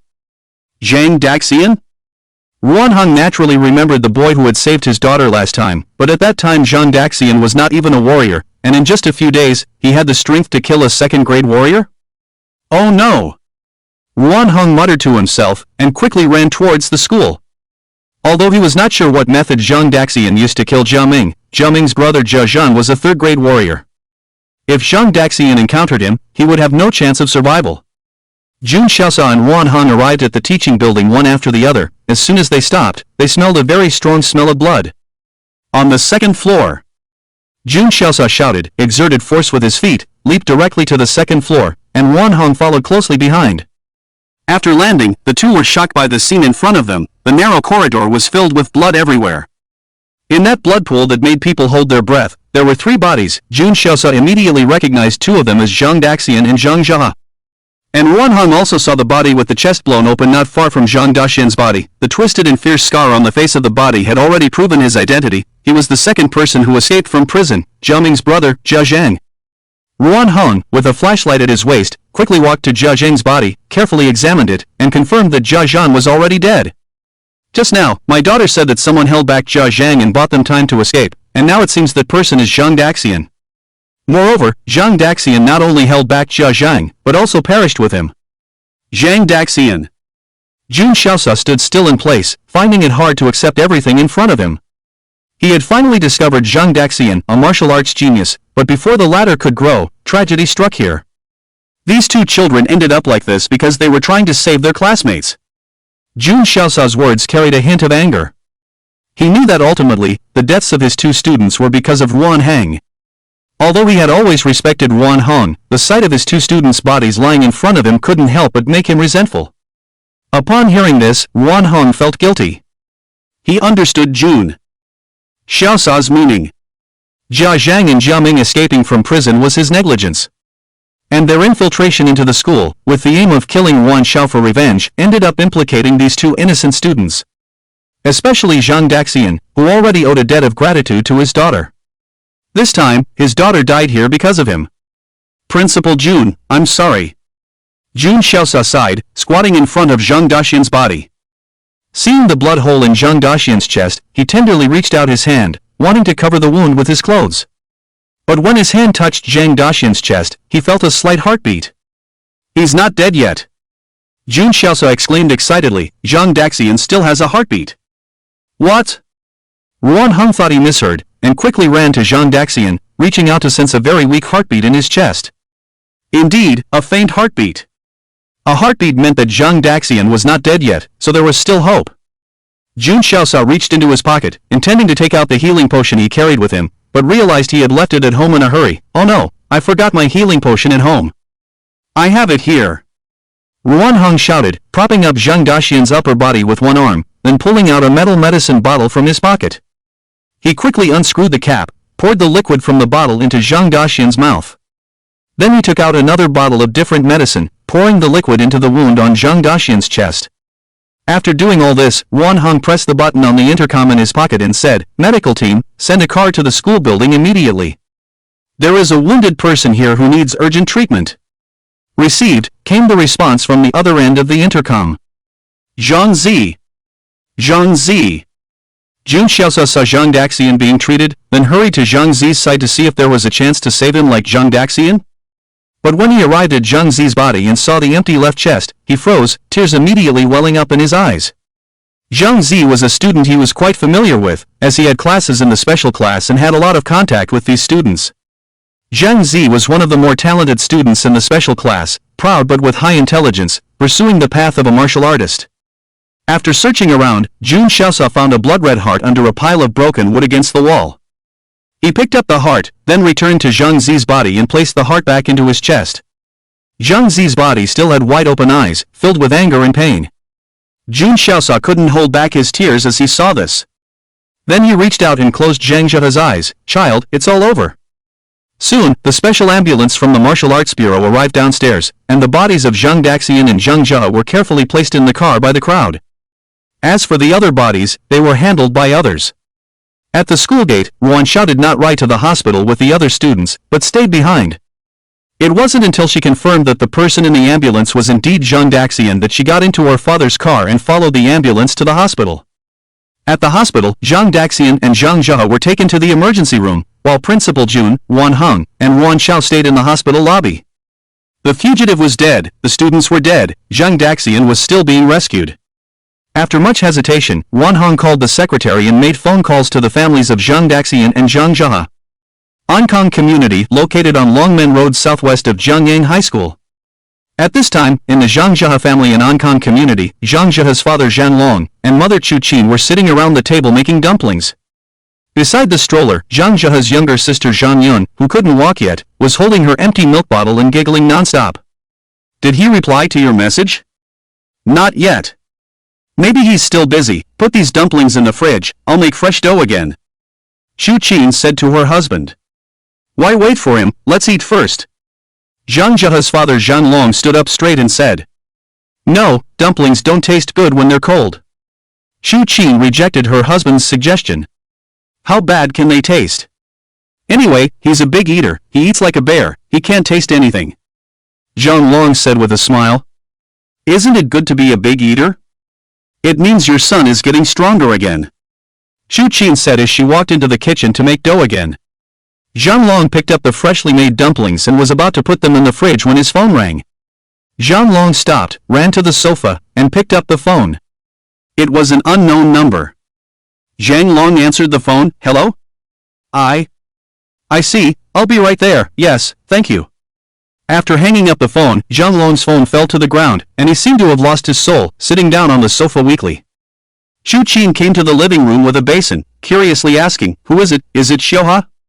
Zhang Long didn't say anything. Chu Qin asked in confusion, what's wrong? Did your boss ask you to go on a business trip again? Zhang Long picked up the phone, stood up, and said in a trembling voice, let's go to the military hospital, Xiuha is in trouble. When Chu Qin heard her husband's words, her spirit instantly faltered, the basin in her hand slipped and fell to the ground, shattering into pieces. Flour scattered all over the floor. The sound of the basin breaking scared little Zhang Yun in the stroller, and she started crying loudly. At night, Zhang Dehai and Lu Xiaoru arrived at the hospital with peace of mind, their clothes already soaked. But they couldn't care less, they asked about the location of the emergency room, and then ran all the way there. When they arrived at the corridor where the emergency room was located, they saw several people standing in the corridor, Principal Jun, Director Wan Xiao, and several others in Martial Arts Bureau uniforms. How is he? Director Wan, how is Zhang Daxian? When they reached the door outside the emergency room corridor, Zhang Dehai hurriedly asked Wan Heng. He's being rescued. Why is he being rescued again? He was just rescued a few days ago. At this moment, a heart-wrenching cry suddenly came from the emergency room on the other side of the corridor. How could this happen? He told me he would come back to eat dumplings. Why was that person so cruel to kill my son? Zhang Dehai and a few others turned their heads to see a woman kneeling on the ground crying out loud. Standing beside her were several Martial Bureau police officers, and a man holding a child stood sadly on the side without saying a word. Upon seeing this scene, Wan Heng and Wan Xiao hurried over, while Zhang Dehai and Lu Xiaoru became even more worried about their son. The cold sunlight streamed into the ward, where Zhang Daxian was lying on the bed. By now, he had been in a coma for 3.5 days. Suddenly, Zhang Daxian on the bed opened his eyes, but he was too weak to fully open them. With his peripheral vision, he saw his sister Anqing peacefully lying at the head of the bed, seemingly asleep. Zhang Daxian's lips slightly parted, his voice weak, it seems. I'm not dead. But this faint voice still woke Anqing up, who widened her eyes and saw her brother's eyelashes moving slightly. Anqing quickly shouted, Mom! My brother is awake. Lu Xiaoru, who was resting on the sofa, immediately woke up and hurried to the bedside. Anqing pointed at Zhang Daxian's eyes and said, Look, my brother's eyelashes are moving. It's true. Lu Xiaoru exclaimed with joy, You stay here with your brother, I'll go get the doctor. Saying that, Lu Xiaoru hurriedly ran out of the ward and soon returned with 5 doctors and nurses. The doctors carefully examined Zhang Daxian's condition and then said to the nurse, He woke up 5 days earlier than we calculated. No, change to drip medication number 208 now. Okay. After the 2 nurses responded, they quickly left the ward. Lu Xiaoru, standing by the bed, looked at her son who still hadn't opened his eyes and anxiously asked the doctor, Doctor, isn't my son awake? Why can't he open his eyes? The doctor nodded and explained, he did wake up, but his body has consumed too much energy during the repair process, far exceeding the standard for a second-grade martial artist. This is why he woke up early, but the excessive energy consumption has made him weak, so he can't even open his eyes. Will my son be in danger like this? Lu Xiaoru didn't quite understand the doctor's words, so she asked the most concerning question. The doctor replied, as long as we pay close attention, he won't be in danger. Now we just need to replenish the energy he's lacking, and soon he will wake up. Over the next few days, I will have a nurse come every half hour, and you should also pay attention. If the drip medication runs out, call the nurse immediately. Okay, we will definitely pay attention. Thank you so much. No problem, just come to me if your son has any issues. And so, Zhang Daxian slept on the hospital bed in a half-dream state for 2 more days, until at noon on the 3rd day, all the missing energy in Zhang Daxian's body was finally replenished, and all his organs gradually regained vitality. Kidney, hey, heart, how come you're fine with no issues? I remember you were smashed to pieces. Heart, hee, it's rare. Who am I, the heart? Don't talk about being smashed, even if I'm burned to ashes, I can still recover normally. Brain, stop bragging, what's really going on, tell everyone. Heart, well, I'm not sure either. After being smashed by that scar-faced person, I lost consciousness. Heart, when I woke up, all of you had stopped working. Heart, but after losing consciousness, I seemed to sense some kind of energy, or maybe not energy? Heart, after this energy appeared, I had a dream. I dreamt of the Master. Brain, the Master? It was the second consciousness that appeared when the Master's body lost control last time. After that, various organs began to discuss vigorously about Zhang Daxian's second consciousness. They speculated that the Master might not know about the second consciousness, and also guessed that the appearance of the second consciousness might be related to their control of the Master's sleepwalking. In order to avoid being reprimanded by the Master, they ultimately decided to temporarily hide this matter. They would observe for a while, wait until they understood more about the second consciousness, and then find a suitable opportunity to confess to the Master. Heart, there is one more thing. I feel like I have become much stronger. My heartbeat can now speed up or slow down to about twice as fast as before. Lungs, me too. I feel like my resilience has improved significantly. Arms, our bones and tendons have become much thicker. The power we now unleash should be twice as strong as before. Brain, kidneys, how about you? Kidneys, I feel like my ability to store qi in blood has improved. Brain, very good. Little brother, how are you? Little brother, still strong. The organs began to report their changes to the brain, and they all became stronger to some extent than before. The brain was very satisfied with what it heard. It speculated that the medicine used on the Master in the hospital should not be simple, because they could only evolve after absorbing sufficient energy. And indeed, the liquid medicine used by Zhang Daxian during his sleep was specified by Wan Heng himself. The essence in the liquid medicine was all extracted from the blood of the underground alien beasts, so it was very valuable, with the value of each bottle of liquid medicine being measured in 10,000 units.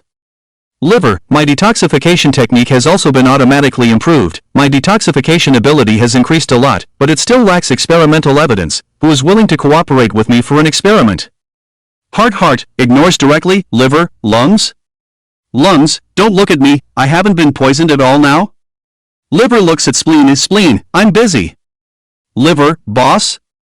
Brain, let's forget about it this time. Next time for sure. Not long after all the organs finished their meeting, Zhang Daxian woke up again.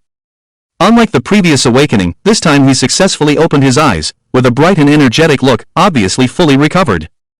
Seeing Zhang Daxian wake up, the Yin family naturally rejoiced, and they called the doctor to examine Zhang Daxian. Finally, the doctor very affirmatively told them that almost all of Zhang Daxian's injuries had healed, and he could be discharged after 2 more days of observation.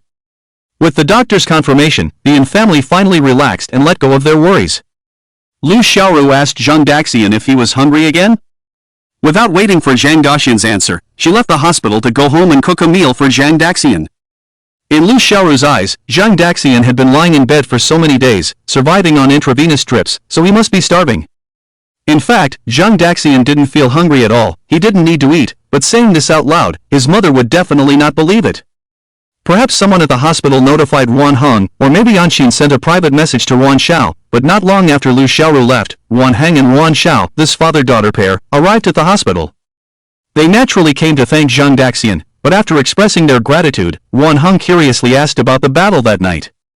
Wan Heng had already learned about Zhang Daxian's realm from Principal Jun and Zheng Dahai, and knew that Zhang Daxian had broken through to the realm of a second-grade warrior. He was truly shocked by this. After all, Zhang Daxian was only 17 years old. A 17-year-old second-grade warrior, this could no longer be simply called a genius.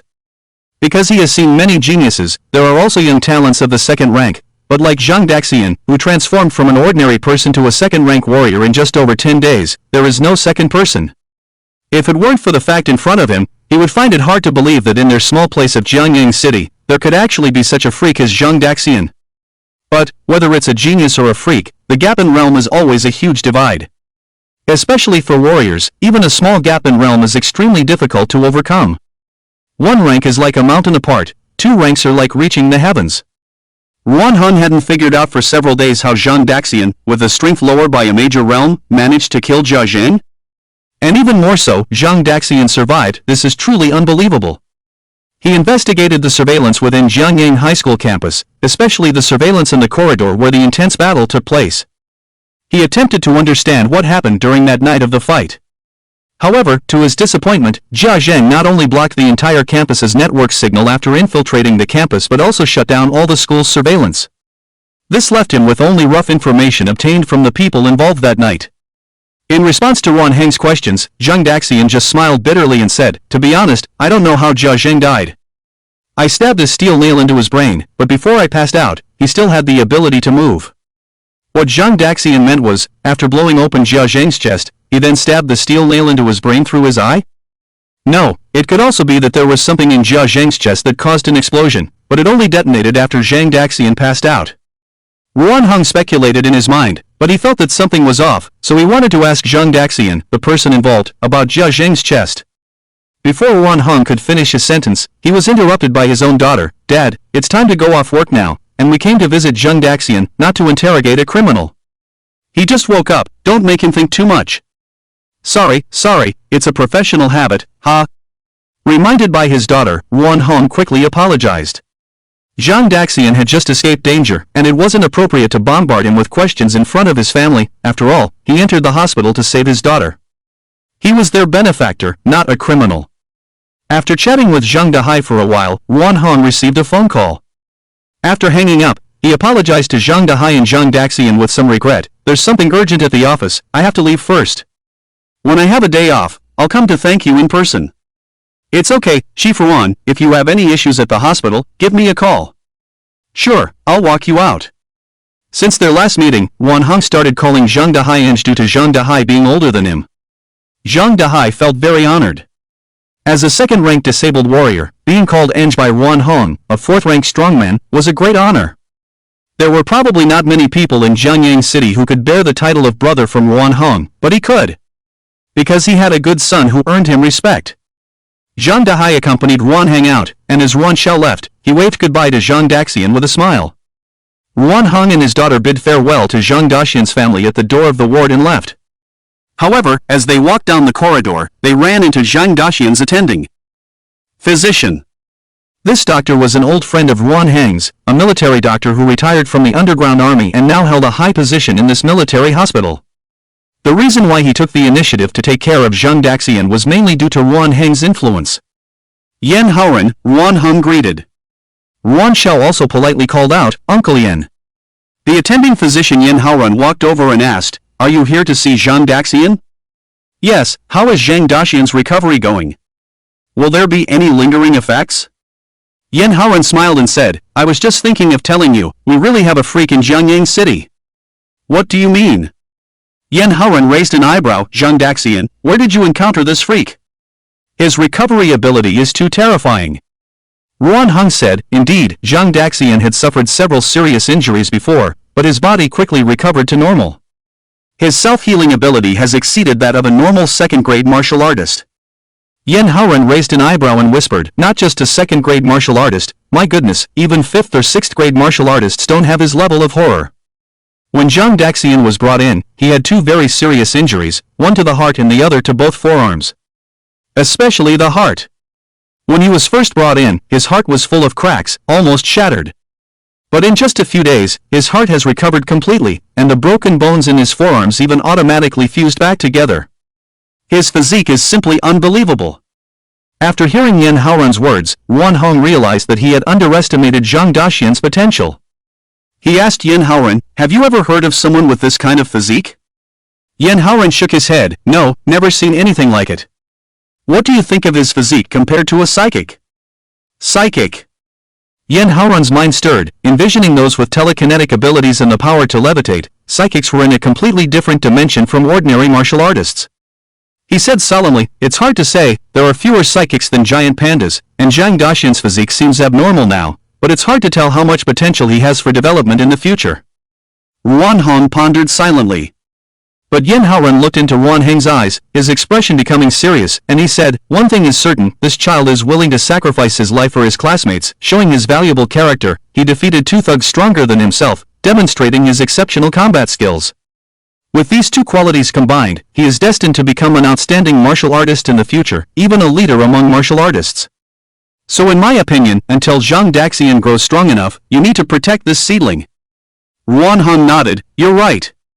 I can't let the tragedy of Jiangyang High School happen again. In the afternoon, another visitor came to the ward, Lu Meng. I heard from Ruan Xiao that you were seriously injured, but you look fine now? Zhang Daxian sat up against the pillow and said, I'm already healed. Weren't you in seclusion? Why are you here? If you're like this and I don't come, am I still human? Lu Meng came to the bedside, pulled over a plastic stool, and sat down. With a crack, the plastic stool split open. Lu Meng, oh. If you hadn't digested my elixir, then you wouldn't be human. Zhang Daxian said, then looked at Anxin, go help Lu Meng find a bigger chair. I'm not going. Anxin said, munching on sunflower seeds, refusing directly. Okay, I'll go find one then? Zhang Daxian pretended to get out of bed. I'll tell our mom that Lu Meng came, and there was no chair, so I had to endure the pain and find a chair for Lu Meng. Anxin blared at Zhang Daxian, I'll go, enough. Leaving with peace of mind, the room was now only occupied by Zhang Daxian and Lu Meng. Lu Meng sat down and said, don't worry, I just finished digesting all the elixirs this morning. My current qi and blood levels should be at the middle first grade level now. I only found out about the school incident just now. The school group chat is buzzing with discussions, but it seems like the school has concealed the fact that you killed the murderer. I found out from Ruan Xiao. Zhang Daxian nodded, yes, my dad told me today. He asked the school and the Martial Arts Bureau to keep it a secret, mainly because he didn't want the accomplices of that murderer to know and come after me for revenge. Zhang Daxian also agreed with his father's decision. To be honest, he was actually hoping that Jia Zhang had accomplices who would come to retaliate against him. Maybe he would accidentally end up dead at their hands. But such an approach was too selfish. He needed to ensure the safety of his family. Just like how Jia Zhang and Jia Ming sought revenge on Ruan Hong, they didn't target Ruan Heng but aimed at Ruan Xiao instead. With bloody examples right in front of him, Zhang Daxian had to be cautious. It didn't matter how he died, but his family must not be harmed because of it. Lu Meng regretfully said, if I had known that there would be an assassin sneaking into the school that day, I would have joined you at that memorial service. If we had teamed up, we might have been able to take down that assassin and come out unscathed. Zhang Daxian smiled and said, you're thinking too much. If you had really come with me, the result would have been him killing you first, then me. It would just be one more head for him to claim. Lu Meng asked, so how did you take out that assassin? Ruan Xiao said there were two more, one second grade and one third grade? Zhang Daxian shook his head and said, I took out the second grade assassin by surprise. As for the third grade, to be honest, I'm not sure how he died. Maybe it was due to the severe injuries I inflicted on him earlier, suddenly acting up? The severe injuries he mentioned naturally referred to the injury in Jia Zhang's brain. After all, the brain was not an ordinary organ, and the physical strength of a third-grade martial artist was formidable. Faced with a severe blow to the brain, they might only be able to hold on for a short time before eventually dying? Of course, this was just his speculation, and he wasn't sure if it was correct. Lu Meng said solemnly, it's a pity for Zhang Jia, as well as Wu Mu and Lu Long. The three of them definitely won't be able to participate in the martial arts exam this year. I wonder if they can recover from their injuries by next year. You used to call them idiots? I was the idiot. Lu Meng chuckled self-deprecatingly. Although the school did not publicly disclose the specifics of the incident, the students present that day inadvertently revealed some of their speculations. Zhang Jia, Wu Mu, and Lu Long refused to disclose the whereabouts of their fellow students under the bandits' violent interrogation. As a result, the assassin flew into a rage, killing Zhang Jia and disabling Wu Mu and Lu Long.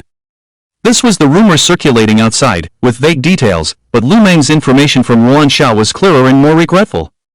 He knew that the assassin first disabled Wu Mu and Lu Long's limbs, then stabbed Zhang Jia in the abdomen, and used Zhang Jia's family's lives to force him to reveal Yuan Zhao's whereabouts. Refusing to speak meant death. In the end, Zhang Jia chose death over betrayal. Lu Meng sighed. Zhang Jia was a true man. It's a pity I didn't see it before. Zhang Daxian was also somewhat silent. He never expected that Zhang Jia, who had begged for mercy in the martial arts hall, would show such admirable courage when faced with life and death decisions. Indeed, a person's character cannot be judged solely by appearances. After a while, Lu Meng suddenly took out 2 bank cards from his pocket, with the word 8 written on the card face 6 times.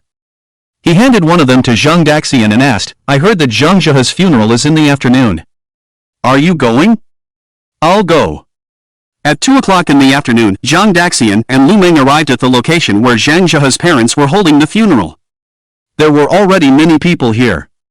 Among those Zhang Daxian knew were Wan Heng, Wan Xiao, Principal Jun, and the teachers of the special class.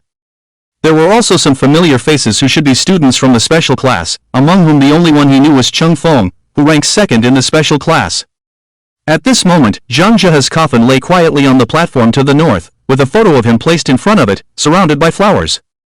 People attending the funeral came forward to offer flowers and condolences to the family, starting with Zhang Jia's relatives, followed by his teachers, friends, and classmates. "Mr. Zhang, Miss Chu, this is the honorary medal the school awarded to Zhang Jia." After a moment of silence, Principal Jun said, "Zhang Jia was a true warrior, a pride of our Jiangyang High School." Zhang Jia's mother, Chu Qin, with tears in her eyes, tightly held the crystal box containing the golden medal, and tearfully thanked, "Thank you, Principal Jun. Little River would have been very happy to receive this." Principal Jun nodded, then took one last look at Zhang Jia's photo before leaving. After Principal Jun left, Wan Heng and Wan Xiao approached Zhang Jia's parents. Wan Xiao, with a guilty expression, said, "Uncle, Aunt, please accept my condolences." Chu Qin did not respond, just nodded, her husband holding their daughter behind her, with a complex expression and remaining silent. Seeing this scene, Wan Heng sighed inwardly. He had originally advised his daughter not to attend Zhang Jia's funeral because he knew how Zhang Jia's parents felt about her, and he was sure Wan Xiao knew too, but she insisted on coming. Later, Zhang Jia's classmates came forward one by one to offer flowers. Lu Meng was ahead of Zhang Daxian. After Lu Meng offered his flowers, Zhang Daxian stepped forward. It was then that he noticed a bowl of dumplings placed next to the photo, and next to the bowl of dumplings was a bank card with 6 8s written on it. It was placed there by Lu Meng. Although Lu Meng had a carefree personality, he was actually very meticulous in certain matters. Zhang Daxian set down the flowers in his hand. As he did so, a bank card slipped out from his sleeve and fell onto the bank card placed by Lu Meng. Zhang Daxian raised his eyes slightly and looked at Zhang Jia's photo. Life and death are unpredictable. People who were alive yesterday could suddenly leave this world today. Having experienced countless cycles of life and death, he had seen so much death that he could not remember them all. He had a reincarnation constitution, so death for him only meant a new cycle of rebirth. But the more he experienced, the more he understood the value of life. Zhang Daxian closed his eyes and whispered, "In the death realm of eternal descent, there are traces left by the Lord of Reincarnation. May you find it. May your departed soul find peace." After speaking, Zhang Daxian opened his eyes and then walked towards Zhang Jia's parents. "I am Zhang Jia's classmate." Zhang Daxian was unsure how to introduce himself, and he wasn't even sure if Zhang Jia's parents already knew him. After all, the first time he met their son, he had beaten him up, and quite severely at that. But to Zhang Daxian's surprise, Zhang Jia's mother grabbed his hand as soon as she saw him. I know. We visited you in the hospital last time when you were still unconscious." Zhang Jia's father, holding his little daughter, said, "Director Wan and Principal Jun have already told us. Thank you for avenging my son." Chu Qin added, "Also, thank you for coming to attend Little River's funeral. We also know how serious your injuries are. We are really grateful that you could come today." Zhang Daxian nodded, "Please accept my condolences." Later, Zhang Daxian left Zhang Jia's parents, left the crowd, and met up with Lu Meng on the side of the road. Zhang Daxian remained silent, with a troubled look in his eyes. He was thinking, if he had arrived at the school earlier that day, perhaps this funeral today would not exist. Lu Meng noticed that Zhang Daxian's mood was a bit low, so he took the initiative to speak, I didn't expect Zhang Jia to have a younger sister, she is much cuter than him. Zhang Daxian nodded, but at that moment, a man's voice came from behind them, are you Zhang Daxian? Zhang Daxian and Lu Meng turned around and saw a muscular young man in his 20s, dressed in Western attire, walking towards them. Zhang Daxian looked puzzled because he did not know this young man. The young man noticed his confusion and said, I am Zhang Jia's cousin, Wu Dayang. What's the matter? My cousin called me before, saying he was beaten by someone from school and wanted me to help him get revenge, to beat that person up to vent his anger. Wu Dayang's expression turned angry. We agreed to go beat up that person on Saturday, but he was killed on Friday night. Wu Dayang raised his head and looked at Zhang Daxian with determination. I used to live with my second aunt before high school. In my eyes, Xiaohu was like my own brother. Helping him teach a lesson to the person who beat him up is the last thing he asked me to do, and I must fulfill it. After listening, Zhang Daxian pondered for a moment and nodded, I understand, go ahead and do it. Zhang Daxian? Lu Meng called out, but Zhang Daxian just waved him off. Wu Dayang clasped his fists, I apologize. As his voice fell, Wu Dayang took a step forward. His right arm shot out, a punch like a cannonball, heading towards Zhang Daxian's chest at an astonishing speed. Zhang Daxian saw the fist but did not dodge or block, just stared at Wu Dayang's fist hitting him head-on. Seeing this, Lu Meng quickly threw a punch to help block Wu Dayang's fist, but to his surprise, Wu Dayang's fist suddenly stopped in front of Zhang Daxian's chest. Lu Meng, what? Wu Dayang sighed, withdrew his fist, and looked at Zhang Daxian, saying thoughtfully, I can't beat you. If Xiaohu ever sends me a dream, I will tell him the truth. Thank you for avenging my cousin. If you need help in the future, go to the Lijiang Martial Arts Hall on Shaoyang Road. With that, Wu Dayang turned and left. Lu Meng watched Wu Dayang's departing figure and sighed, he really looks a lot like Zhang Jia. On the highway, Ruan Hong was driving, with Ruan Xiao sitting in the passenger seat. Through the rearview mirror, he noticed his daughter's low spirits. He knew it was because of what happened at the funeral just now. Ruan Hong also felt helpless, but he advised, this has nothing to do with you, you don't have to blame yourself. But Zhang Jia died because of me after all. It's not because of you.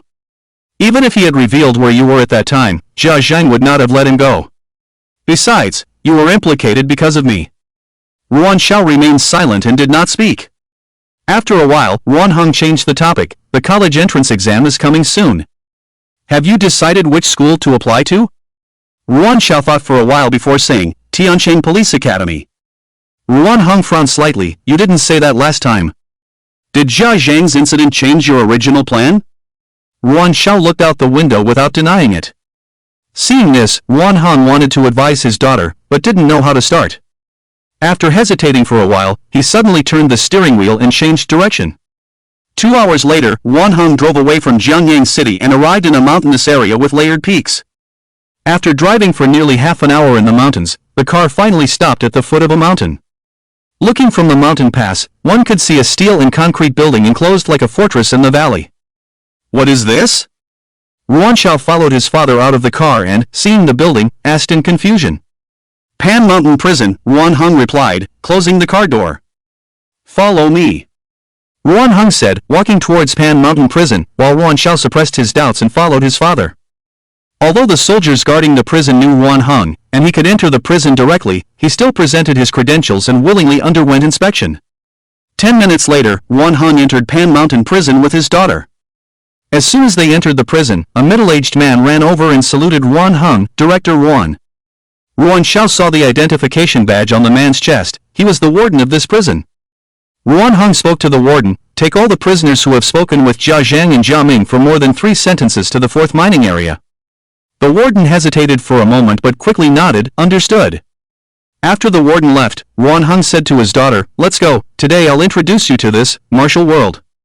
Ruan Xiao followed her father to a steel bridge on a mountain ridge. Looking down, the surrounding hills formed a ring, with pathways leading to the mining area inside the hills. However, there were no workers in the mining area, not even advanced mining equipment. Ruan Hong stood in front of the bridge railing and explained to his daughter, deep beneath Pan Mountain is a collapsed underground tunnel from hundreds of years ago, containing a type of ore. Weapons forged from this ore can easily harm the alien beasts more than our metals can. Then why make prisoners mine it? Is it just to punish them? Ruan Xiao asked in confusion. And isn't manual labor inefficient?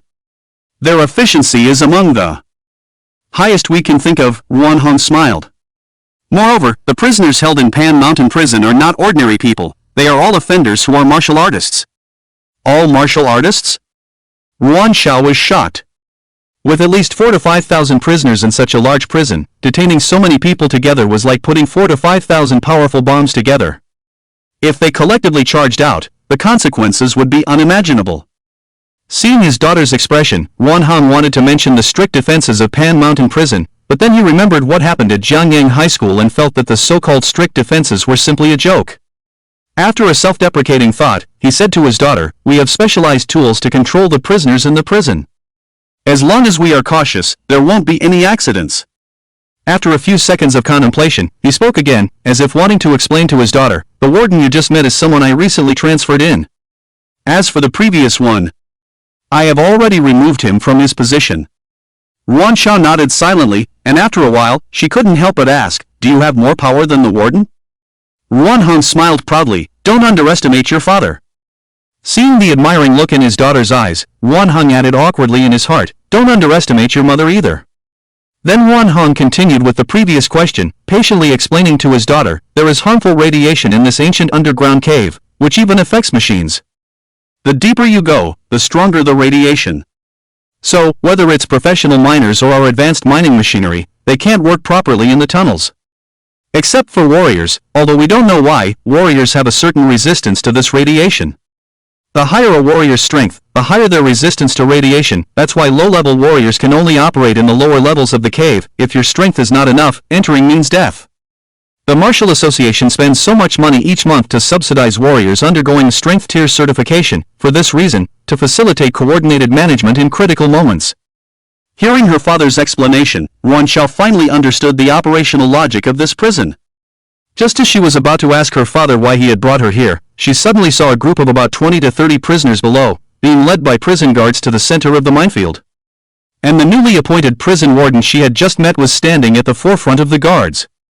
The warden walked to the back of the prisoner group, then suddenly raised his right hand high and forcefully brought it down. The next moment, the 20 to 30 prison inmates collectively convulsed and fell to the ground.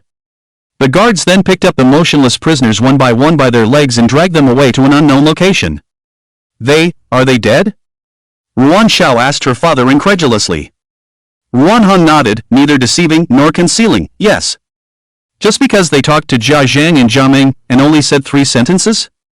Ruan Hong nodded. "But this?" Ruan Shao couldn't understand her father's actions. What if someone among them sincerely repented? "Do you think this is not humane?" Ruan Hong asked his daughter in return. Ruan Shao did not answer. If a prisoner is sent to Pan Mountain Prison, it means that the crimes they have committed do not allow them to leave alive. Is it better to die now? Or to die from radiation sickness in the tunnels? It's all the same. Not even a chance for them? They didn't give Zhang Jia a chance either. Ruan Hong sighed, then said to his daughter, "To root out the problem, it's because I didn't act decisively enough that Jia Zhang and Jia Ming had the opportunity to escape from Pan Mountain Prison. They wanted to harm you, but ended up accidentally harming Zhang Jia. Zhang Daxian is a good seedling, but he killed the Jia brothers. If there are accomplices among these people, then they are a threat to Zhang Daxian if they are alive. Even if Zhang Daxian can handle it, what about his family? What about his friends and classmates?" Ruan Shao was speechless at her father's question. Although her father's way of dealing with things was much crueler, there was no doubt that this was the best way to ensure the safety of Zhang Daxian's family. Seeing his daughter's expression, Ruan Hong softened his tone. "Having goals is good, but you can't let your decisions be swayed by emotions. Bringing you here today was just to let you know that in our world, there are many ways to achieve your ideals, but the only absolutely correct way is to improve your own strength. Just like the previous prison warden, we are at the same level in our positions, but I can remove him with just one sentence, ultimately because I am stronger than him. Xiao, if one day you become a prison warden too, do you think you can act according to your own ideas?" After listening to his father's words, Ruan Shao fell silent. Perhaps his previous thoughts were really too naive. "Dad, I will seriously consider your words." Ruan Hong nodded. "Well, let's go home." After returning to the hospital from Zhang Jia's funeral, Zhang Daxian proposed to check out, although Zhang Dahai and Lu Xiaoru did not agree, but Zhang Daxian insisted on leaving. So that night, Zhang Daxian returned home. However, even so, Zhang Dahai and Lu Xiaoru did not allow Zhang Daxian to engage in intense activities in the first few days after leaving the hospital. Zhang Daxian agreed, but these days were more boring than he had imagined, mainly because the college entrance examination was approaching, and everyone was either reviewing or exercising, so much so that he couldn't find anyone to play games with.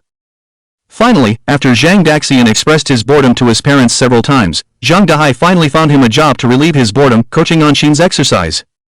Changnan Street, Anshin was running on the road in casual clothes, panting heavily and sweating profusely. From her flushed face, it was clear that she had been running for quite some time. However, unlike Anshin, who was struggling, behind her, Zhang Daxian was leisurely riding a shared bike, following his younger sister. No! I can't run anymore. I'd rather die than run. Anshin ran and suddenly sat down on the flower bed by the roadside. My feet seem to be broken, and my lungs feel like balloons. Zhang Daxian stopped the bike in front of Anshin. You can't run anymore after such a short time? It would be embarrassing for me if this got out. I'm not a freak like you. Being tired means it's working. Looks like I need to come up with a stronger exercise plan for you. Even stronger? Are you trying to exhaust me and inherit my watermelon candy? Hee hee, you figured it out. Zhang Daxian parked the bike by the roadside and sat on the steps of the flower bed, while Anshin sat next to him, panting heavily as if trying to expel all the heat from her body. I'm so thirsty. Bro, can you go buy me a bottle of water? Zhang Daxian looked around the street. Where can I buy water around here? Over there. Isn't that a convenience store? Anshin stood up and pointed in a direction. When it comes to food, you're full of energy. Zhang Daxian stood up and walked towards the convenience store. Don't run around here, be careful not to get sold. Hurry up, I want to eat ice cream. Zhang Daxian went to the convenience store, took 2 ordinary-looking ice creams from the freezer, and then went to the counter. How much? 20. So expensive? Assassin brand ice cream, a big brand, this price is already cheap enough. Hee hee, redefining cheap. Zhang Daxian thought that Anshin rarely ate ice cream, so he didn't bother with the high price, paid the money, and walked out of the convenience store with the ice cream. As he walked out of the store, Zhang Daxian suddenly noticed that there were many people gathered in front of the big hotel across the street, mostly girls, making a lot of noise and chaos. Zhang Daxian walked back to the flower bed and found that Anshin had climbed to the highest step of the flower bed, half climbing onto the central steel column, looking towards the crowd at the hotel. What are you doing? Acting like a monkey? Come down quickly. Anshin loosened her grip, hugged the pole and slid down to the steps of the flower bed. My ice cream. Which one is mine? The one with watermelon flavor. Zhang Daxian handed an ice cream to Anshin. What are you looking at up there? Anshin quickly opened the ice cream packaging, licking it while saying, It's Lin Yang, he's here in our Jiangyang city. Who? Zhang Daxian was puzzled, not hearing clearly. Lin Yang, the big star, don't you know him? He often appears on entertainment channels. I don't know him. Zhang Daxian shook his head. Do you even know that big star? Why should I know him? He doesn't give me money. How talented is he? Who knows? Anshin took a bite of ice cream, but I know his singing is terrible. Can someone become a star with terrible singing? Ha ha. Well, he has good looks. Not long after finishing the ice cream, Zhang Daxian received a call from his mother, Lu Xiaoru. Lunch was ready, and they were asked to come home for a meal. Zhang Daxian asked, Have you finished your ice cream? We should go home. Anshin replied, Not yet. Anshin thought for a moment and said, Why don't you eat while running? Anshin was surprised, Are you a cannibal? At noon, Zhang Daxian rode his bike back home with Anshin. His mother had prepared the food and set it on the table, so they washed their hands and started eating. During the meal, Anshin suddenly shouted, Hey, bro, look at the TV. Zhang Daxian looked up at the TV and saw a guy being interviewed. Is that Lin Yang? He doesn't look that great, does he? Mother Lu Xiaoru also glanced at the TV. I agree, when my son's hair grows out and he dresses up, he will definitely be more handsome than this young man. But what if my brother goes bald? Lu Xiaoru blared at her daughter. What nonsense are you talking about? Do we have a hereditary skin disease in our family? How could he go bald? The mother and daughter argued, while Zhang Dahai and Zhang Daxian focused on the interview of Lin Yang. The news revealed an important piece of information. This big star Lin Yang claimed to be from Jiangyang City and said his grandfather wanted him to acknowledge his roots before he died. So, he decided to transfer his household registration back to Jiangyang City on his 18th birthday to fulfill his grandfather's wish. As for this Jinja's birthday, it happened to be the day after tomorrow. Zhang Daxian couldn't help but laugh at the image Lin Yayang created for himself in the interview, portraying himself as someone who loves his hometown and respects his elders. Zhang Dahai also chuckled when he saw the news. He then asked Zhang Daxian, "Shiola, what do you think of this Lin Yayang?" Zhang Daxian smiled, "I'm not sure about his talent, but his acting skills are good. He truly is a big star, able to tell lies as if they were true." Hearing the conversation between her husband and son, Lu Xiaoro curiously asked, "What are you two talking about?" "I didn't understand." Anshin also became curious, "Yeah, what lies did this Lin Yayang tell?" Zhang Daxian explained, "Didn't I mention the masterclass selection event to you before? The participants in the selection event are only open to the top 10 candidates in today's provincial martial arts examinations." This Lin Yayang moved his household registration to Jiangyang City at this critical moment, clearly because our city's martial arts exam results have been consistently low. By transferring his registration here, this person who couldn't make it to the top 10 in other provinces might have a chance to break into the top 10 here. If he enters the top 10, he will qualify for the master class selection event. Anshin asked, "Is he trying to push the top 10 candidates in Jiangyang City down and take their place?" Zhang Daxian nodded, "Yes, that's the idea." Anshin said, "Isn't he shameless?" Zhang Daxian replied, "He is shameless, but it's not illegal. I guess similar things happen in other smaller provinces." "Bro, what if he pushes you out of the qualification?" Anshin asked with some concern. Lu Xiaoro, upon hearing her daughter's words, also showed a worried expression. Zhang Daxian laughed, "It depends on his skills if he wants to push me out." I don't think it's very likely." Zhang Dahai also laughed, "You should have confidence in Zhang Daxian. He can defeat even a third-rank martial artist, let alone this young guy who only knows how to exploit loopholes." In the hotel, the famous star Lin Yayang comfortably finished a bath and came to the living room. At this time, his agent was sitting on the sofa, looking at something on his laptop. Lin Yayang affectionately hugged the agent's waist and asked, "Have you found out?" The agent, seemingly accustomed to this kind of action, replied, "Almost.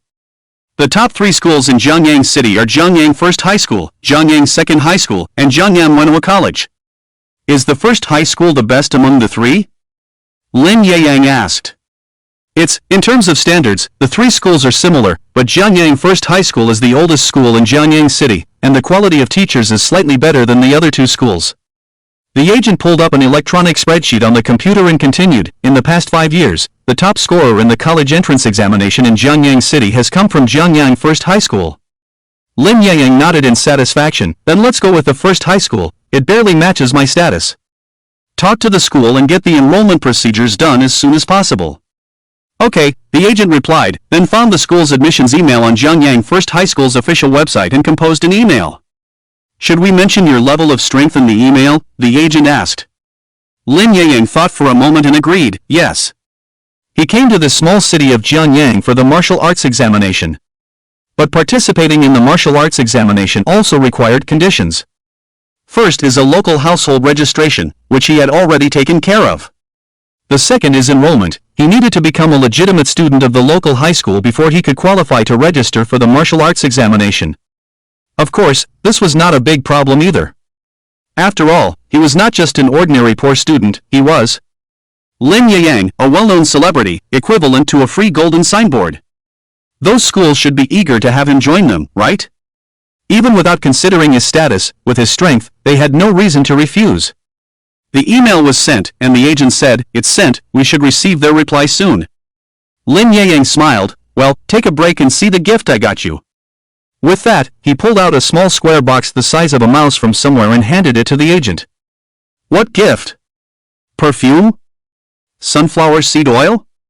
The agent opened the box with a smile, but when he saw what was inside, his facial muscles twitched uncontrollably. "Spicy, chile oil." In the principal's office of Jiangyang First High School, the director of the admissions department found Jun Xiaosa and showed him the email sent by Lin Yayang. The director of the admissions department said, "This Lin Yayang is actually a second-grade martial artist. What do you think, principal, should we accept him? With his level of fame, having him in the school would also be a good publicity opportunity for us." Jun Xiaosa read the email several times before saying with a displeased expression, "No, we won't accept him. The director was clearly surprised by the principal's decisive refusal and asked in confusion, "A second-grade martial artist would be the top among our students.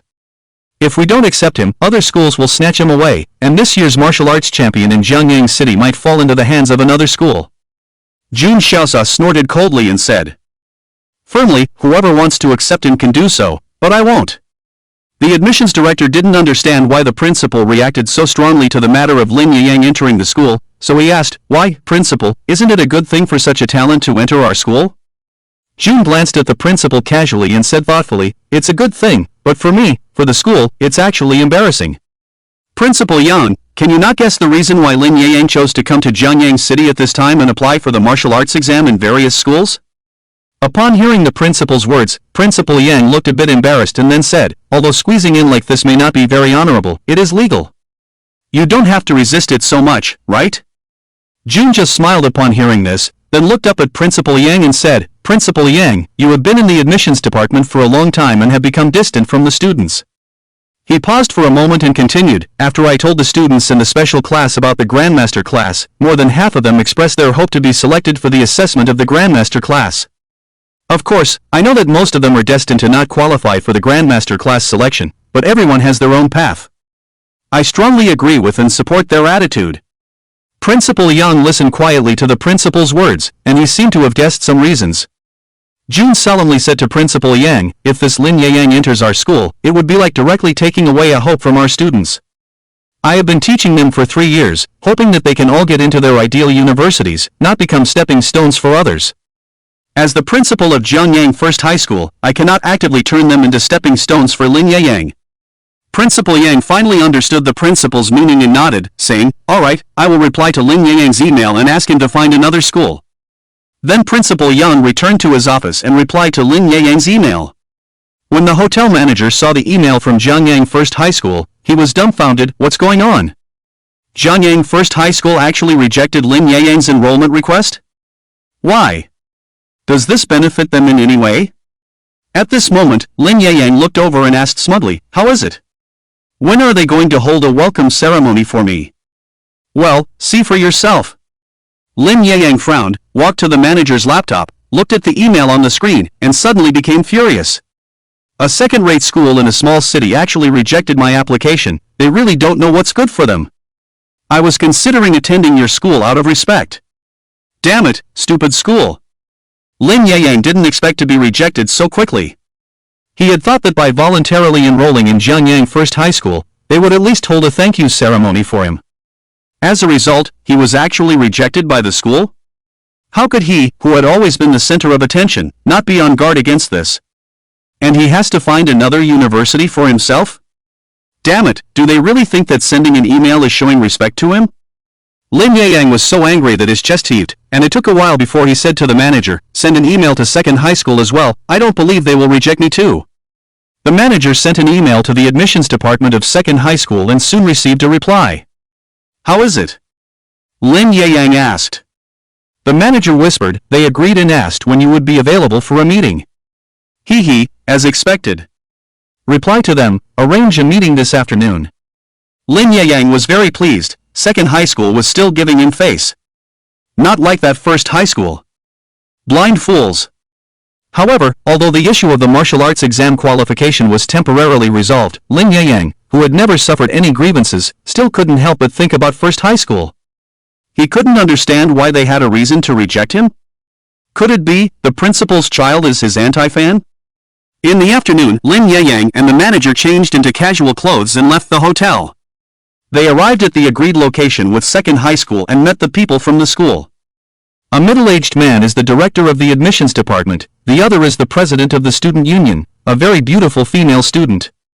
At first sight, the president of the student union showed a very enthusiastic attitude towards Lin Yang, claiming to be a fan of Lin Yang. In response, Lin Yang showed a friendly smile on his face and politely responded. But deep down, there was a strong sense of disgust, and he even thought to himself, "What a seductive and cheap woman." On the contrary, Lin Yang found the director of the admissions department at Reborn to be quite impressive, despite his rough appearance. They chatted for about half an hour, and it went very harmoniously. Lin Yang even signed the application form for admission to Jiangyang Reborn on the spot. When the director of admissions went back to get the principal of Reborn to stamp it, he would become a legitimate high school student at Jiangyang Reborn in Jiangyang City. By then, there would be no obstacles to his martial arts examination. After signing the application form, Reborn also proposed to hold a welcome ceremony for Lin Yayang. After all, they didn't teach Lin Yayang anything, yet they could benefit from having Lin Yayang, a second-grade martial artist. Being a second-grade martial artist, in the martial arts examination, he was definitely among the genius level.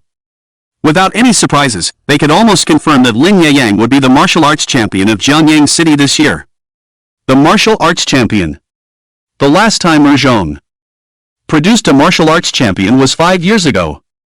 5 years. Who knows how their principal spent these 5 years? Thinking about the martial arts champion every day, they were almost going crazy. And now, they didn't have to spend a penny, yet they could let Lin Yayang help Reborn earn honor for free. Where else could they find such a good deal? So, it was not unreasonable to hold a simple welcome ceremony. However, the only thing that puzzled Reborn was why Lin Yayang did not choose the slightly better Reborn as his first choice, but instead chose Reborn as his second choice? Of course, they couldn't ask this question, and Lin Yayang couldn't answer it either. How could he say that he was rejected by Reborn? With the matter resolved, Lin Yayang returned to the hotel in a good mood. He asked his agent to order a table of food first, then lay on the sofa eagerly, took out his phone, opened Weibo, and posted a dynamic update about his successful enrollment in Jiangyang City. Fans need to be managed. When he decided to transfer his household registration to Jiangyang, he began to intentionally or unintentionally reveal this on Weibo. At first, there were comments questioning him, saying that he wanted to transfer his household registration to participate in the selection competition for the Grandmaster class. But soon, these comments were manually deleted by his management team. However, before the comments were deleted, they caused quite a stir in various circles, but he saw it as a good thing. Controversy also brings discussion, and discussion brings heat, and with heat, he can become more popular, and with popularity, he can earn more money. With enough money, he can buy more resources needed for cultivation. Without these resources, how could Lin Yayang have become a second-grade martial artist at the age of 18? Just a few minutes after Lin Yayang updated his dynamic, there were already over 200 comments below. He casually browsed through them, and almost all the comments were congratulatory, with some even claiming to be students from Jiangyang Reborn, welcoming him to Reborn. This made him very pleased. He liked the feeling of being praised. But not long after, Lin Yayang saw a few comments that had just been posted. Lin Gij, I'm also from Jiangyang. Why didn't you come to our Reborn? We could have been classmates. What a pity. Our Reborn is the #1 school in Jiangyang City. Why did you choose the second best? Ha? Isn't Jiangyang Reborn the best school in Jiangyang? This won't do. How can the second best match up to our big brother? It must be the best. At Jiangyang First Middle School, be conscious. Quickly invite our brother to your school. Immediately. Lin Yayang was originally in a good mood, but as soon as he saw the words First Middle School in the comments section, the anger that had just subsided flared up again. Lin Yayang couldn't hold back and directly cursed, F***ck your first middle school, you idiots. Who do you think you are? However, he only dared to curse at his phone to vent his frustration. He wouldn't dare to post those insults in the comments section. What's up with the upstairs? Our second middle school is also very good, right?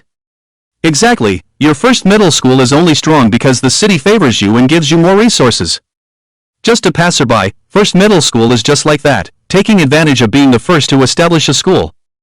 The comments section suddenly became noisy, and Lin Yayang, seeing this, chuckled and then posted another update. Joining Jiangyang Second Middle School is due to personal reasons, which I won't disclose here. Also, although I transferred from another school to Second Middle School, it doesn't stop me from treating it as my alma mater. So this year, I will definitely do my best to help Second Middle School achieve the top martial arts scholar in Jiangyang. Lin Yayang posted this update as a retaliation against the rejection from First Middle School in the morning. He wanted to openly tell Jiangyang First Middle School that he had set his sights on becoming the top martial arts scholar in Jiangyang this year. He wanted to end the 5 consecutive championships of Jiangyang First Middle School's martial arts scholars. To let First Middle School know how foolish it was to reject him, Lin Yayang. As soon as this update was posted, the comments section became even more chaotic. Initially, they argued about why Lin Yayang chose to enroll in Second Middle School. Then it turned into a debate about which school, First or Second Middle School, was stronger. After that, it evolved into a discussion about whether a new emerging school or an established school was more suitable for learning.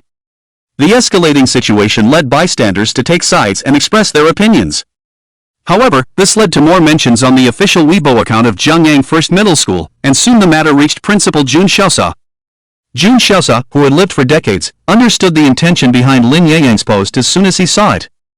He sneered, young and arrogant.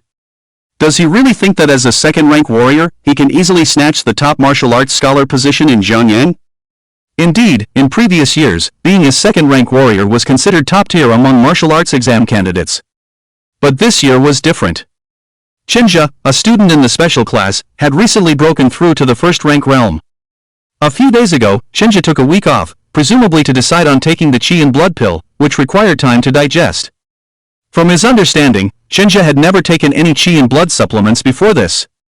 With Chenjia's talent, this time when he took the pill, he would make great progress and most likely reach the realm of a second-rank warrior once he emerged from seclusion. Of course, Jun Xiaosa's trump card was already at the level of a second-rank warrior and had even defeated a third-rank fugitive, Zhang Daxian, by using his strength to overcome the odds. Even Wan Heng had privately discussed with him how to cultivate Zhang Daxian. If Lin Yayang was a genius, then Zhang Daxian was a freak beyond genius. With Zhang Daxian at their school, it was impossible not to win the martial arts scholar title this year. Jun Xiaosa looked at Lin Yayang's post on Weibo and suddenly noticed that Second Middle School's account had posted an update. The Second Middle School family welcomes the addition of student Lin and wishes him success in achieving his goals soon. Ha, Lu Yanhua, do you really think Lin Yayang can help your school win the martial arts scholar title? The Lu Yanhua he mentioned was the principal of Second Middle School, named Lu Yan, and they had been old rivals for many years. However, as principals, their competition was not about personal strength but about who produced more students who got into top-tier universities. These years, Lu Yan has been losing to him all the time. Now that Lin Yayang, who has the opportunity to compete for the title of martial arts champion, has finally caught Lin Yayang, he naturally will not let it go easily. The dynamic of the opponent's school's Weibo is enough to show their attitude. Are they so sure that they will win against Dizhong? Jun Xiaosa originally thought that as a principal, it would be inappropriate to argue with Lin Yayang. But now that Zhong has spoken, it is not just a conflict between him and Lin Yayang, but a matter of honor between Dizhong and Zhong. Especially since Lin Yayang is a big star, things could easily escalate. With the internet being so developed, it would be fine if Dizhong wins the martial arts champion, but if they don't, it would be a national embarrassment. Fortunately, there is Zhang Daxian, and he is very confident in Zhang Daxian. However, Lin Yayang's strength is not bad either. So Jun Xiaosa felt it necessary to first communicate with Zhang Daxian. Thinking of this, Jun Xiaosa found Zhang Daxian's number on his phone and dialed it. Beep. However, after a while, the call was not answered. Ha? No one answered? Jun Xiaosa hung up the phone in confusion, then redialed, but just like before, there was still no answer on the other end. Forget it, I'll call you back tonight. At the same time, in the Wuxia Association of Jiangyang City. The Wuxia Association of Jiangyang City, also known as the official Wuxia Association of Jiangyang City, is located in the center of the city. Zhang Daxian and his father Zhang Dahai are both here. Today is the end of the month, the last day for the Wuxia Association to distribute subsidies, so Zhang Dahai brought Zhang Daxian here. Zhang Dahai came to receive the subsidy, while Zhang Daxian came for strength certification. The subsidy for a second-grade martial artist is tens of thousands of yuan per month. It would be a waste not to receive it. And since his strength has improved, his appetite has grown, plus he has been in the hospital recently, his mother wants to nourish him, so she cooks whatever is nutritious, and the nutritional value keeps increasing, but his wallet keeps getting emptier. His family is almost bankrupt because of his eating habits. So he urgently needs money to support his family. But when he is admitted to Longshan Academy and receives the school scholarship, this situation will probably improve a lot. And if he becomes the martial arts champion of Jiangyang City, or enters the master class, then he and his family will no longer have to worry about money. In the hall, after Zhang Dahai received this month's subsidy, he sat down on the chair next to Zhang Daxian. Zhang Dahai asked, "Is your phone turned off?" Zhang Daxian replied, "Yes, it's turned off." Zhang Dahai nodded, "That's good. Later, a staff member will take you to the appraisal room. When you go in, you will first have to pass through security check, and your valuable and metal items will have to be temporarily stored. The strength certification for a second-grade martial artist is relatively simple. The most important thing is the detection of qi and blood values, and then they may test your physical strength and comprehensive explosive power. But generally speaking, as long as the chi and blood values are qualified, it's fine. The other two are just reference items, you don't need to worry too much. If you want to see your current status, then test it seriously. If you don't want to expose your body's data, then just test casually. I understand. Zhang Daxian nodded in response, then asked, so after I finish the strength certification later, can I get the money here? Don't worry about that, I just asked the front desk staff. They said it's possible, as long as you pass the test assessment and get the warrior medal and certificate. Okay. Zhang Daxian nodded, relieved. At this moment, he looked up and saw his queue number displayed on the screen on the wall. Dad, it's my turn, I'll go in first. Zhang Dahai quickly stood up. Alright, don't be nervous. Zhang Daxian smiled and said, why do I feel like you're more nervous? Zhang Dahai. Zhang Daxian left the hall and walked towards the security gate on the floor of the appraisal room. Zhang Dahai looked at his son through the glass door and saw his son completing the security check under the guidance of the staff. Then his son walked towards the inside of the floor, and he couldn't see him anymore. However, it seemed that everything was going smoothly, with no unexpected incidents for the time being. Zhang Dahai relaxed a bit and sat back in his chair. At this moment, a man about the same age as him on his right side, with a smile, asked, accompanying your son for strength evaluation? Zhang Dahai turned to look at the man, confirmed that he had no ill intentions, and smiled, saying, yes. The man chuckled, I could tell from your expression just now that your son must be undergoing the test for the first time. You could tell? The man smiled, definitely, your son looked at you nervously when he entered just now. To be honest, I was just as nervous the first time I accompanied my son. But for the first time, it's natural to be nervous, but once you get used to it after a few times, it becomes routine. After Zhang Daxian completed the security check, he followed a staff member to a room with a closed door. He should be undergoing the test here. However, the strength assessment is not done individually but in batches. Just like now, there were 3 other people in the same room with him, a woman and 2 men. Zhang Daxian casually observed them. Apart from the middle-aged man who looked about 40 years old, the other 2 undergoing the test were about the same age as him, and they were quite young. The girl was even wearing a school uniform. If he remembered the style of the school uniform correctly, this girl should be a student from Reborn. As for the other young man, with his still youthful skin, he should also be a student? Before entering the room, the staff member leading them each gave the 4 of them undergoing the strength test a number card.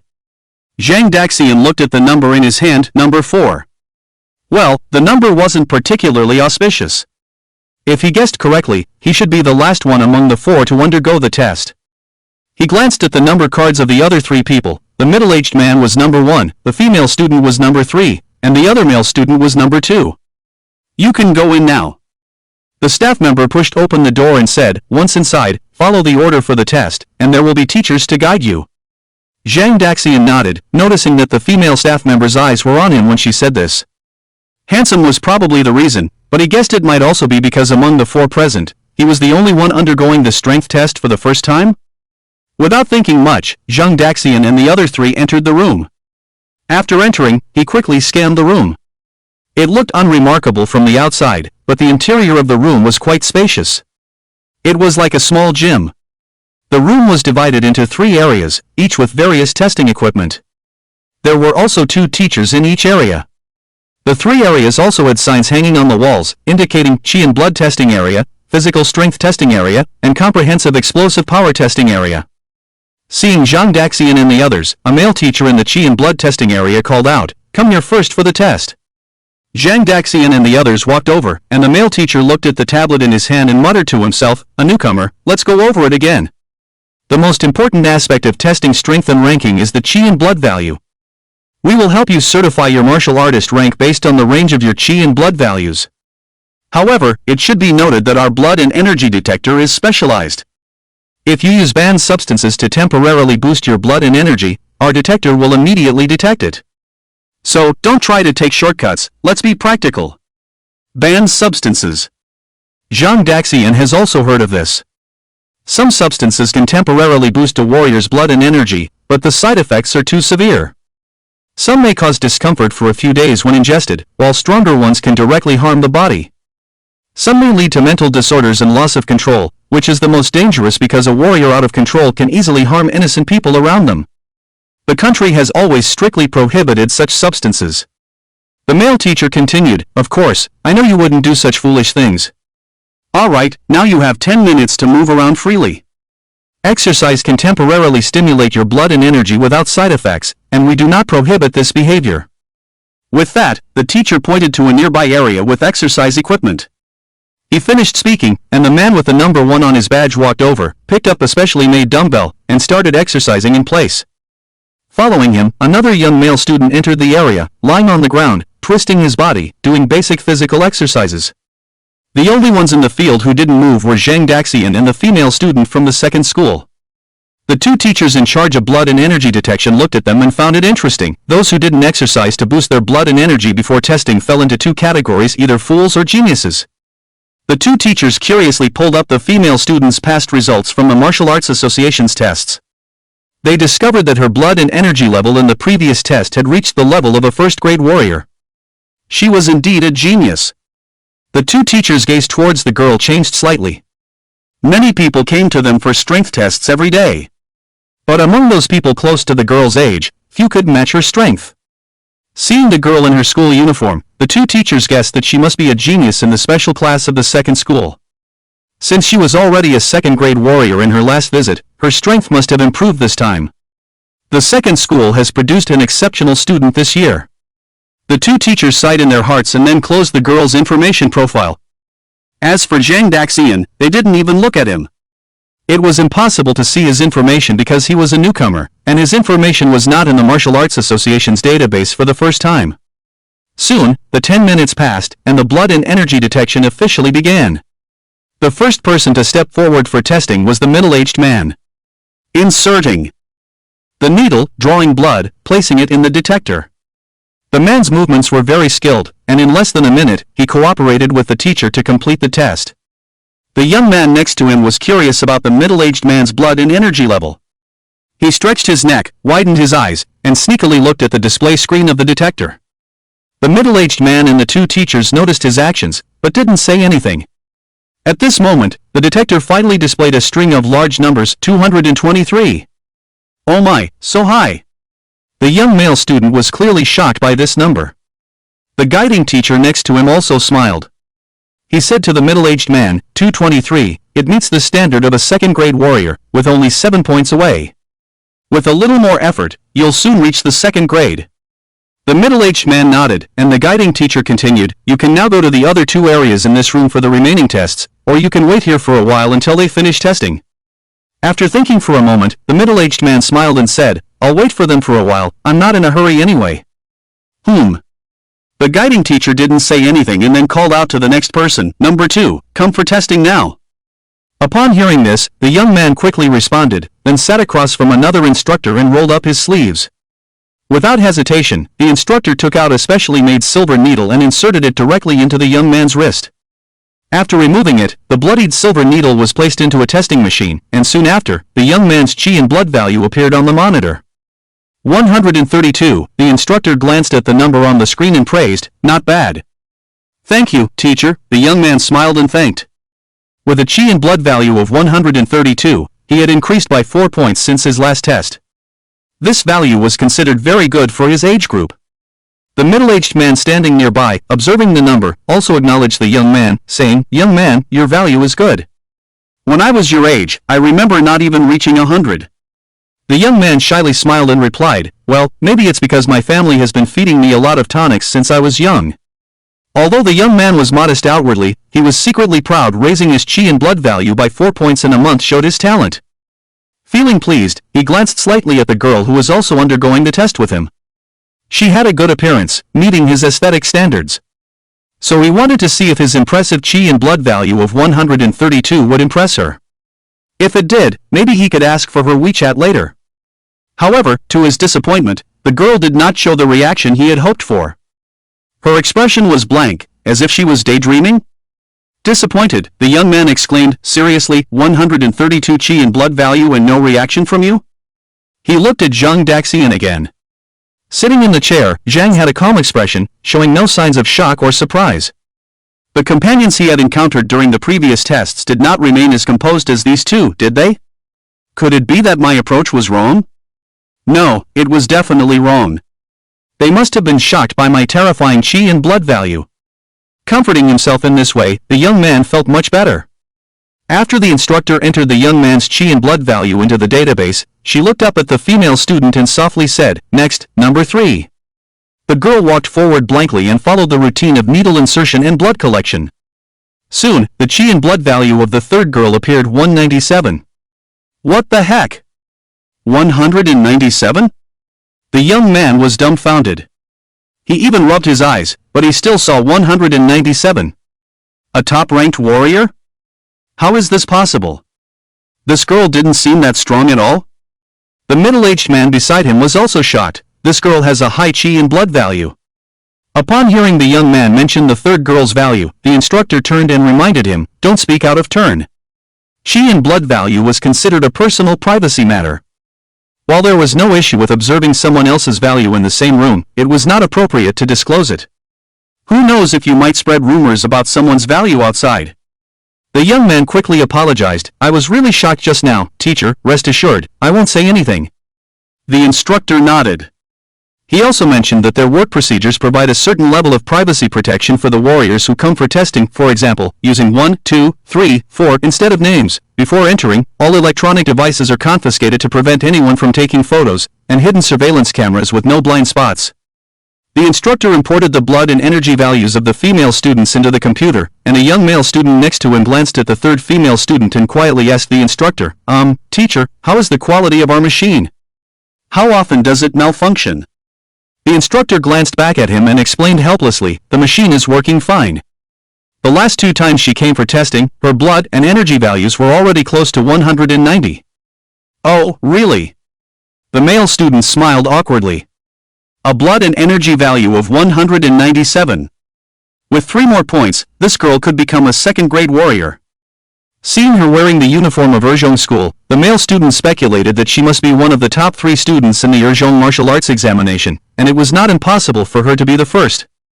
Soon, the instructor finished importing the blood and energy values data of the third female student, leaving only Zhang Daxian in the room who had not yet undergone the blood and energy value test.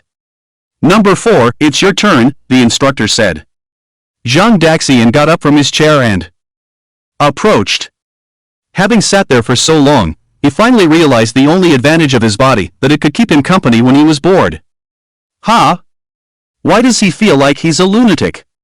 A schizophrenic? Zhang Daxian sat across from the instructor, and a blood and energy detector was placed on the table between them. The instructor knew it was Zhang Daxian's first time getting tested, so he took the initiative to help him. He took out a silver needle and pricked a drop of blood from his right index finger. However, at the moment the silver needle pierced Zhang Daxian's finger, the instructor was astonished to find that the needle encountered some resistance. The stronger the warrior, the stronger their body. Especially those legendary grandmasters, whose bodies could withstand bullets and remain unharmed. Due to his job, he had pricked many warriors with needles. So he was well aware of the level of resistance felt when pricking warriors of different realms, as if it were at his fingertips. He felt that the resistance felt when pricking the male student number 4 seemed to be greater than that of an ordinary second-grade warrior? Could this male student be a second-grade warrior? As this thought came to mind, he chuckled self-deprecatingly, "Where are so many geniuses? Maybe this male student just has a very strong body?" Such people do exist, usually due to excessive exercise. Their blood and energy values may not be high, but their physical toughness is much stronger than their peers. As he thought this, his actions did not stop. He inserted the silver needle into the slot of the detector. Before long, Zhang Daxian's blood and energy values appeared on the display screen of the detector. And at the moment he saw the value, the instructor suddenly stood up from his chair, his eyes almost popping out. How is this possible? What's wrong? The second male student and the middle-aged uncle number 1 all looked curiously at the display screen, while another instructor who had been standing by the wall also walked over. When the second male student saw the value on the display screen, he couldn't believe his eyes. Is it fake? 288? The middle-aged uncle also looked shocked. 288, more than 60 points higher than his own. According to the standard rating rules, this child was already a second-grade warrior. How old is he? Lao Lu, take a look. The teacher in front of the detector pointed to the numbers on the screen for his colleague Lu, who looked over. The next second, Lu's eyebrows furrowed in confusion. I'm special. After a while, he recovered from his confusion and, after whispering to his colleague, smiled and said to Zhang Daxian, "Sorry young man, the machine may be malfunctioning. Can we use a new machine to test your blood and energy again?" Well, now it's a machine malfunction when it comes to me. Although a bit speechless, Zhang Daxian still nodded in agreement. Okay. It's just a matter of getting pricked a few more times. Who made his blood and energy a bit beyond normal now? Even Zhang Daxian didn't expect his blood and energy to skyrocket so quickly. He remembered the last checkup result was over 250. In just a few days, his blood and energy had increased by over 30 points. Zhang Daxian speculated that the reason might be the 4 fluids he received during his hospital stay. However, the 4 fluids were just supplementary. What was even more strange was his own body. Let's not talk about their consciousness for now, just their appetite was exaggerated. No matter how much energy he supplemented, they could digest it as usual, as if there were no absorption limit. This is a bit outrageous. Not to mention ordinary people, even someone with a beast-like physique like Lu Meng, if they were to supplement blood and energy at the frequency he did, they would probably explode and die, but he was perfectly fine. It can only be said that dying is really difficult. Just as Zhang Daxian was lost in thought, the teacher named Lu brought a new blood and energy detector, and the second male student next to him thought to himself, "That's right, how could I possibly encounter 2 people even more abnormal than myself at the same time? 1 female student, top grade, 1 male student, second grade, isn't this a bit ridiculous?" After all the fuss, it turned out that the detector was broken, so their blood and energy values were falsely high. As the second male student thought this, a smile involuntarily appeared on his face. But suddenly, he realized a problem. If their values were falsely high, then wasn't mine the same? Could it be that my blood and energy hadn't actually increased this month? No, it must be that the machine broke after I used it. Yes, that must be it. Thinking this, the smile that had just disappeared from the male student's face returned. He had to admit, he had a knack for seeing through the truth of things. On the other hand, the teacher named Lu, in order to confirm that the new machine was not faulty, pricked himself first, checked his blood and energy value, confirmed it was correct, and then said to Zhang Daxian, "Alright, let's test you again now." Zhang Daxian nodded, then proceeded to take the needle and draw blood. At the moment the silver needle, stained with blood, was inserted into the groove of the detector, both teachers and the second male student tensed up. It was evident that both sides were very nervous. Tick! A slight electronic sound rang out, and Zhang Daxian's blood and energy value appeared on the new monitor, 288. Not more, not less, exactly the same as before. This time, everyone finally understood that the machine on stage was not broken at all, and this 4th male student's blood and energy value was indeed 288 points. 288 points, a second-grade warrior. How many people had practiced for half their lives and still couldn't reach that blood and energy value? This young man, who couldn't be any younger, had achieved it. The female student sitting in the chair, with a blank expression and a blood and energy value of 197, was terrifying enough in their eyes, but they didn't expect this 4th male student's level of abnormality to far exceed that of the female student. 288, over 90 points higher than that female student. Was he practicing from the womb? He didn't seem that strong, did he? Apart from having slightly shorter hair, being a bit more handsome, and having an outstanding temperament, everything else was ordinary. If it weren't for the 2 detectors taking turns to confirm his chi and blood value of 288, who would believe that such a young man could be a second-grade martial arts expert? At this moment, the most complicated person in his heart is the second young man. Both happy and sad, he is happy that the machine is not broken, his chi and blood value is not falsely high, but has truly increased by 4 points, and sad that the machine is not broken.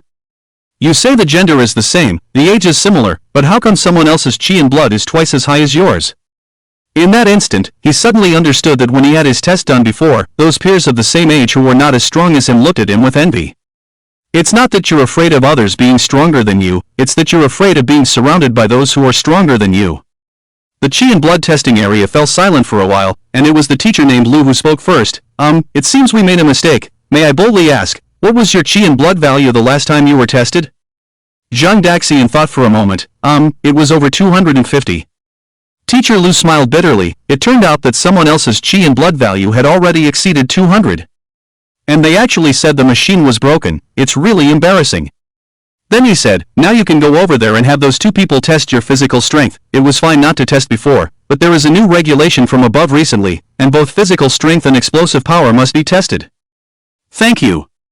Zhang Daxian said thank you and was about to walk over, but he saw that only he among the four of them moved. "Aren't you guys coming? You go first, you go first." The middle-aged man and the second young man said one after another. "I can't go first either, I'm number 4. In the end, it was the expressionless girl who took the lead to the physical strength testing area, and the two of them started moving, but the second young man always kept a distance from Zhang Daxian intentionally or unintentionally. There was no way, among the few of them, he was the weakest, like a little lamb among wolves. However, the two teachers from the Qi and blood testing area followed them. They also wanted to see how abnormal Zhang Daxian's Qi and blood value was, and how strong his physical strength had reached. Unlike the small machine used for Qi and blood testing, the equipment for testing physical strength was a very large metal machine, like an iron house covered with wires on the outside.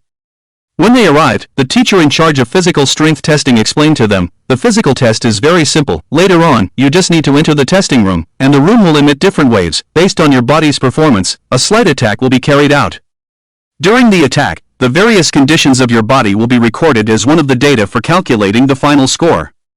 The attack level of the waves in the testing room is very low and will not harm your health, but if you still can't bear it, you can shout out loud, and I will help you stop the wave system outside the testing room."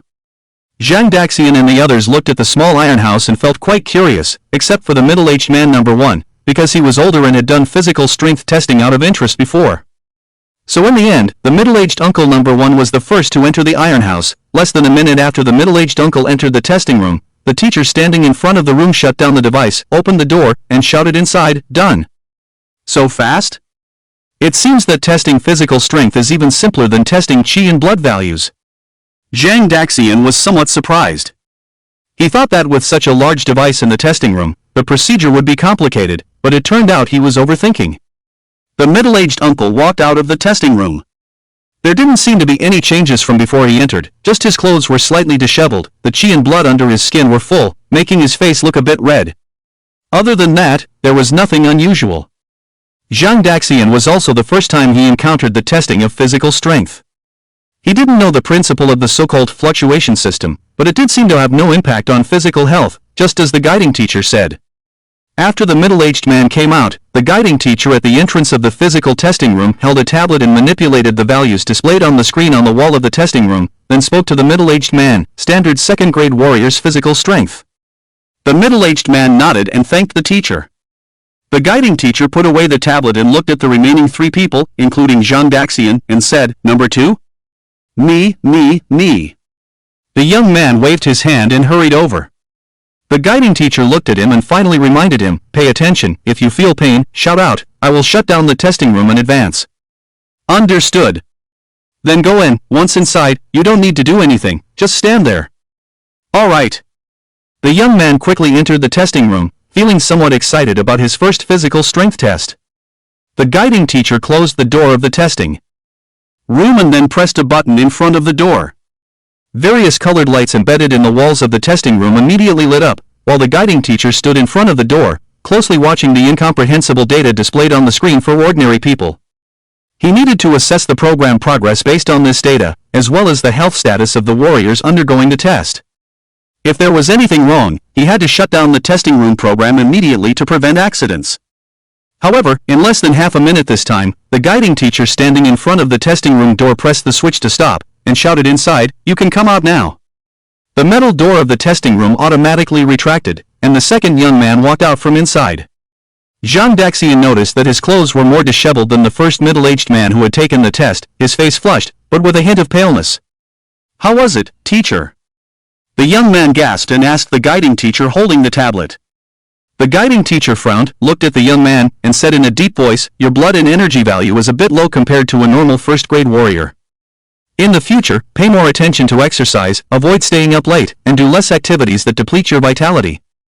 The young man, upon hearing the guiding teacher's words, was first surprised, then showed a somewhat embarrassed smile. "Got it, thank you, teacher." The guiding teacher nodded. "Well, go rest on the side first, there are chairs there." "No need, I can stand." The young man straightened his chest, looking spirited, then walked to the side and quietly found a place leaning against a pillar. Zhang Daxian noticed this scene and smiled inwardly. This guy seems quite pretentious. "Number 3? The guiding teacher called out to the next person, a girl who walked over. However, what puzzled Zhang Daxian was that this female classmate had been expressionless all along. From the moment he saw her until now, she had not shown a second expression. The guiding teacher said, "Just like them, if you feel uncomfortable, shout out." The girl nodded and then walked into the testing room. After about a minute, the guiding teacher stopped the testing room program, and the girl walked out. Her performance was similar to the second-grade middle-aged man.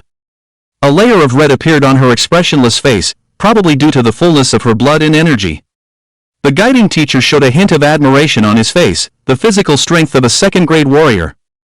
"It seems that your blood and energy value should not be low." The girl did not speak, just silently walked to the side. However, the second young man leaning against the pillar on the side shook his head and sighed. His blood and energy value was first grade, but his physical strength was second grade. What about others? Their blood and energy value was top grade, but their physical strength was second grade. How come he didn't realize how useless he was before? Finally, it was Zhang Daxian's turn to test his physical strength. After the instructor finished reminding him of the precautions, he walked into the physical testing room. Inside the room, there was nothing. No decorations, no chairs or stools, not even a light bulb. When the door closed, the interior immediately became pitch black, almost impossible to see any light. Obviously, this environment was not friendly to warriors with claustrophobia. Zhang Daxian stood quietly in place. He wanted to see how the wave system in the physical testing room detected physical strength. Suddenly, a low, faint sound came from the pitch-black interior of the physical testing room, like a group of bees vibrating their wings at the same time, but it only sounded once, and then everything quieted down again. After a while, the door opened, and the voice of the instructor outside said, "You can come out now." "Huh? Is that it?" Zhang Daxian walked out puzzled, and saw the two teachers who tested his blood and the two teachers who tested his physical strength huddled together, whispering to each other. The two teachers responsible for testing physical strength hurried over to Zhang Daxian when they saw him come out, and one of them even touched Zhang Daxian's body, asking, "Do you feel anything wrong?"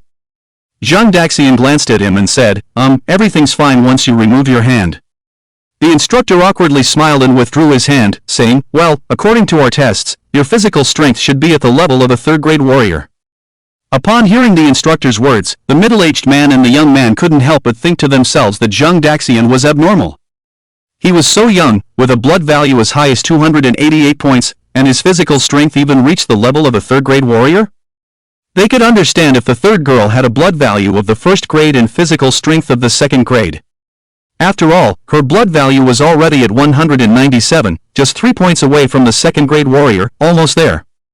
But the difference between Zhang Daxian's blood value and the third-grade standard was not 3 points, but 12 points. The number May 12 seems small, but when describing blood value, it is definitely a huge number. Even for some talented warriors, it would take at least 1 to 2 years to increase their blood value by 12 points. Yet Zhang Daxian had crossed 12 points of blood value and honed his body to the level of a third-grade warrior. Isn't this abnormal? And such an inhuman level of abnormality had already exceeded their imagination. Third grade? Zhang Daxian on this side asked in confusion, but I didn't feel anything inside. Is the machine broken? Should we check again? No need, no need. The instructor quickly waved his hand. The rule of the wave operation is that the stronger the warrior's body, the less impact they will feel, so you won't feel anything. Yes, just like him, his body is not strong, so his reaction is so strong. Another instructor suddenly pointed to the second person leaning against the pillar, using him as an example. The young man, in a stressed manner, stood up from the pillar and patted his chest, saying, No, actually my body is fine. Cough everyone. With the completion of the physical strength test, only the final test of explosive power remained. The two instructors at the explosive power testing site had been waiting in place. However, when they finally saw the 4 warriors coming towards them, they found that their 4 colleagues from the blood detection area and the physical strength detection area were also running over. What's going on? Without thinking too much, when the 4 warriors arrived, the tall and thin instructor took a step forward and softly called out, "From 1 to 4, line up in order for testing." As for the short instructor, he leisurely approached the colleagues in the other 4 areas. "What are you 4 doing?" "Nothing much, just curious about how powerful that young man's explosive force is." The short coach followed his direction and glanced over, seeing that he was pointing at Zhang Daxian, then smiled and waved his hand. "What's there to see?" "No need to test, I already know. It must be between the first and second grade." The 4 people smiled at each other, and then the coach surnamed Lu whispered, Take a look, among the 4 people who came today, the 3 young ones are stronger than the other. That young man has a chi and blood value of 103, just his physical strength is a bit low. That girl has a chi and blood value of 197. Her physical strength has reached the 2nd grade level, and that last boy is even more terrifying. Young as he is, his chi and blood value is 208. His physical strength has broken through the 3rd grade. The short coach listened to the other party's words, his face full of disbelief. Is it true? 208 chi and blood value? Are you sure you're talking about that boy with short hair, not the middle-aged one? The other replied, I'm not lying to you, that middle-aged man has a chi and blood value of 223, there is still some distance to go compared to him. The short coach raised his eyebrows, is it that exaggerated? Are you not kidding me? Well, everything will be clear once he finishes testing his explosive force. The tall and thin coach on this site introduced the rules of the explosive force test to Zhang Daxian and the other 3. The explosive force test, ultimately, is to show the strongest force you can explode with. He turned and pointed to a sandbag on the wall, saying, you have 3 chances in total to attack that sandbag, whether with fists, feet, or even using your head to hit. The goal is 1, to use the greatest force to attack the sandbag. After that, he asked Zhang Daxian and the others, any questions? If you have any, speak up, I'll help you answer. After he finished speaking, the 2nd boy raised his hand, teacher, are the results of the 3 attempts added together? No, we take the highest value of the 3 attempts, if you are confident enough, you can attack the sandbag once. The 2nd boy asked again, what if the results of the 3 attempts are not very good, will it affect the certification of the warrior rank? The tall and thin coach replied, it won't, the testing of physical strength and explosive force are just additional items, as long as your chi and blood values are qualified, the results of the other 2 tests don't matter at all. The boy finally relaxed, that's good, thank you, teacher, I'm fine. The tall and thin coach nodded, then looked at everyone and said, if there are no more questions, let's start the test, number 1 goes first. The middle-aged man stepped forward, came to a position half a meter in front of the sandbag, then looked back at the coach, and after receiving a confirming look, he bowed, clenched his fist, and gathered his strength. Bang!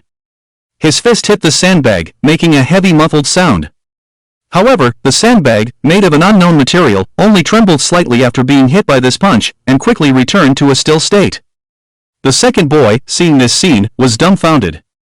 The middle-aged man was at least a 2nd-grade warrior, his fist strength could even penetrate steel plates.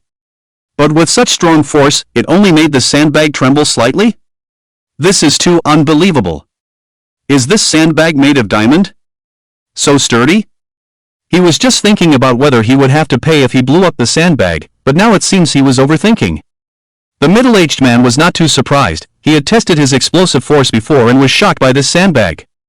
However, he felt that there was a problem with the placement of his feet when he exerted force just now, so he straightened his back, retracted his arms, and then threw a punch. Bang! Bang! With 2 punches thrown, the half-height sandbag remained motionless, as if it had never been attacked. The tall and thin instructor glanced at the monitor embedded behind the sandbag and in the wall, and said to the middle-aged man, the explosive power of the 2nd grade is already quite good. After speaking, he looked at the 2nd male student and said, number 2, it's your turn now. Here I come. The male student replied, quickly running to the sandbag. He wiped his fist with his clothes to increase friction. Bam! Bam! 3 punches were thrown, but the sandbag didn't budge. The male student cursed in his heart, feeling embarrassed that when the middle-aged man attacked the sandbag earlier, it at least swayed a bit. But with his 3 punches, the sandbag didn't even move a bit, which was really embarrassing. The tall and thin instructor beside him said, the explosive power of the next grade is a bit low.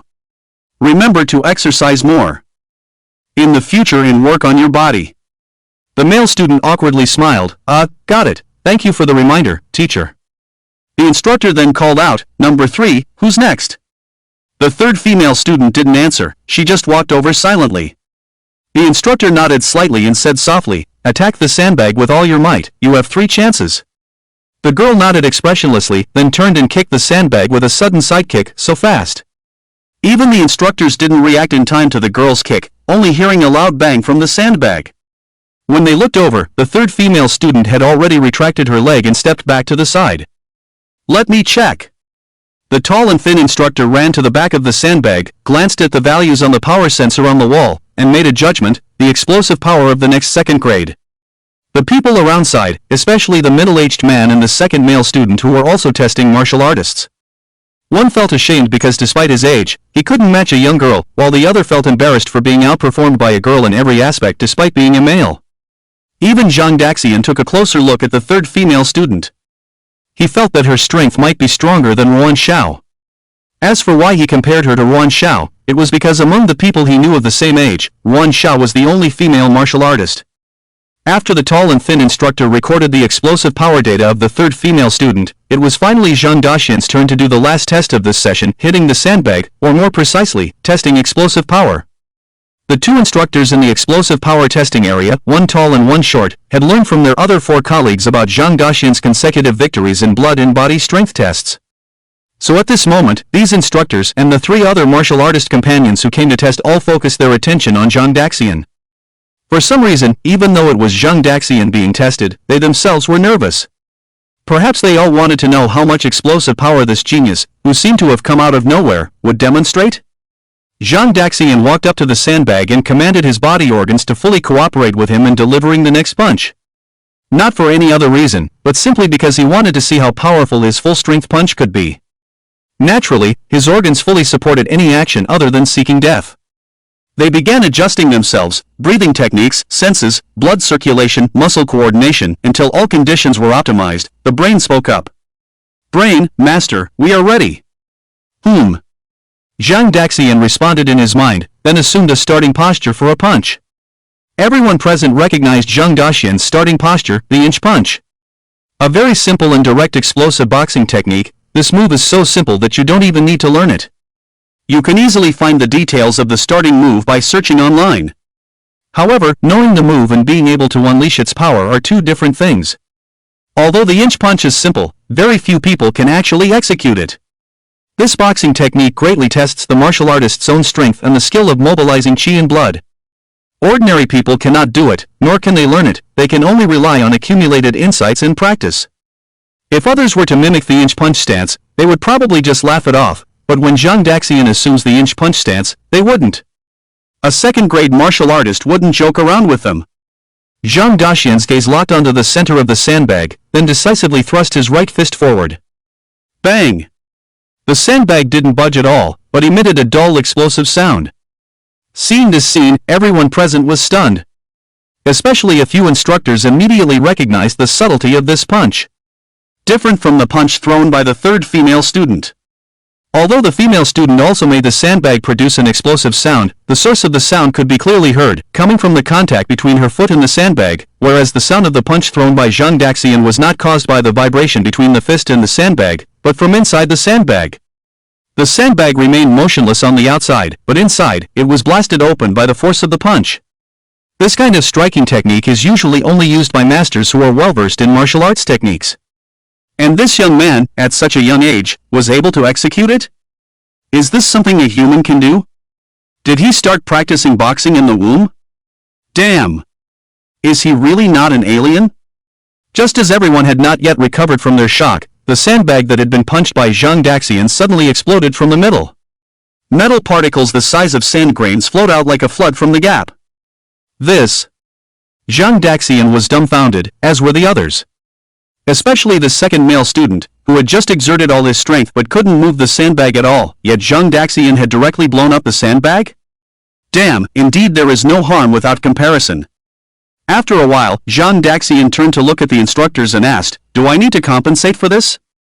If it were just an ordinary sandbag, it wouldn't matter, but the sandbags used by the Martial Arts Association have the ability to absorb force, and their value is probably not comparable to ordinary sandbags. The instructors came to their senses, and one tall and thin instructor hurried over, saying, "No need, we'll just refill it with new sand." He then went to the wall and recorded the power data displayed on the screen. After quickly calculating, he couldn't help but take a deep breath and exclaimed, "Damn, the explosive power of a third grade." What?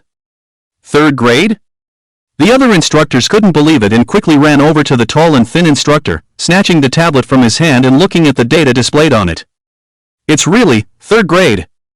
The three people who were testing alongside Zhang Daxian, except for the third female student who showed no expression, felt like their worldview had been shattered at this moment.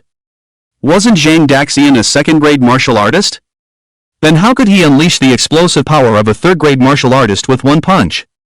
And not just any third-grade martial artist, but a third-grade martial artist, crossing an entire major realm. Isn't it said that in the realm of martial arts, one level is like a mountain, two realms are like ascending to the heavens? This doesn't apply to him at all. Damn it! Not scientific at all. Several instructors gathered together and whispered, wow, if his chi and blood values were a bit higher, we could easily classify him as a third-grade martial artist. I never expected that our ninth house could detect such a freak. By the way, can this result be reported? Absolutely. I'll go inform the president right away.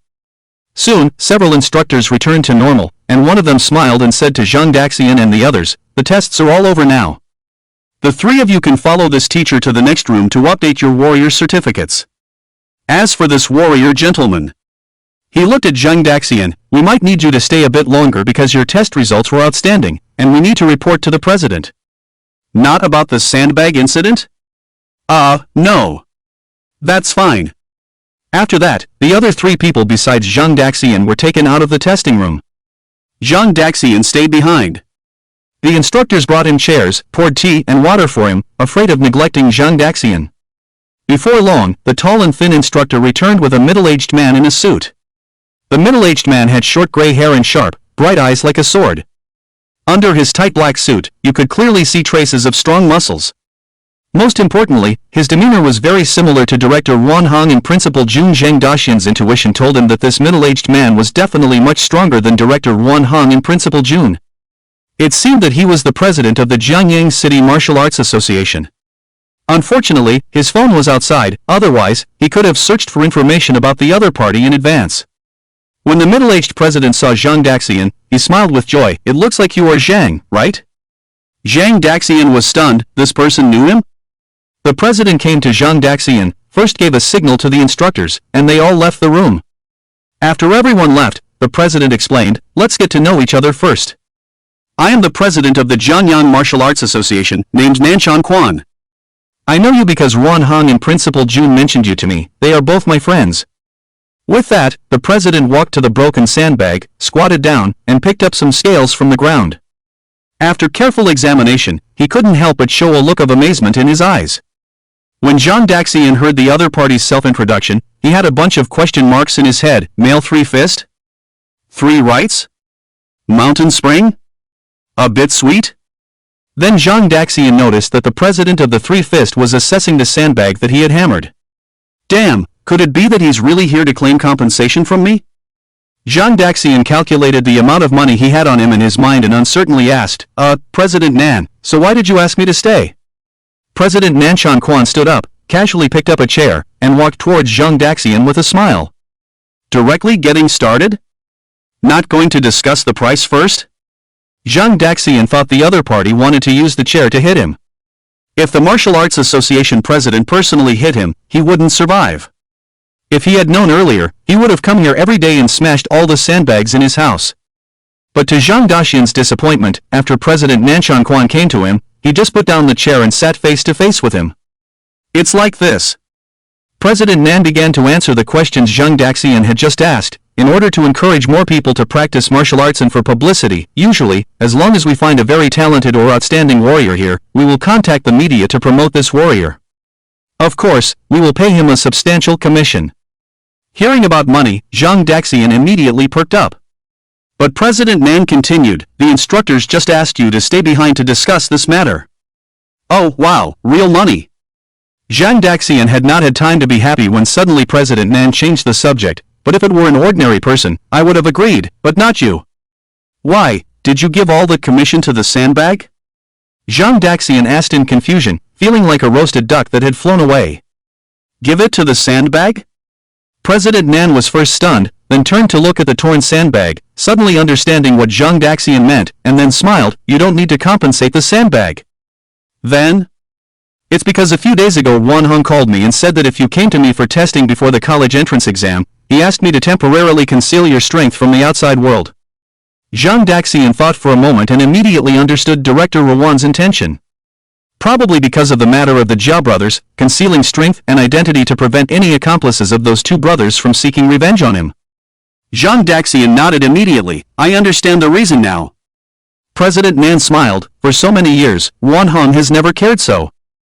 Much about anyone, and your principal, they both have a high opinion of you. At first, I thought they were just being overly cautious, but now it seems they were not wrong. You really are a freak. Zhang Daxian chuckled to himself, a freak? Is that how Director Wan and Principal Jun describe him? President Nan pointed to the half-broken sandbag on the ground next to him. I never broke that sandbag, didn't expect you to take it down in one go. Before I met you, I was still thinking that this year's martial arts champion in Jiangyang City might go to someone else, but now it seems that the champion can only be you. In the waiting area of the Martial Arts Association Hall, Zhang Dahai was still chatting with the man next to him. The man was very talkative. Through their conversation, Zhang Dahai learned that the man's son was also undergoing strength testing inside. When talking about his son, the man appeared very proud. Obviously, his son's strength should be quite good. It's no wonder, if the strength was average, he wouldn't have come here for testing several times. Just then, a young man suddenly walked towards them from the stairs. If Zhang Daxian were present, he would immediately recognize him, because this young man was the second young man who had just undergone testing with him. The young man walked up to the man who was chatting with Zhang Dahai and said, "Dad, my testing is done. How was it? Did your energy and blood increase?" The young man's father, upon seeing his son return, stood up in surprise and asked. The young man was about to answer, but noticed a middle-aged man sitting next to his father, so he stopped speaking and gave his father a signal with his eyes. His father immediately understood that energy and blood values were private and it was best not to be heard by outsiders. The young man's father greeted Zhang Dahai, "Brother-in, I'll go with my son first, okay?" Zhang Dahai nodded and whispered, "Sure, you go ahead, my son should be coming out soon, I'll wait for him a bit longer." "Okay, brother-in, see you later." The man said goodbye, and finally left the Martial Arts Association building with his son. Once outside, he couldn't wait to ask his son, "How was it? How much did your energy and blood increase?" The young man thought of Zhang Daxian and helplessly smiled. "It increased by 4 points. Forget it. Today during the test, I met a freak." "A freak? Did you look in the mirror again?" "What do you mean by looking in the mirror again?" "I'm not joking, there really is a freak, with terrifying talent and strength." The young man sighed, I feel completely defeated."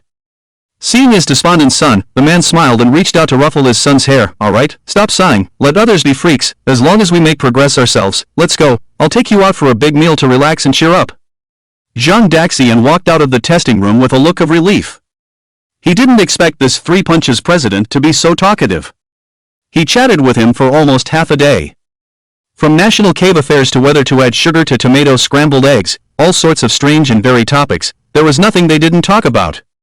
The key is that for this half day, it was still the Three Punches president who kept talking. From beginning to end. As for himself, Zhang Daxian recalled his own performance. His total remarks from start to finish definitely did not exceed 5 sentences. The total number of words definitely did not exceed 20. If he hadn't spoken up and said, "My father is waiting outside," the Three Punches president might have continued chatting. Anyway, after chatting for half a day, Zhang Daxian took to heart the 2 things the other party said. The first thing was that after the Three Punches president helped him become the top martial scholar in Jiangyang, he should come find him here. The second thing was that when he graduated from Longshan Academy, or when his strength broke through to the Grandmaster realm, he would tell him something very important. Besides telling him that the second thing was very important, the Three Punches president didn't reveal any other information in advance. This actually made Zhang Daxian curious, so he simply agreed to everything. However, he didn't dare to guarantee that he would definitely accomplish these 2 things. After all, who knows when he might suddenly die? Oh no, oh no. With such eloquence, no wonder he can be the president? After muttering to himself, Zhang Daxian walked towards the adjacent record room. Now, as long as he printed out the files in the record room, his test this time would be considered completely over. In the testing room, Nanshan Quan made a phone call to Ruan Hong. "Ruan Hong, that young man you mentioned has arrived. His talent is indeed very high, he even broke my test sandbag." "Yes, How do you think of his character?" "Pretty good, patient, polite, and very talkative." "I mentioned that matter to him briefly, but didn't go into detail." "Got it, see you." After nearly 15 minutes of filling out forms and waiting, Zhang Daxian finally received his warrior certificate and a silver warrior medal of the 2nd rank. The warrior certificate briefly described his name, age, identity information, home address, and his current strength level. The warrior medal was a silver medal, engraved with intricate flowers and a pattern of 3 crossed long swords. The symbol for a 2nd rank warrior is a long sword, with 3 long swords for the upper 2nd rank. 2 crossed long swords for the middle second rank, and only 1 long sword for the lower second rank. Zhang Daxian remembered that the symbol for a first-rank warrior is a fist, and symbols for ranks above the second rank include a shield, a long spear, a golden dragon, a star, a moon, and a day of the week. In short, the style of the warrior medal varies for each rank. Not only the style, but also the craftsmanship, material, and edging are all different. This thing is a representation of a warrior's strength. In some important occasions, warriors generally wear their medals so that when they meet, the other party's strength is clear at a glance. After receiving the certificate and medal, Zhang Daxian returned to the security checkpoint at the door, retrieved his belongings, and then quickly walked to the hall, where his father was indeed still sitting in the same spot waiting for him. "Dad, it's done." "How did it go?" "Smoothly." Zhang Dahai, seeing his son finally come out, stood up in surprise and asked. "Of course, take a look." Zhang Daxian smiled and took out the warrior certificate and warrior medal he had just received and handed them to his father. Zhang Dahai's eyes lit up, he took the 2 items, and then opened the warrior certificate. Second rank warrior, Zhang Daxian, was written in small black characters. Good, good, good, ha ha ha. Zhang Dahai laughed excitedly, feeling extremely proud. It took half a lifetime to achieve the second rank, while his son, at only 17, reached the same level. He far surpassed himself. If his son could also bring back the title of martial arts champion, it would truly be a glory for the family, and he would have no regrets in life. Zhang Dahai came to his senses and said to Zhang Daxian with a smile, "Let's go, we can collect the allowance with this document. Your mother happens to want us to bring back some groceries when we return, so we'll get the money and then go to the market." "Okay." Then Zhang Daxian and his father went to the front desk together and handed the warrior's certificate to the working young lady behind the counter. "Are you here to collect the warrior's allowance?" The young lady took the warrior's certificate and showed a professional smile. "Yes," Zhang Daxian replied. "All right." The young lady opened Zhang Daxian's warrior's certificate, took a closer look, and a look of astonishment immediately appeared on her face. She looked at Zhang Daxian in disbelief, then back at the warrior's certificate in her hand. "Second rank? So young and already at the second rank? This certificate is real. The photo is also the same person. My goodness, have I just encountered a genius?" The young lady stood there in a daze for a moment, motionless. "What's wrong? Is there a problem with the document?" Zhang Daxian asked strangely. "Hurry up and get me the money, I'm still waiting to go to the market to buy groceries." The young lady quickly came back to her senses, looked at Zhang Daxian's warrior's certificate in her hand, her eyes full of shock. "Your rank is second rank. According to regulations, you can receive a subsidy of 58,000 yuan. Zhang Daxian leaned on the counter and said, "Help me withdraw all the money, thank you." The 58,000 allowance was 8,000 more than he expected, probably because he was a second-rank warrior. If he were a lower-rank warrior, he probably wouldn't reach this amount. "Okay, please wait a moment." The young lady handed Zhang Daxian 58,000 yuan in cash, carefully checked the amount, and then handed the stack of cash to Zhang Daxian from the counter. Zhang Daxian unlocked his backpack and without counting, started stuffing the cash inside. The rule that warrior subsidies can only be received in cash is quite annoying. 58,000 is a small amount for a warrior's spending situation, but when converted into actual cash, it takes up a lot of space, not as convenient as transferring online. I really don't know what the president of the Warrior Association is thinking. But despite the complaints, the 58,000 was essentially a gift from the Warrior Association. He didn't pay a penny, not only that, but he even got a sandbag. Making money without losing any, where else can you find such a good deal besides the Warrior Association? With this in mind, Zhang Daxian enthusiastically stuffed the money. If you feel tired even when someone gives you money, then you deserve to be poor for a lifetime. After packing the money, Zhang Daxian thanked the young lady and then left the Warrior Association with his father. The young lady behind the glass counter watched Zhang Daxian leave and sighed, if only I could ask him for his WeChat. Why didn't I dare to speak up just now? At Zhangyang Farmers Market, Zhang Dahai and Zhang Daxian father and son started shopping as soon as they arrived. They bought 2 small carts because they wanted to buy a lot of things. They pulled the carts and bought various meats, seasonal vegetables and fruits, as well as some condiments and rice wine. The reason they bought so much at once was mainly because of Lu Xiaoru's instructions. This farmer's market was the largest in the city, with a wide variety of goods, but it was far from home. If Zhang Daxian and his father hadn't passed by here on their way to the Warrior Association for testing, they would only come here to buy food a few days before the Chinese New Year. After about half an hour, Zhang Daxian and his son Zhang Dahai had not finished exploring half of the farmer's market, and the small cart was already full, so they decided to make their purchases. As they were leaving, the two passed by a butcher shop. Zhang Dahai unintentionally saw the sign of the shop and stopped, saying to Zhang Daxian, "Wait for me, I'll cut some meat." "Cut meat? Didn't you already cut some?" Zhang Daxian was puzzled, but then he happened to see the crooked handwriting on the sign, "Authentic exotic beast meat." Authentic exotic beast meat? Are there inauthentic ones too? After a moment of contemplation, Zhang Daxian realized that the shop owner probably meant to write authentic exotic beast meat instead. Compared to ordinary livestock meat, the meat of exotic beasts indeed contains rich nutrients, and most of the essence in exotic beast meat is highly beneficial for replenishing energy for martial artists. After years of struggle between humans and exotic beasts, humans have learned how to maximize the use of exotic beast corpses. The bones, blood, and marrow can be used for alchemy, the meat and organs can be made into highly nutritious food, the teeth, horns, fur, and wings can be used to make armor and weapons. However, bringing down exotic beasts and introducing them into human society has come at the cost of countless lives sacrificed, so the value of authentic exotic beast meat goes without saying. Moreover, exotic beasts are not simple creatures. Although some companies or organizations are allowed to sell exotic beast meat, the Martial Management Bureau still strictly controls and monitors them. The likelihood of finding authentic exotic beast meat in a crowded and affordable farmer's market like this is extremely low. To be honest, even those big companies may not necessarily be selling authentic exotic beast meat. What does authentic mean? Only the meat of man-eating exotic beasts is authentic. But most people are very averse to eating the meat cut from man-eating exotic beasts. It feels like indirectly consuming human flesh. The exotic beast meat introduced by a few companies on the market is mostly hybrid meat, or they raise some low-attack young exotic beasts as if they were pigs. Before long, Zhang Daxian saw his father coming out of the shop with a bag of fresh meat.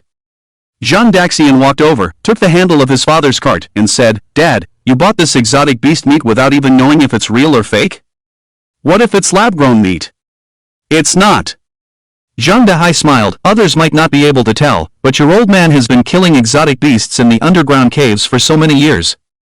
Can I tell if this meat is real or fake?" "So, this is really meat from an exotic beast?" "Of course." Zhang Daxian asked, puzzled, "Isn't the Martial Management Bureau supposed to have strict supervision? Where did this owner get it from?" Zhang Dahai pulled out a thin rope from his pocket and tied the just-bought exotic beast meat to the cart. Smiling, he said, "This is humanity. No matter how insignificant a person is, they will always have their own way of living." Zhang Dahai quickly finished tying the rope. "Let's go, back home." The two then left the farmer's market, heading to the sidewalk outside the market. Zhang Daxian glanced at the nearby vehicles on the road and didn't see any taxis, so he took out his phone. "Should I call a cab?" Zhang Dahai quickly stopped him and pointed to a bus stop north of the intersection. "There's a bus stop over there, let's take the bus." With that, he led the way north. "All right." Zhang Daxian put away his phone and followed his father. For Zhang Daxian, taking a taxi wouldn't cost much, but for his father who had endured hard times, being frugal had become a habit. And Zhang Daxian respected his father's habits. When the father and son arrived at the bus station platform, they found many people already standing there, either carrying vegetables or meat, obviously just like them, all ordinary citizens who had finished shopping and were preparing to take the bus to leave. The bus stopped at the platform, and Zhang Daxian and his father squeezed in with their small cart. The bus was a bit crowded inside. However, Zhang Daxian and his father didn't try to grab a seat with others, so they walked to the back of the bus and settled there. Suddenly, Zhang Daxian felt a vibration in his pocket. He took out his phone and found a missed call. It was from Principal June? In addition to the missed call from Principal June, there were also several messages from Lu Meng on cue. "Lu Meng, have you seen the news? That Lin Yeyang has declared that he will take the top martial arts title in Jiangyang this year." Zhang Daxian, "I'm not sure, I didn't check my phone just now." "Lu Meng, check Weibo or our school's group chat to find out." "Weibo?" Zhang Daxian immediately opened Weibo on his phone and searched for posts about Lin Yeyang. Meanwhile, Zhang Dahai realized he wouldn't be home for a while, so he found a seat near the handrail, leaned back, and felt much more relaxed. Getting older, his body was indeed not as strong, and he needed to rest after walking a few steps. Lost in thought, suddenly, a sneaky hand appeared in Zhang Dahai's line of sight. "A thief!" Zhang Dahai instantly became alert, silently observing the situation and quickly drawing a conclusion. There were two thieves, one acting and one on lookout. The one acting had a sharp blade hidden between his fingers, and his target seemed to be the girl next to him who was resting with her eyes closed, her purse placed on her thigh. If the thief didn't control his strength, that sharp blade might cut a piece of flesh from the girl. Zhang Dahai glanced around and noticed that many people had already seen the suspicious behavior of the two thieves, but they pretended not to notice, probably not wanting to get involved. Suddenly, the thief made a move, discreetly reaching for the girl in front with the blade between his fingers. Seeing this, Zhang Dahai made up his mind, I have to warn that girl. Ahem! Just as the blade was about to scratch the sleeping girl's purse, Zhang Dahai coughed loudly. The girl didn't wake up, but the cough startled the two thieves. Especially the one with the blade, who quickly retracted it and looked towards the source of the cough. He then saw Zhang Dahai staring at him with fierce eyes. Zhang Dahai's gaze was fierce, causing the thief to hesitate. However, upon realizing that Zhang Dahai was just an ordinary middle-aged man buying groceries and looking somewhat frail, a hostility of the two thieves resurfaced. They gave Zhang Dahai a menacing look, clearly indicating for him to mind his own business. The other passengers around, seeing this scene, not only did not come to his aid but also moved away, trying to keep their distance from the thieves and Zhang Dahai. After all, the thief had a weapon. Witnessing this, the two thieves smirked triumphantly and turned their gaze towards Zhang Dahai, seemingly mocking his naive behavior. Seeing this, Zhang Dahai sighed slightly, feeling somewhat helpless. His intention was for the passengers on the bus to unite. This way, even if the other party had a weapon, they wouldn't dare to be so brazen. But unfortunately, not everyone has the courage to stand up in the face of danger. One of the thieves continued his actions, while the other stared threateningly at Zhang Dahai. Zhang Dahai quietly watched them, without making a move. Two pickpockets thought he had compromised, but just before the blade was about to cut open the girl's handbag, Zhang Dahai suddenly spoke up, "Stop it." The voice was loud, waking up the girl and startling the other passengers in the car, who all turned to look at Zhang Dahai. What's going on? The girl who had almost been robbed rubbed her eyes, still not realizing what had happened. The good deed was ruined, and the two pickpockets couldn't hold back their anger any longer. They stopped pretending, each pulling out a dagger from their pockets, and then menacingly pointed the daggers at Zhang Dahai. Do you want to die, old man? Mind your own damn business. Cut his tongue off and see if he can still scream.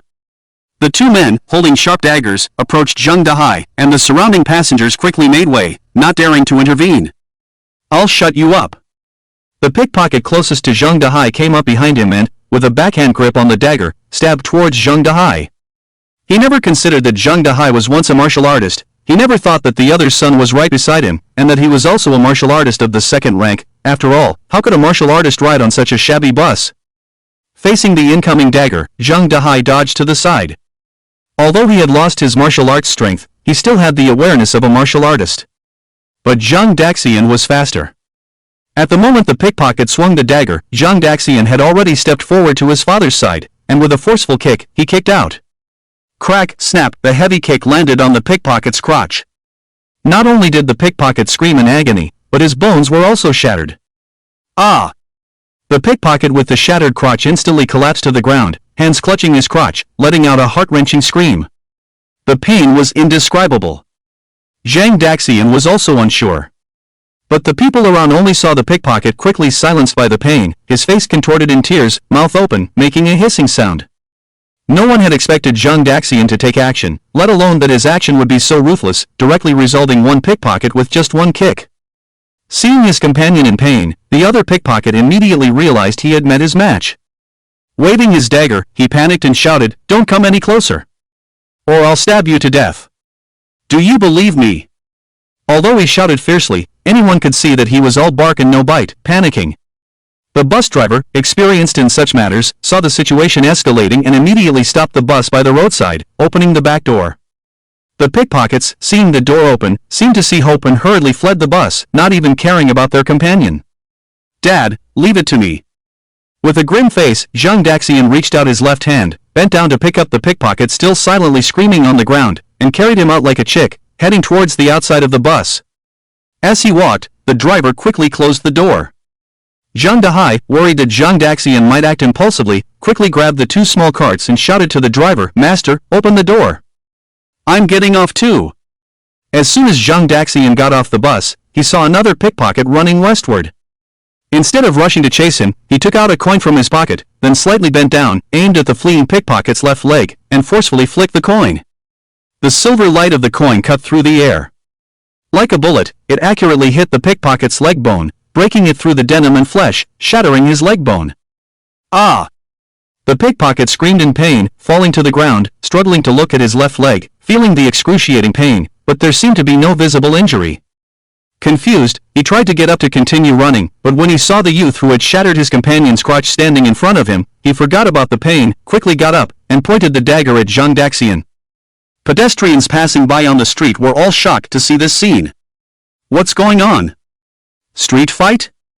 For a moment, some people quickened their pace to leave, some curiously stood at a distance watching, and some directly called the police. The thieves looked panic-stricken at Jean Daxian, seeing Jean Daxian's dark expression in his gaze as if wanting to devour someone. They were scared out of their wits. This time, Jean Daxian was truly angry. Usually when others joked with him, he would just laugh it off. That was his personality. But there was one thing he wouldn't tolerate, and that was others insulting his family. The two thieves not only disrespected his father just now, but also dared to brandish a knife at his father. For this reason, Jean Daxian would absolutely not let them off. Just then, the thief who knew he couldn't escape suddenly became desperate and fiercely stabbed at Jean Daxian with his knife. He wanted to strike first. This way, he might still have a chance to escape.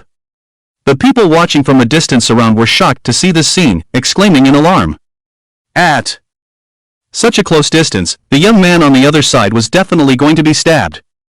However, facing the thief's dagger, Jean Daxian made no attempt to dodge. He simply let go of the thief he was holding and stood quietly in place. The thieves on the other side were dumbfounded. Why wasn't he dodging? Not dodging. Not dodging and getting stabbed to death. The thief launched a fierce attack, gripping the knife with all his strength and stabbing towards Jean Daxian's left chest. He got him. The thief showed a look of surprise, but the next moment, surprise turned into horror. The tip of the knife pierced through the opponent's clothes, but that was it. No matter how hard he tried, the knife couldn't penetrate the other's body. Are you a martial artist? The thief looked at Jean Daxian in despair. Jean Daxian glanced at his torn clothes, then looked back at the thief on the other side. Congratulations, you got it right, so I've decided to reward you with a slap. With that, Jean Daxian's right hand struck out. The next moment, the thief on the other side was sent flying backwards, then fell to the ground, twitched a few times in place, and then fell silent. Is that person dead? My goodness, he killed someone. Call the police. Quick, call the police. Seeing that a life had been lost, the onlookers immediately became noisy. But because they didn't know the whole story and didn't know who was good or bad between the two sides, no one dared to approach Jean Daxian. On the contrary, quite a few people ran away, afraid of getting involved themselves. At this time, Jean Dahai also ran over with two small carts.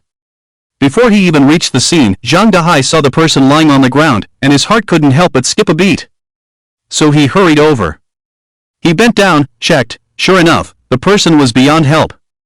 Shala, you were too impulsive. Jean Dahai stood up, sighed and said. Jean Daxian said, Dad, they just tried to harm you and me. If I weren't a martial artist, I might have been stabbed to death by them.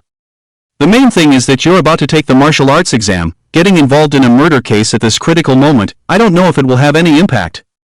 Jean Dahai stood up, his voice low and meaningful. Jean Dahai, can't even handle two small thieves now. If I still had my strength, you wouldn't have to deal with this trouble. Jean Daxian saw his father's disappointment and immediately comforted him. Dad, you forgot that I just got my martial artist certificate. According to the law, these two thieves intended to harm a martial artist's family. Killing them is fine. Besides, isn't there one still alive? It was only then that Jean Dahai remembered the other thief lying on the ground, clutching his groin, screaming in pain. Seeing this scene, he couldn't help but laugh. That kick you just gave was too harsh. He's probably feeling worse than death right now, but he's still enduring the pain and shouting so loudly, not something an ordinary person could do. Jean Daxian walked up to the thief in front of him and kicked him. Be quiet, if you keep wailing here, I will also give you a slap. The thief heard this and didn't care how much pain he was in below. He tightly closed his mouth, forcing himself not to make a sound. He had just witnessed the horror of Jean Daxian's slap. Although enduring the pain was agonizing, it was better than losing his life. Jean Daxian originally wanted to eliminate both of them, but since his father had arrived, he didn't want to kill anymore. He walked up to his father and said, Dad, when I enter the Dragon Mountain Academy and explore the underground cave, I will find a way to heal your injuries.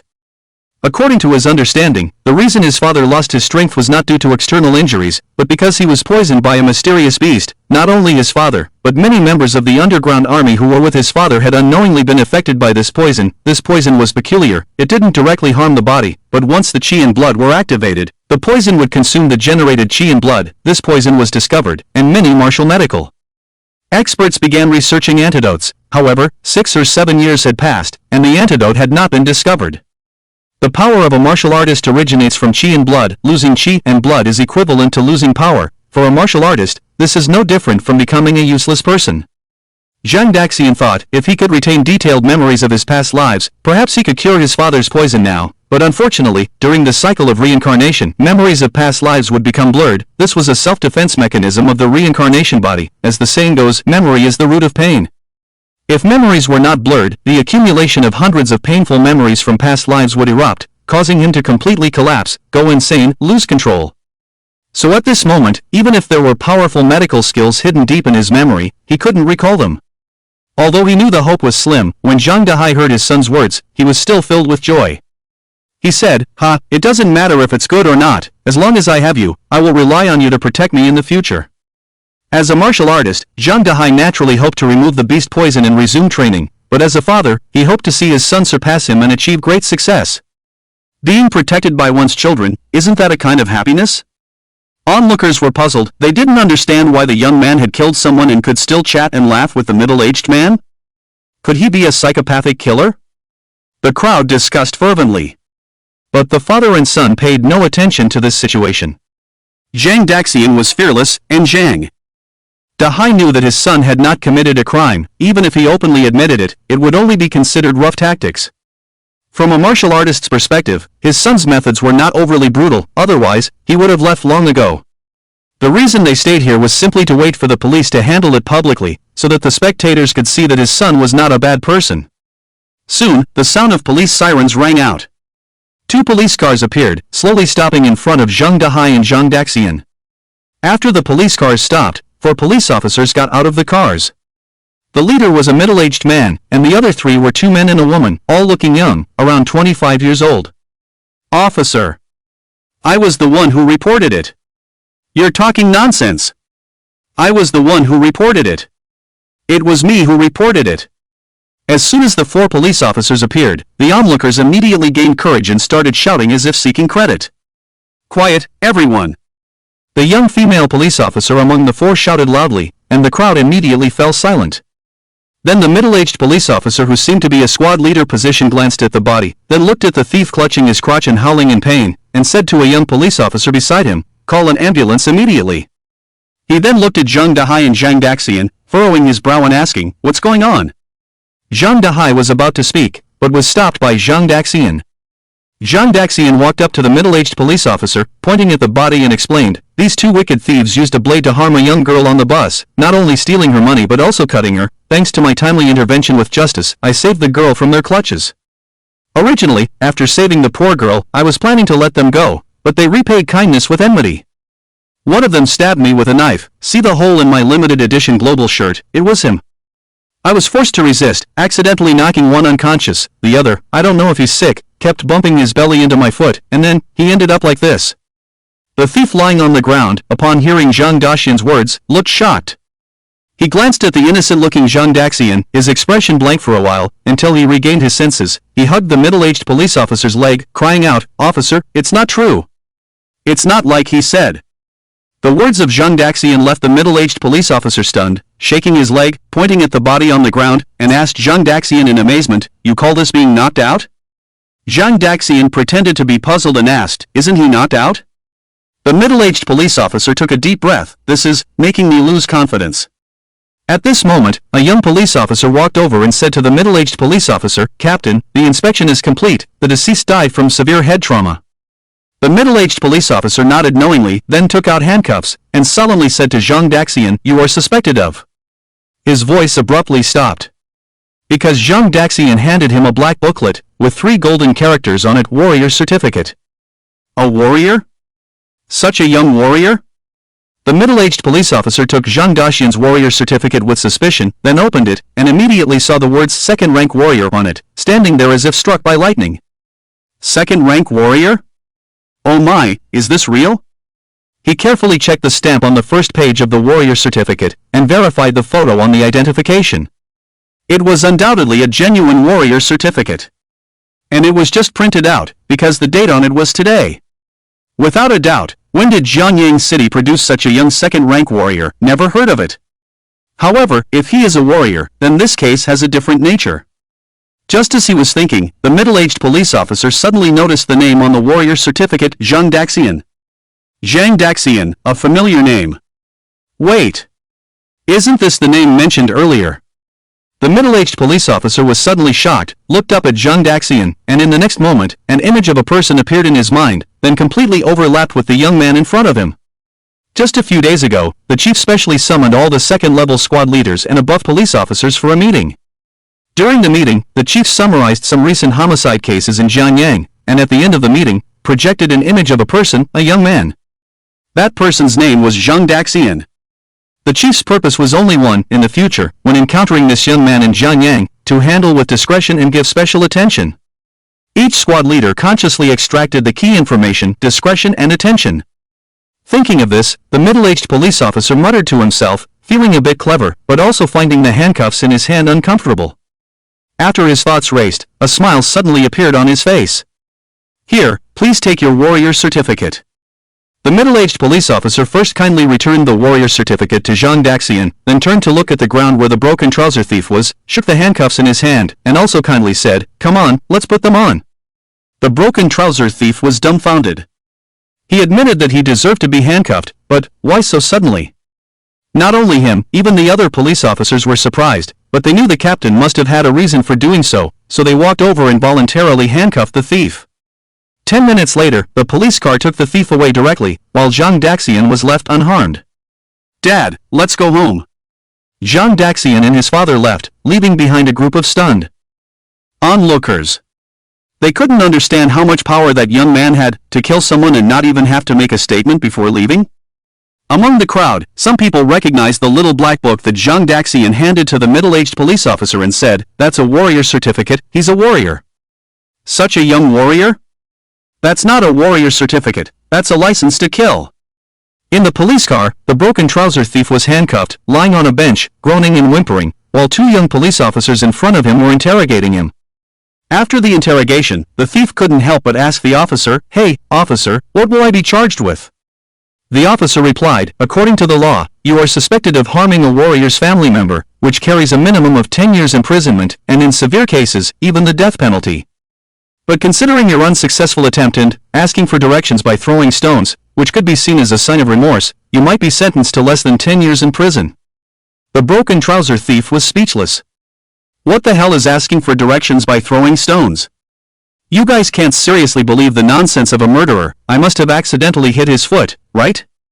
Oh well, 10 years is 10 years, at least I still have my life. It's better than old Wang, who got slapped to death by a big shoe. Damn unlucky, if I had known I would encounter such a jinx, I would rather commit suicide than touch that bus. The thief regretted in his heart, while across a steel mesh barrier in the front seat of the car, the middle-aged police officer and his superior finished their phone call. After hanging up, he turned and shouted to the back, "Wang Peng, for assaulting a meritorious warrior, you have been sentenced to life imprisonment, now you will be immediately taken to the third prison, take care of yourself." The thief Wang Peng was struck as if by lightning. What? Wasn't it supposed to be less than 10 years? How did it change to life imprisonment? Also, can't you take me to the hospital first, I'm in so much pain. At the same time, in a bubble tea shop, Ruan Xiao sat in a window seat, playing with her phone and waiting for a long time. Finally, a girl walked into the bubble tea shop, looked around, and sat across from Ruan Xiao. Ruan Xiao showed a surprised expression. "Tayo, how did it go? Was today's test successful?" Lu Tayo took off her large backpack, nodded expressionlessly. "It went smoothly, barring any surprises. I should be able to reach the second rank before the martial arts exam." "That's great." Ruan Xiao smiled, then got up and said, "I'll go order 2 cups of bubble tea. Do you want them with ice?" Lu Tayo thanked her emotionlessly. "With ice, thank you." "Okay." Soon, Ruan Xiao ordered 2 cups of iced bubble tea and returned to her seat, handing 1 cup to Lu Tayo. "Thank you." Lu Tayo thanked her, her expression still blank, as if her face was permanently frozen, devoid of any emotion. Ruansha didn't find it disrespectful because she knew that her friend had always had a poker face since childhood, and it was extremely severe. Her expression never changed, whether she was happy or sad. Even if she's eating canned sardines, her expression won't change at all. The two of them were drinking milk tea and chatting. Suddenly Ruansha remembered something and asked, Tiao Tiao, I heard that a transfer student came to your school, named Lin Yang, and he's a big star? Yes, Lu Tiao Tiao nodded. Do you want a signed photo?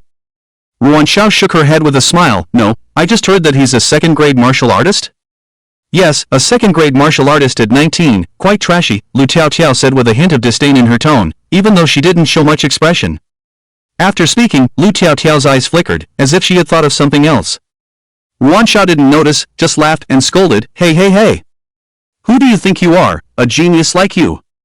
I don't even know if I can break through to the second grade by 19. As long as you don't slack off, you'll definitely reach the second grade before 19, Lu Tiao Tiao responded. Ruansha didn't deny it, just smiled and said, Many people from our school and your school have already started arguing, saying that the big star in our school's Chen Zhe who will win this year's martial arts champion. It just so happens that they both have the surname Lin, and they are both very strong. Chen Zhe. Lu Tiao Tiao thought for a moment and said, Isn't Chen Zhe not a match for Lin Yang? Why? Ruansha asked puzzledly, barring accidents, Chen Zhe should be able to break through to the second grade smoothly after this retreat. Lu Tiao Tiao replied woodenly, Although Lin Yang is trash in terms of martial artist's blood and energy, my father said that Lin Yang still has tricks up his sleeve. He is actually a mental psychic. Mental psychic? Ruansha was somewhat surprised. I've never heard of that. It is said that he just awakened his abilities recently, Lu Tiao Tiao explained. His mental power index is not very high yet. Ruansha sighed. Mental psychics are naturally superior, even if his mental power index is not high. In actual combat, his fighting power is much stronger than ordinary martial artists of the same level. I don't understand why he became a mental psychic and still came to compete for a spot in our Jiangyang city. Lu Tiao Tiao said plainly, the Grandmaster class selection tournament is aimed at the top 10 martial exam candidates nationwide, among whom there are already awakened mental psychics. Lin Yang just awakened. Facing those people, he doesn't have much advantage. True, Ruansha nodded, then said, but even if he is a mental psychic, I don't think he can become this year's martial arts champion in Jiangyang City. The reason she said this is because in her opinion, whether it's Chen Zhe or Lin Yang, they are just accompanying Zhang Daxian. Zhang Daxian can already fight against third-grade martial artists, and Lin Yang, who has just awakened his mental powers, may not be able to do the same. Hearing Ruansha's words, Lu Tiao Tiao suddenly thought of the boy she met during the test today. If he is also a martial exam candidate this year, it is estimated that other martial exam candidates will not be his opponents, at least in terms of scores. He will definitely score the highest. But that's enough, the martial exam is about scores. Thinking of this, she suddenly spoke, agreed, but I'm afraid the martial arts champion may not be from your school. There should be hidden talents in other high school departments. Ruansha smiled, shook her head and said, I don't think so, I feel it must be from our school. How about we make a bet? Lu Tiao Tiao took a sip of milk tea, replied expressionlessly, Okay, if I win, you have to treat me to half a year of milk tea. Ruansha nodded, I agree, but if I win, Ruansha thought carefully, then suddenly smiled, If I win the bet, you just have to smile at me. Lu Tiao Tiao put down her milk tea, looked at Ruansha, Are you trying to embarrass me, little ding-dang? The waves caused by the school invasion killer incident have slowly subsided, and life for the students of Jiangyang High School has gradually returned to normal.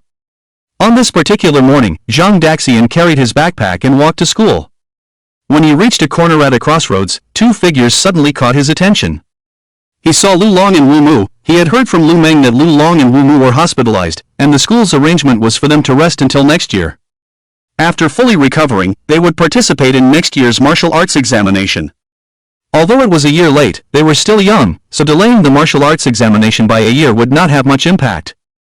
Moreover, there were resources provided by Director Wan in the hospital for their recovery and training. Their performance in next year's college entrance examination should be better. Zhang Daxian did not expect Lu Long and Wu Mu to be discharged from the hospital so soon. However, despite being discharged, their injuries still seemed unresolved from the outside. At that moment, Wu Mu was sitting in a wheelchair, while Lu Long, with his arms wrapped in plaster, was pushing him forward. Judging by the direction, they seemed to be heading to school. Seeing this, Zhang Daxian walked over and greeted them, Wu Mu, Lu Long. Wu Mu and Lu Long turned their heads upon hearing the voice and were somewhat surprised and delighted to see Zhang Daxian. Zhang Daxian, what a coincidence! Zhang Daxian approached them and said, I often take this route to school. You too were discharged from the hospital so quickly? Lu Long nodded. Yes, Wu Mu said lying in the hospital was no different from lying at home, so it was better to come to school. Although we can't do any strenuous activities, at least we can learn some theoretical knowledge from the teachers. Wu Mu added, we now realize how immature we were before. Zhang Daxian, we must thank you for your help that time, otherwise we might have died there. Lu Long pondered, yes, we have been in the hospital these days and haven't had the chance to thank you. As one of the direct participants in the incident, they naturally have the right to know the truth from Yuan Heng. They both knew that the person who diverted the killer Jia Zheng's attention in the stormy night was Zhang Daxian. It was also Zhang Daxian who killed Jia Zheng.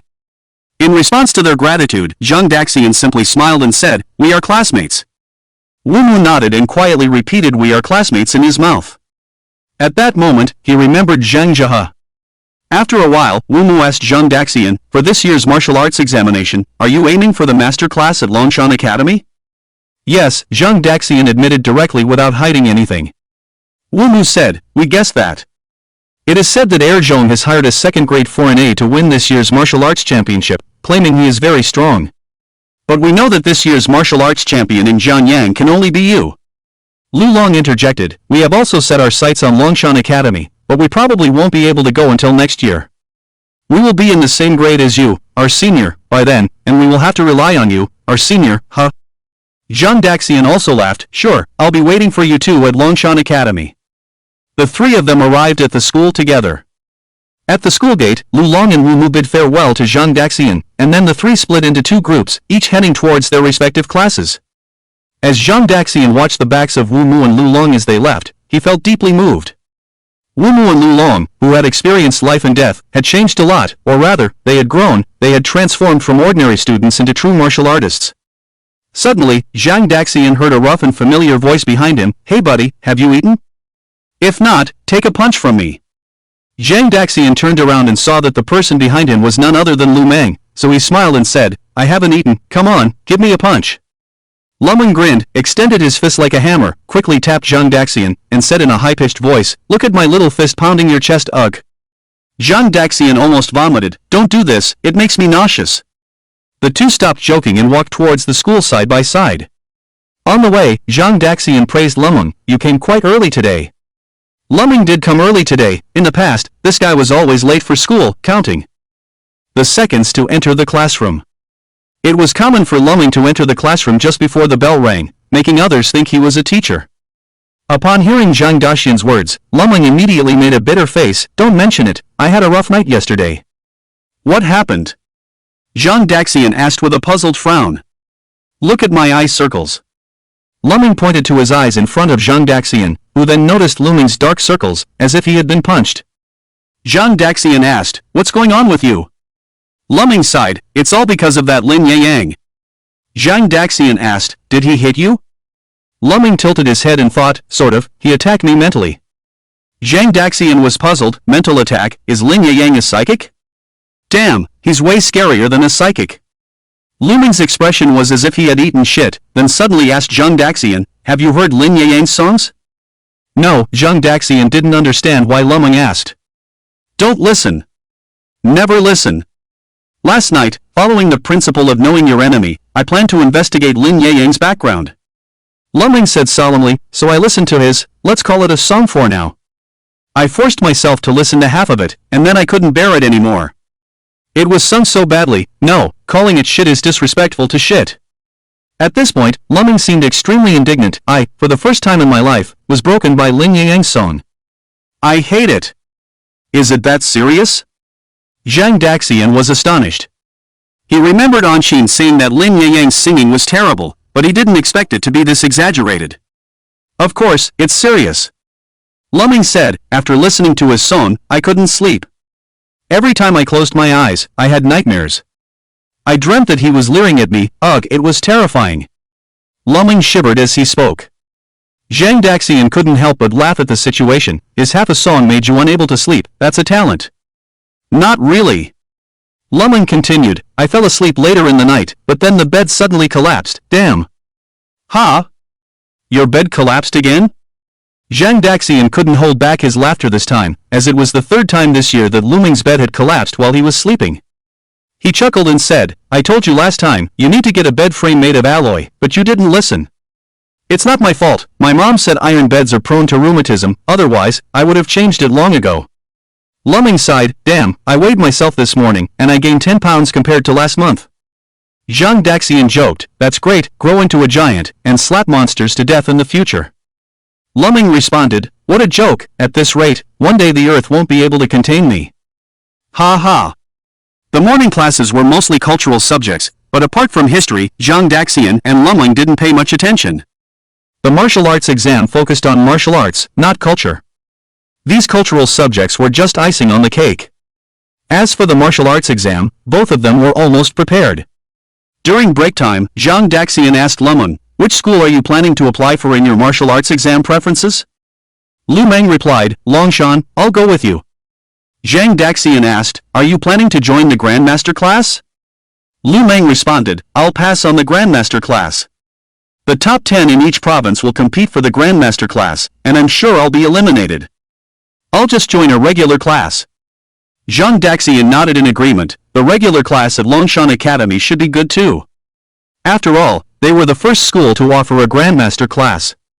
Even if the regular class doesn't have Grandmaster level teachers, being close to the water's edge will still get you some benefits. Hearing Zhang Daxian's words, Lu Meng chuckled, "Don't I have you? When you join the Grandmaster class and learn the Grandmaster's techniques, you can show off to me." Zhang Daxian gave him a knowing look and asked, "You want to learn second-hand skills from me?" Lu Meng nodded, "You could say that." Zhang Daxian thought for a moment, "Well, I guess you could, but have you ever heard the saying, a day as a teacher, a lifetime as a father?" Lu Meng slammed the table and then looked at Zhang Daxian, "I'll just..."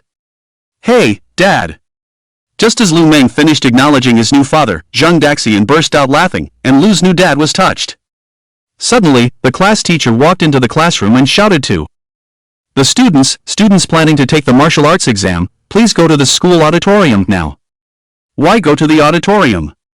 Lu Meng stood up in confusion, patted Zhang Daxian, and said, "Let's go check it out.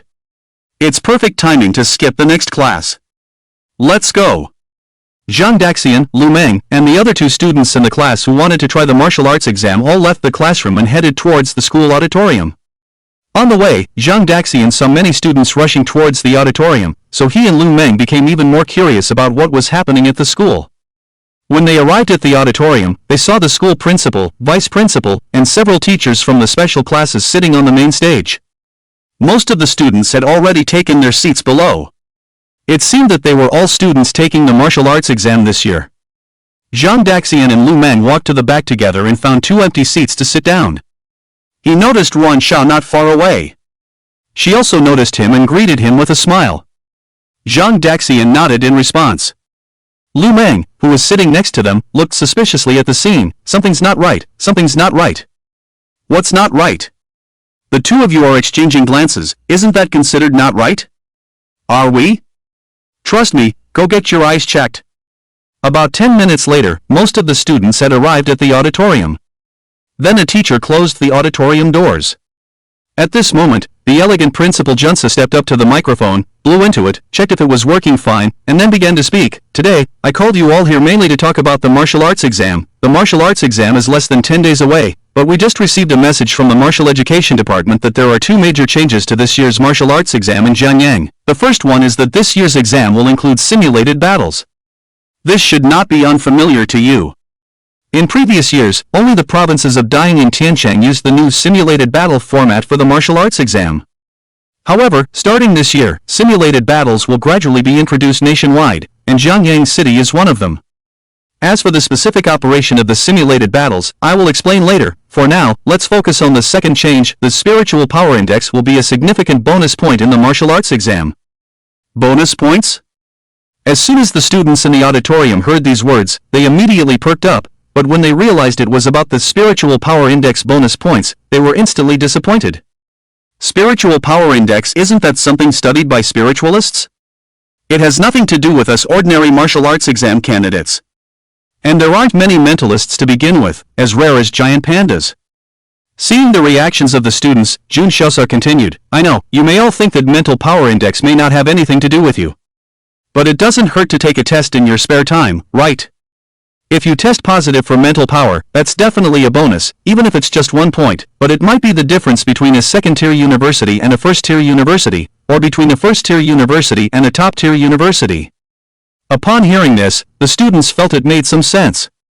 Although it's unlikely to detect oneself as a mentalist now, it's like buying a lottery ticket, just buy one and keep it. What if you win? If the mental power is not detected, at most you'll be laughed at for daydreaming, but if it is detected, it's like soaring during the day. Thinking of this, many students couldn't help but envy those born mentalists. Mentalists are already stronger than peers in the same level, and now they are getting extra points? This. It's like lemons on a lemon tree, you and me under the lemon tree, sour and that's it. Jun Xiaosa continued, so, remember to test your mental power index before the deadline for the martial arts exam. Time is running out, the sooner the better. The students all shouted in agreement, except for Wan Xiao, who was thinking about something at this moment. Lin Yayang is a mentalist. Now that the policy has changed, wouldn't Lin Yayang be able to score more in the martial arts exam? In that case, Zhang Daxian might really need a rival. After Jun Xiaosa finished talking about the bonus points for mentalists, he began to introduce the simulated combat situation. Simulated combat, in plain terms, is putting on a helmet and fighting against virtual characters. This assessment method may be more rigid compared to real people, but the scoring rules are more precise and scientific. The martial arts students in the hall also learned for the first time that this year's martial arts exam has changed to virtual combat, a test method similar to playing games, which made them very excited. However, at this time, the organs in Zhang Daxian's body were discussing. Heart, so why hasn't the master awakened his mental power? Lungs, I don't know, shouldn't the boss be responsible for this kind of thing? Heart, boss, what do you say? Shouldn't you reflect on why the master hasn't awakened his mental power?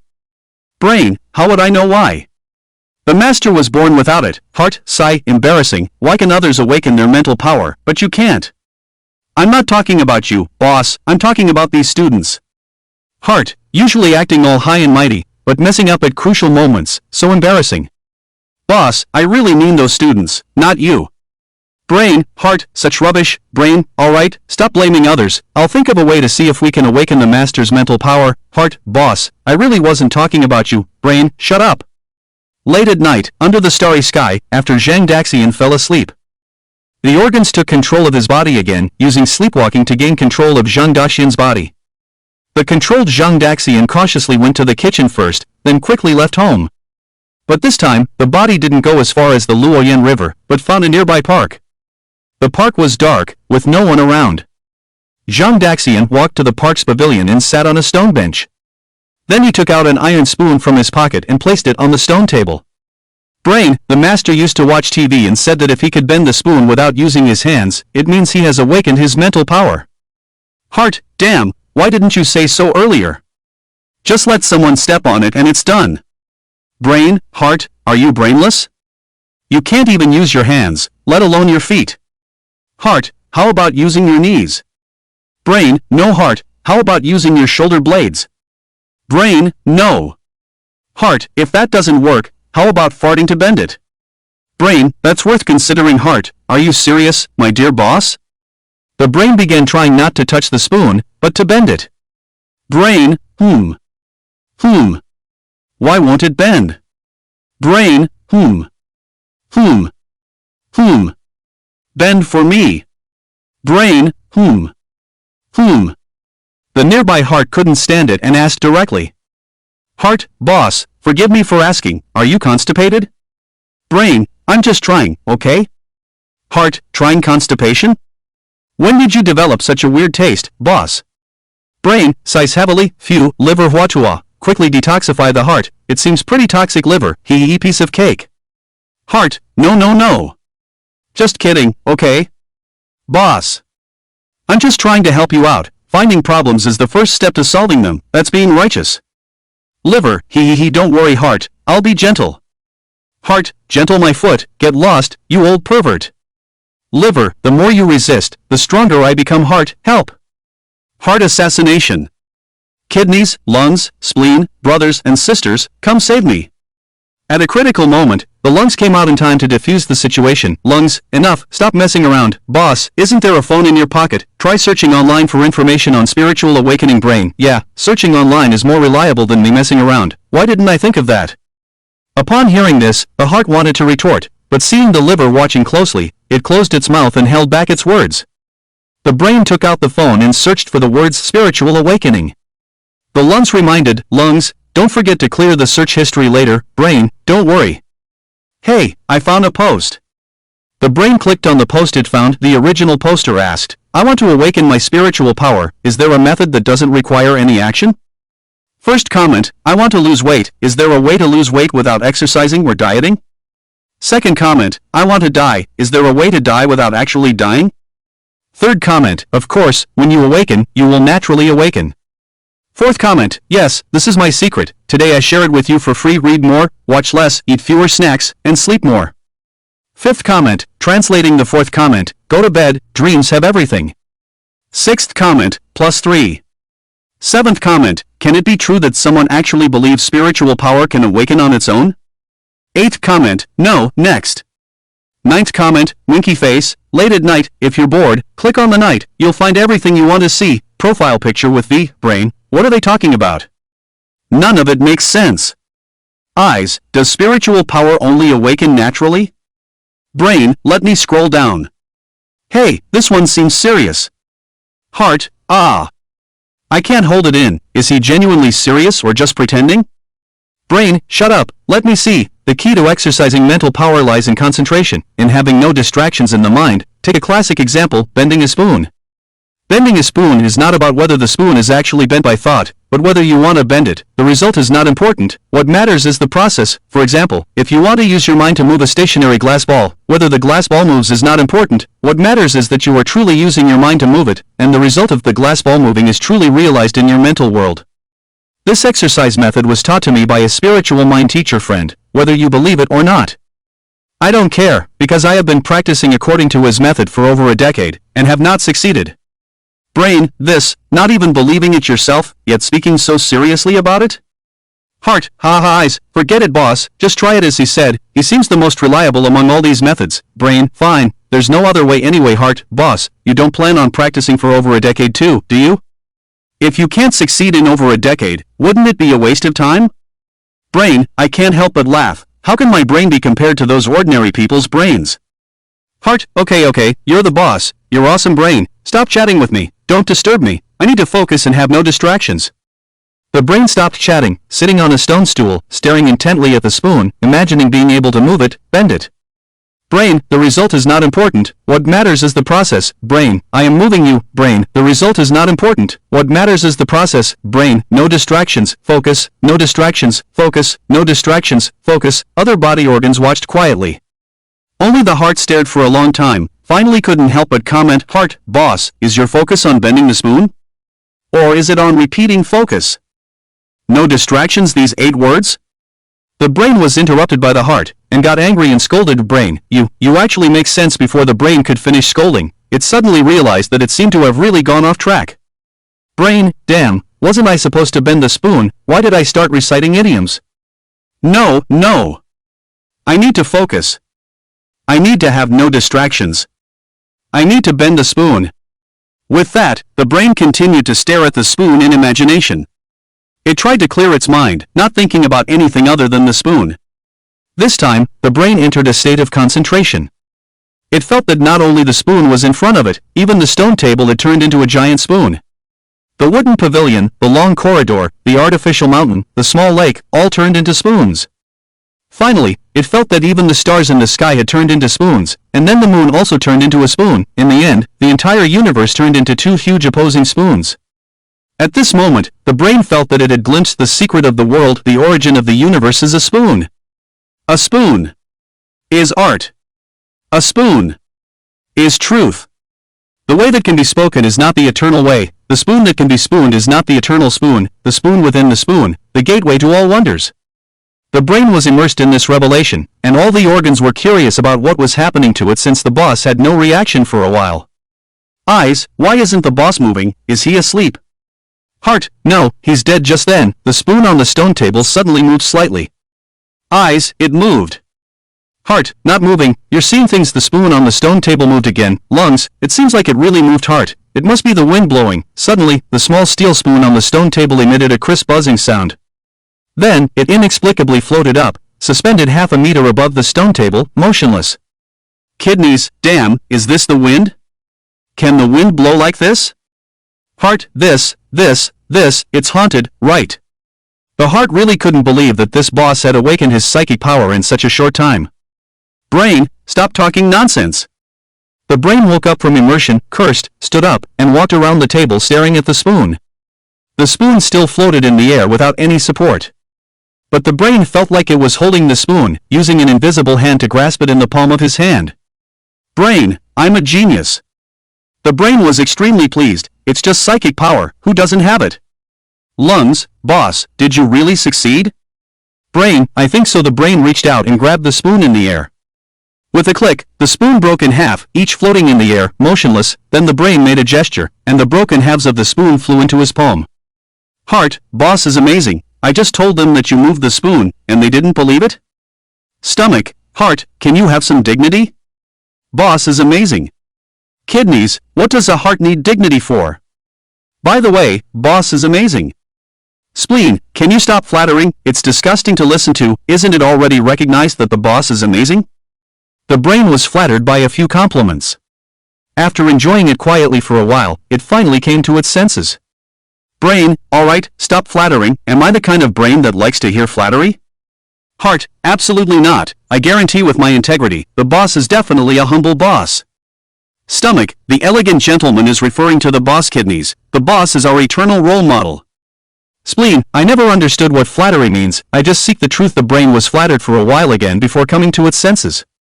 Brain, stop it, too much flattery is harmful. We have to go back. If you keep flattering, we won't be able to return by dawn. With that, the brain stepped forward, ready to leave.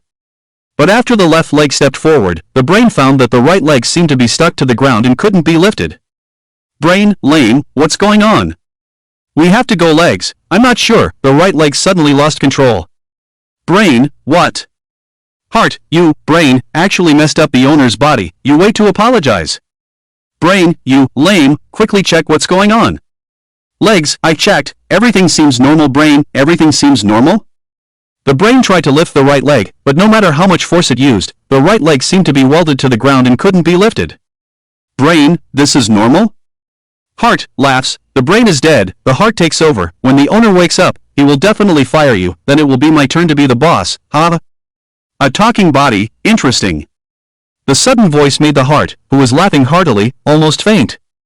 The other body organs, upon hearing this voice, were also shocked. Damn! Who's talking? So, what's my current state? Where is this world?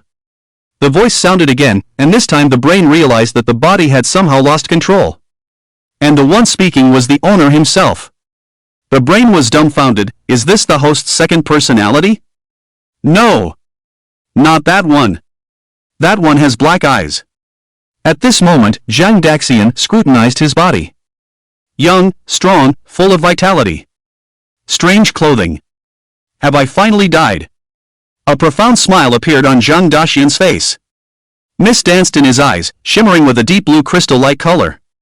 Each organ felt as if struck by lightning, dumbfounded in place. It's over. It's over. Another one popped up. And this one is even more outrageous than the last. Can actually hear them talking? Eyes, boss, what should we do? This one seems even more uncontrollable. Brain, heart, you handle it, aren't you? Supposed to be the boss? I'll hand over the position to you now, no need to thank me. Heart, nonsense, what do you take me for, brain? Am I the kind of heart that takes advantage of a crisis? One day as the boss, you will be my boss for life. Lungs, he can hear us talking, can we try to communicate with him? Hearing the lungs' words, the brain gathered courage and cautiously asked, who are you? Why are you occupying our host's body? Zhang Daxian softly said, Antonio Cole, that's my name. If you find it hard to pronounce, you can call me Origin Mage. Brain, Origin Mage? Heart, whispering, do any of you know what a mage is? Lungs, never heard of it. Stomach, no idea. Antonio walked to the edge of a pool, extending his right-hand finger, sliding it in the air, leaving behind traces of crystal blue light. forming a mysterious rune, then gently falling into the water. The next moment, the water in the pool surged upwards, condensing into a smooth and bright water mirror in front of Antonio. Antonio elegantly turned his body, observing his reflection in the mirror, explaining to the organs, a mage is someone who controls forces beyond oneself, and an origin mage is one who controls the power of origins. Brain, so where do you come from? Antonio, I can't answer that, because I'm not sure, I don't even know what I am now. I just know that when you were explaining that spoon universe just now, I was accidentally awakened by you. Please rest assured, I mean no harm, Easter egg. Titles, Origin Mage, Chaos Mage, Dark Mage Name, Antonio Cole Reincarnation Number, 498 Reincarnation Ability, Origin Magic, the strongest mage in the 498th world, mastering the most primal magic in existence. Born favored by the goddess, possessing the power of sacrifice, the powerful energy source, origin magic, and power of sacrifice combined allow him to do anything he desires. It seems like I can post images now, take a look, hee unbelievable, is the power of my spoon universe really that great? The brain was momentarily unsure whether to feel happy or miserable. Origin Mage's words almost confirmed that he was the culprit who lured him out. How can he argue with the host now? How can he make the heart take the blame for him? Heart, hey! Everyone heard it, this has nothing to do with us, it's all the brain's fault. The other body organs remained silent, until the results were clear, they wouldn't take sides. In response, the brain could only helplessly say, Brain, I have nothing to say, as heaven is my witness, I truly wanted to help the host awaken his spiritual power, who would have thought it would turn into such a mess? If the master knew that he had created one, or maybe even two alter egos that took over his body, he would surely be in a state of chaos, as a form of punishment. Complete failure. While pondering in his mind, the originator Antonio gazed at himself in the water mirror for a while, then with a slight movement of his fingers and the flow of light, a runic mark fell on him like a butterfly. The moment the rune touched his body, it suddenly turned into numerous bright spots that danced around his body. The spots disappeared in an instant, and Antonio also transformed in the bright light. His appearance, hair color, and attire were no longer that of Jean Daxian, but that of a golden-haired youth in a blue and gold embroidered robe with white flowers and silver thread on the edges. The robe was adorned with many densely packed golden embellishments, shining like stars in the blue night sky. His appearance was completely different from that of an Easterner, with delicate Western features, golden hair, blue eyes, fair skin, and a round transparent monocle over his left eye. His demeanor was gentle and elegant, giving the impression of a noble prince. The brain was startled by the other's actions and hastily exclaimed, Brain, why did you change the face of my master? Change it back, do you know that AI face swapping is illegal? Antonio raised his head, and the water mirror in front of him turned back into a pool of water. He smiled and softly sang to himself, Do not panic, it's just a simple disguise magic, the body remains the same as before, just appearing differently to you and me, but the magic will soon wear off. The brain relaxed, and after a moment of hesitation, it asked, So, is this your original appearance? It is the most precious gift bestowed upon me by my parents. Antonio nodded with a smile, but then his expression turned melancholic, and the blue smoke in his eyes gradually settled down, no longer flickering. The scene fell silent for a moment, and the brain sensed that Antonio's emotions were off, so it quickly tried to change the subject. All right, what do you want to do next? If you're not busy, could you return the body to us? We are actually quite busy. What to do? Antonio looked at the starry sky, pondered for a moment, and softly said, I once had two lifelong pursuits, one was knowledge, and the other, which I have now achieved. Heart, cheese? Lungs, it's knowledge, knowledge is power. Stomach, I agree, cheese is indeed power. Lungs, you too, forget it, as long as you're happy. The brain inquired, so what do you want to do? I must tell you, we are in a hurry, so if you're busy, please hurry up and leave after you're done. Please, I'll bow to you, okay? Antonio smiled slightly, very soon. After that, Antonio deftly flipped his hands, making various strange gestures. With his hand movements, a series of rosy lights appeared in the surrounding space, converging into numerous mysterious origin runes that kept shimmering. Finally, with a wave of his hand, Antonio connected all the origin runes with a golden light, forming a spherical runic web that tightly enveloped him. The spherical runic web spun rapidly, illuminating the entire pond. With a bright light. The organs within were already dumbfounded. The terrifying roar produced by the rotation of the runic web around them made them tremble with fear. What the heck is going on? Is this guy going to blow up the earth? The brain couldn't help but ask, Brain, what are you doing? How about we call it a day today and you can be busy another day? But as soon as the brain finished speaking, it fell silent. The network of runes by the pond, along with Antonio inside it, disappeared without a trace. They vanished into thin air from this world. Heart, thick ritual, crab. In the endless sea of stars, the heart let out a scream. It could hardly believe what it was seeing, and the other organs felt the same. All the organs stared around in a daze, confirming one thing: they had crossed over. This definitely couldn't be Earth. They found themselves in a dazzling starry sky with no visible end, surrounded by endless meteorites and stars shining with colorful light. Far in the distance, within their sight, were many spheres of varying sizes emitting red light. Those were blazing stars. Heart, holy cow! Are we still on Earth? I remember the Milky Way doesn't have two stars stuck together, right? Brain, totally screwed. I took a rocket, there's no way back before dawn. Eyes, look at those 3 stars, they're so huge you can't see the edges, they're not even on the same level as the other stars. Stomach, didn't it say something about eating cheese? What are we doing here? Seeing the panicked organs, Antonio reassured them, this is another world, don't worry, magic controls everything. Before Antonio could finish speaking, the endless starry sky suddenly began to tremble violently. Countless stars shook, and the stars roared. Suddenly, in front of Antonio, where the 3 eyes had just exclaimed at the huge blazing stars, a black line appeared separating the stars from the center of the celestial bodies. The flames of the 3 stars quickly dimmed in the next moment, then turned dark and deep. Following that, rings of purple light appeared at the center of the 3 star bodies.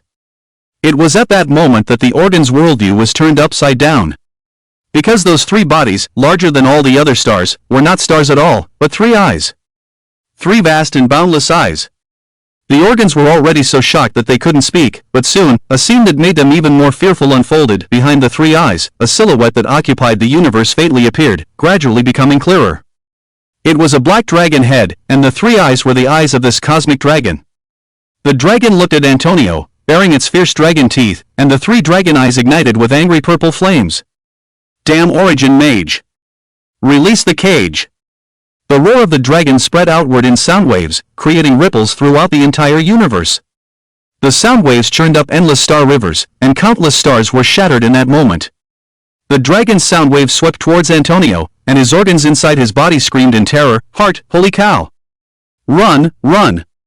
Brain, mage, where's your light ball? Release it quickly! Eyes, it's over! It's coming! Faced with the dragon's sound waves that could easily destroy the universe, Antonio remained calm and showed no signs of panic. He quietly gazed at the dragon. Intricate and chaotic golden origin runes appeared around him, dancing in the air.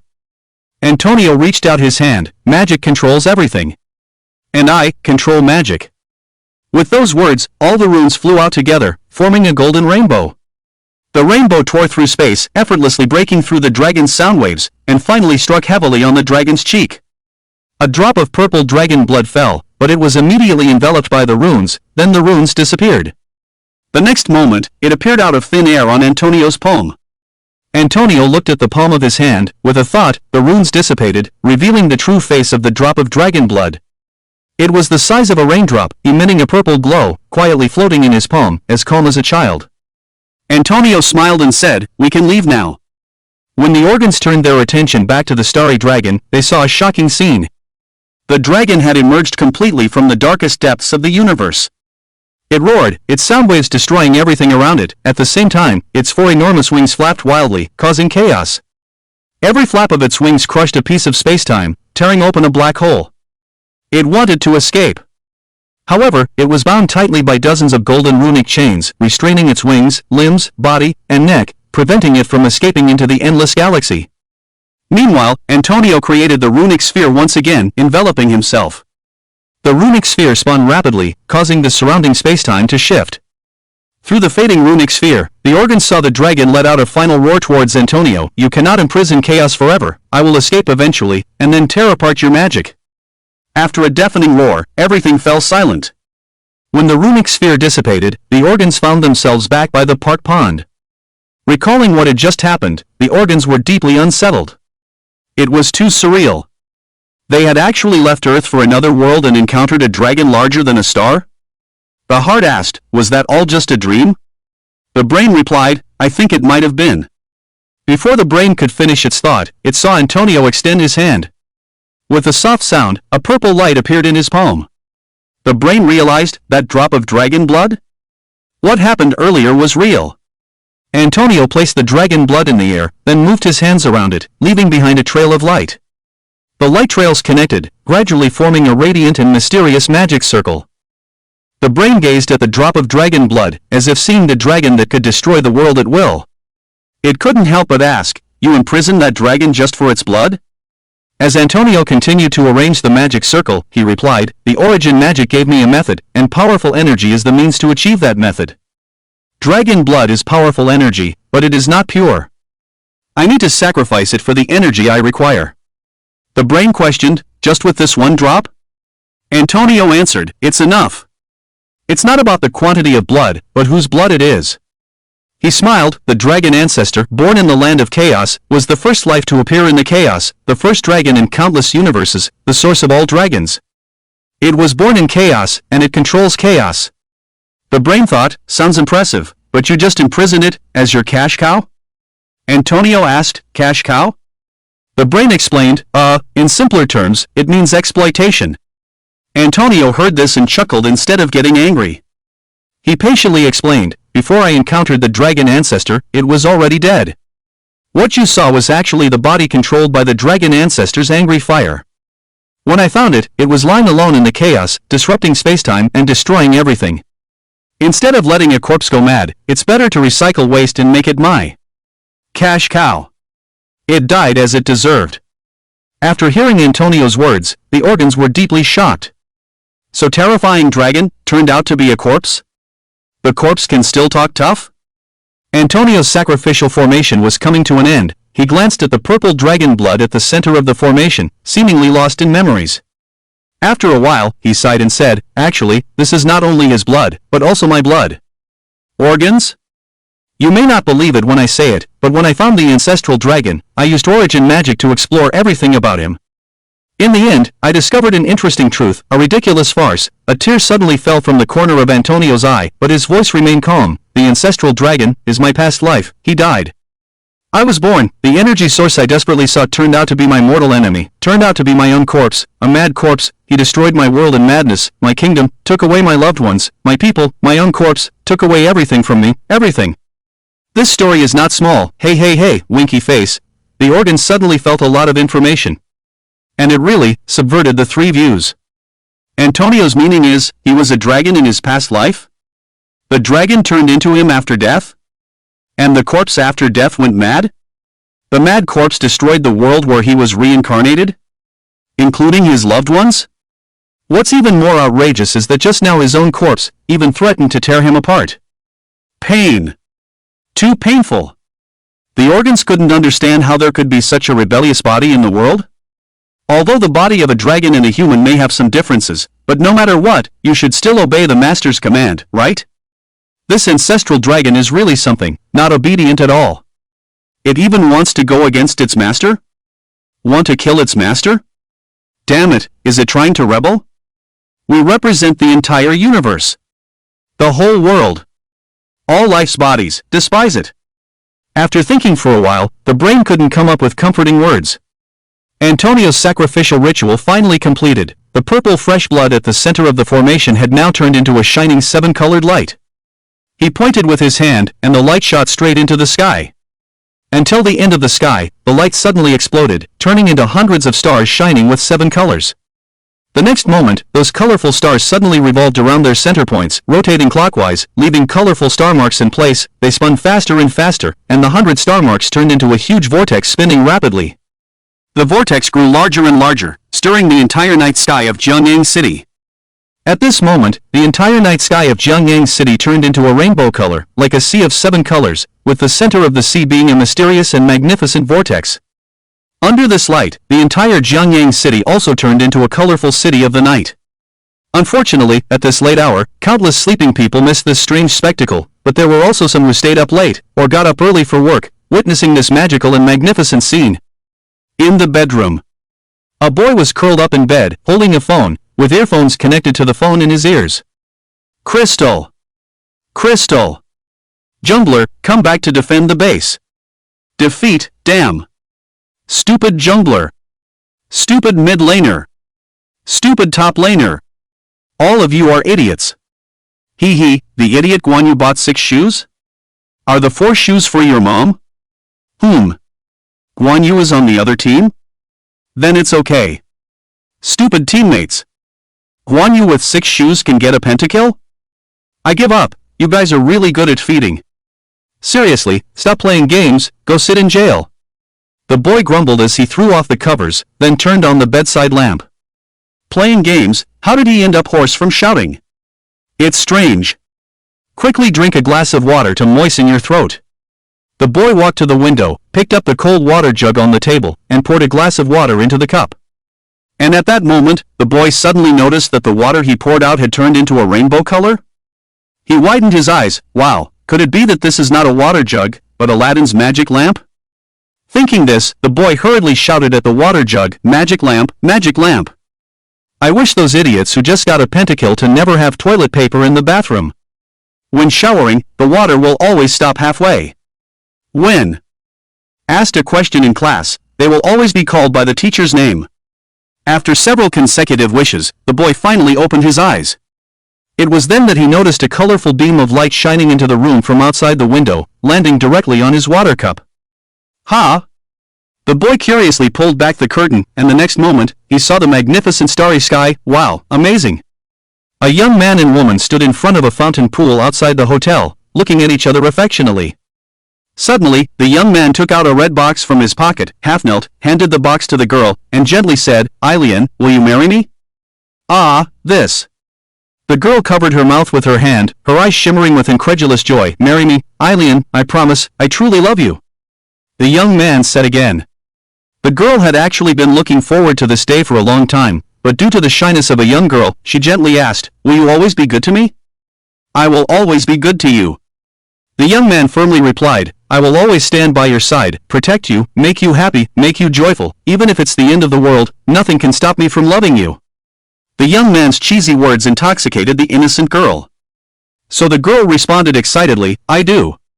The young man was overjoyed and quickly tried to put the ring on the girl. At that moment, both of them suddenly noticed a burst of colorful light shining above their heads. They looked up and saw a rainbow of stars. The stars then spun and turned into a huge vortex that seemed to cover the sky. The two stood still in shock. Suddenly, the young man shouted in terror, "The end of the world! The end of the world! The end is coming! The end is coming! Ah! Help, Mom!" As he shouted in horror, the young man ran off, leaving the girl behind, staring at his back in astonishment. At the same time, similar things were happening elsewhere. Some people were shocked and at a loss, some were fleeing in fear, some were taking photos, recording videos, and sharing for good luck, but most were still asleep. Regardless, at this moment in Jiangyang City, countless people were looking up at the sky, and no matter their status, their eyes were filled with awe and amazement. This night was destined to be anything but calm. And by the park pond, Antonio's brain had already been completely confused by the operation. "Brain, I can't understand, do you have to make such a big fuss? Brain, are you so concerned about appearances?" There was also a sentence, "Will you die if you make less noise?" but the brain didn't dare to say it. Antonio apologized and explained, "Sorry, the origin magic has its own rules of operation, which I cannot change, and this is already the smallest scale in my current related spell formations." Although the brain was not happy, it could do nothing but ask, "Brain, when will you get it right?" Antonio looked up at the sky, where the vortex of stars was spinning, and said, "Right away." Antonio casually summoned a wish rune, chanting a spell towards the rune, causing the colorful stars in the sky to gradually disappear. As each colorful star in the sky diminished, a stack of densely packed golden papers would appear out of thin air on his palm. The fewer colorful stars there were, the thicker the stack of papers in his hand became. Until all the colorful stars in the sky disappeared, Antonio's hand was holding a stack of golden paper half a meter thick. Done. Brain, is this what you wanted, knowledge? Yes, knowledge about this world. Antonio looked at the tall stack of golden papers in his hand, with a golden rune lighting up in each of his eyes. The runes disappeared in an instant, and the next moment, the papers in his hand compressed into the size of a normal book. Knowledge is infinite, but at this moment, all the knowledge of this world has been recorded in this book. I have enough time to decipher it.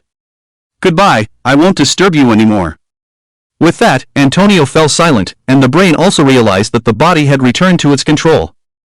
Brain, Mr. Mage? Brain, are you there? Brain, really gone? Lungs, looks like he's really gone. Phew, I was nervous the whole time. He's a powerful person, but luckily he's reasonable to talk to. Brain, indeed. I won't forget tonight. But since it's over, let's talk about serious matters. I say, Heart, you were quite enthusiastic about selling me earlier, weren't you? Heart, Brain, Heart? Heart, Brain, don't play dead with me. Show me that enthusiasm you had when selling me earlier.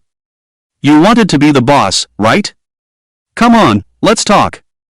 Heart, oh my, working overtime is so enjoyable. Brain, come on, let's talk. Heart, what are we talking about, dear boss? I don't understand what you're saying. Brain, weren't you talking about being the boss? Come on, show me what you've got. Heart, what being the boss? I've been working diligently overtime today, haven't said a word. You must be hallucinating. Boss, I know you're hardworking, but you should also take care of yourself after work. What if something happens to you? How will I survive? Brain, still pretending, huh? Lungs, boss, there's no time left, hurry back. Brain, right, let's go back first. Heart, you wait for me, I'll settle the score with you later. With that, the brain hurriedly left the park. The heart secretly breathed a sigh of relief. Heart, damn, luckily I'm quick-witted. Zhang Daxian, get up and have breakfast. Mother Lu Xiaoru's voice came from outside the bedroom. Zhang Daxian was awakened, half-dazed, sat up and yawned. Ah, I slept so soundly. Zhang Daxian put on his clothes and walked into the bathroom groggily. He first washed his face with the tap water, but still wasn't very awake. Zhang Daxian turned around to get his toothbrush and toothpaste. From the cabinet. Just as he was thinking about it, the toothbrush and toothpaste flew into his hand. Oh, quite thoughtful. Zhang Daxian squinted, dazed, then squeezed out toothpaste and then turned on the tap to rinse his mouth. Halfway through brushing, he suddenly opened his eyes. Looking at the toothbrush and toothpaste in his hand, a hint of confusion appeared in his eyes. Did he just walk to the cabinet? Zhang Daxian turned to look at the cabinet, trying to recall the process of getting the toothpaste, but couldn't remember. Hiss. I'm only 17. How did I get early onset dementia? Isn't this precociousness a bit too much? Zhang Daxian had toothpaste foam all over his mouth, staring at the toothbrush in his hand, unable to believe this fact. However, before he could react, there was a loud bang, and the top half of the toothbrush in his hand suddenly exploded, scattering a pool of plastic debris and toothpaste foam. Zhang Daxian was left with a big question mark above his head. What was going on?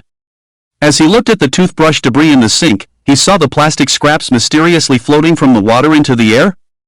In that moment, Zhang Daxian seemed to sense something.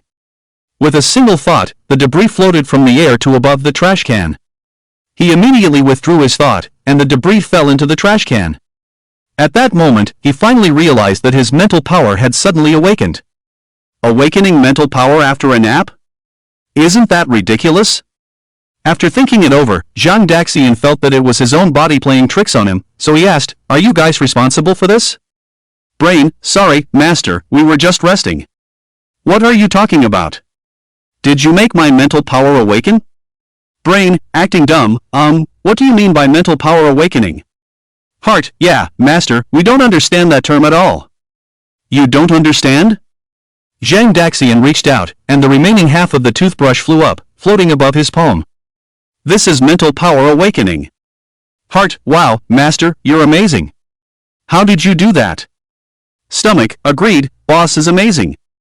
Kidneys, that's incredible, master, when did you learn this trick? Spleen, can you guys stop flattering him? It's making me sick. Isn't it already well known that the master is amazing? Zhang Daxian, is your flattery a bit too forced?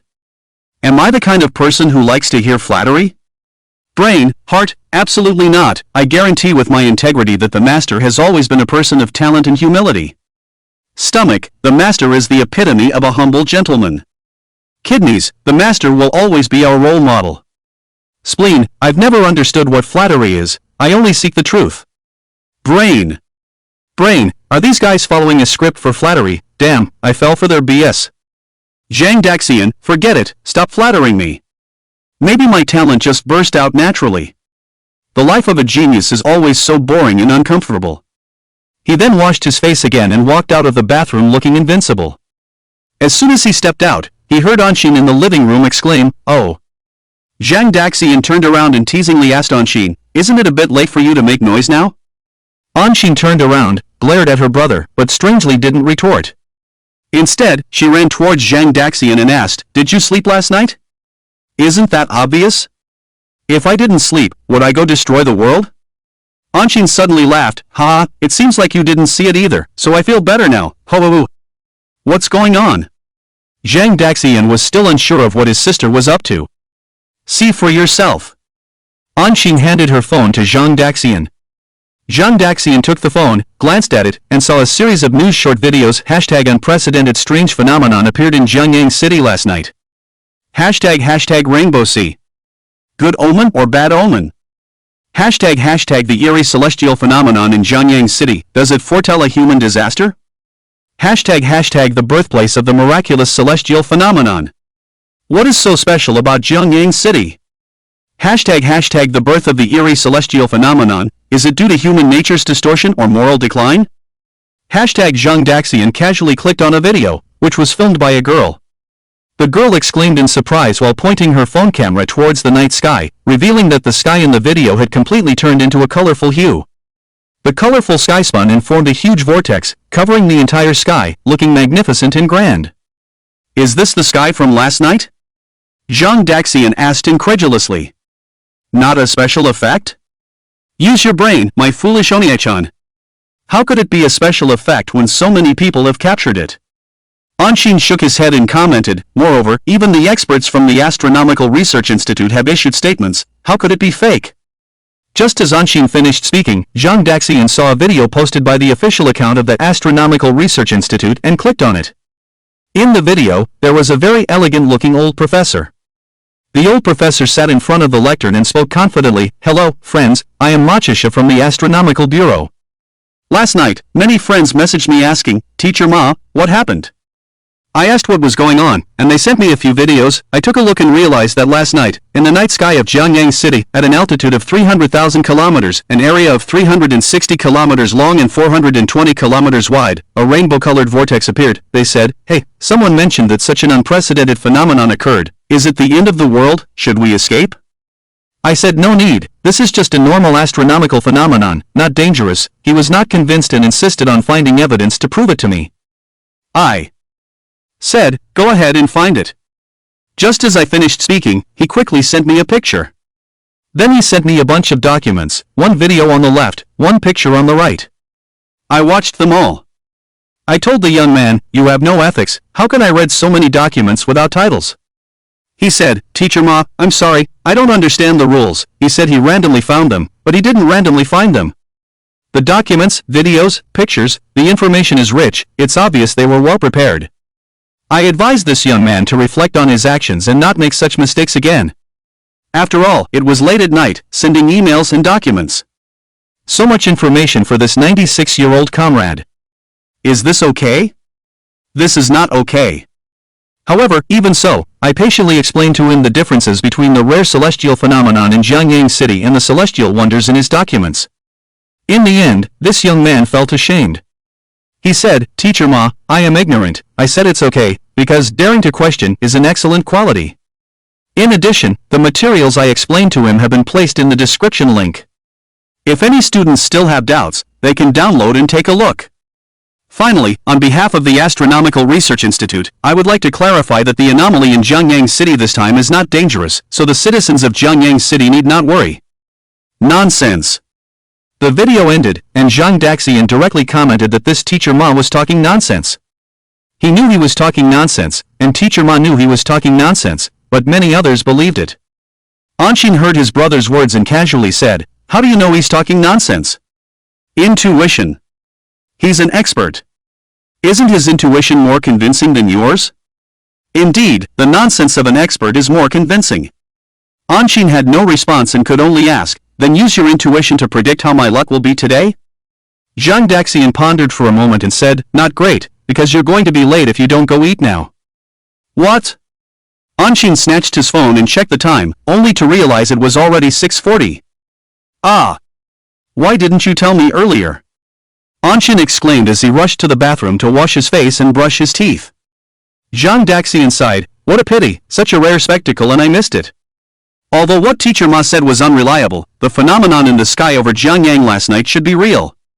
As for whether this mysterious phenomenon is dangerous, Zhang Daxian speculated that it should not be, otherwise his intuition would have warned him earlier. Damn, why did he sleep so deeply? At this moment, Zhang Dahai came from the kitchen to the living room with a plate and casually said, whether it's good fortune or misfortune, misfortune cannot be avoided. Let the authorities investigate whether it's the end of the world, we should just honestly have our meal. By the way, I heard that your senior year classes have been suspended. Zhang Dahai asked again. Yes, we'll collect our exam admission tickets on the 5th, and the college entrance exam is on the 10th. Zhang Dahai pondered, I was thinking that after your college entrance exam, our family could go on a trip and have some fun, but you might have to participate in the selection competition for the Grandmaster class, which is more important, so the trip will have to wait for another opportunity. And since you've decided to go for the Grandmaster class, don't neglect your training these days, competing for those limited spots against the top talents from various provinces, the competition could be intense. After Zhang Dahai finished speaking, he advised, also, your mom and I think you should go to the hospital for a checkup soon, exams can wait. In the eyes of the elderly couple, although Zhang Daxian seemed fine on the surface, after suffering so many injuries recently, who knows if there are any hidden dangers, regular checkups are the most appropriate, especially during the crucial time of the college entrance exam. Don't worry, Dad, I'll go to the hospital today. Zhang Daxian also wanted to take this opportunity to go to the city to have his psychic powers tested. After all, it's a bonus point for the college entrance exam, can't let it go to waste. Okay, then you arrange it yourself, let me know if you need money. Zhang Dahai said generously. But in reality, all his money was in Lu Xiaoru's hands, he had to report even for buying soy sauce on regular days, smoking and drinking were basically impossible. However, Lu Xiaoru was very generous when it came to spending on the children. So whenever Zhang Dahai asked for money for the children, she would always readily take out the money. At this moment, Zhang Dahai, rarely, could show a long-lost generosity and authority as the head of the family in front of his two children. After finishing washing up, he brought the food to the living room and started eating quickly, but he sought his brother, who was not in a hurry at all, even leisurely playing with a potted plant. Aren't you going to eat and go to school? Anshin asked puzzled. I'm on vacation, why would I go to school? Vacation? Strictly speaking, it should be the end of high school life, and I won't have to go to school for the next month or two. Ha!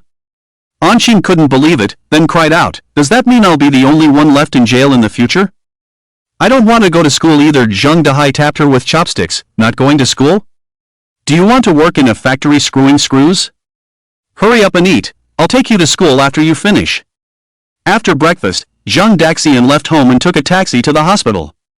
Jiangyang Central Hospital. Zhang Daxian considered himself a regular at this hospital, he had been here 3 times for various reasons, including hospitalization and checkups. He still remembered the emergency director, Chang Xiong. If you didn't know his name, you would think he was a soldier. But doctors are also soldiers fighting against diseases.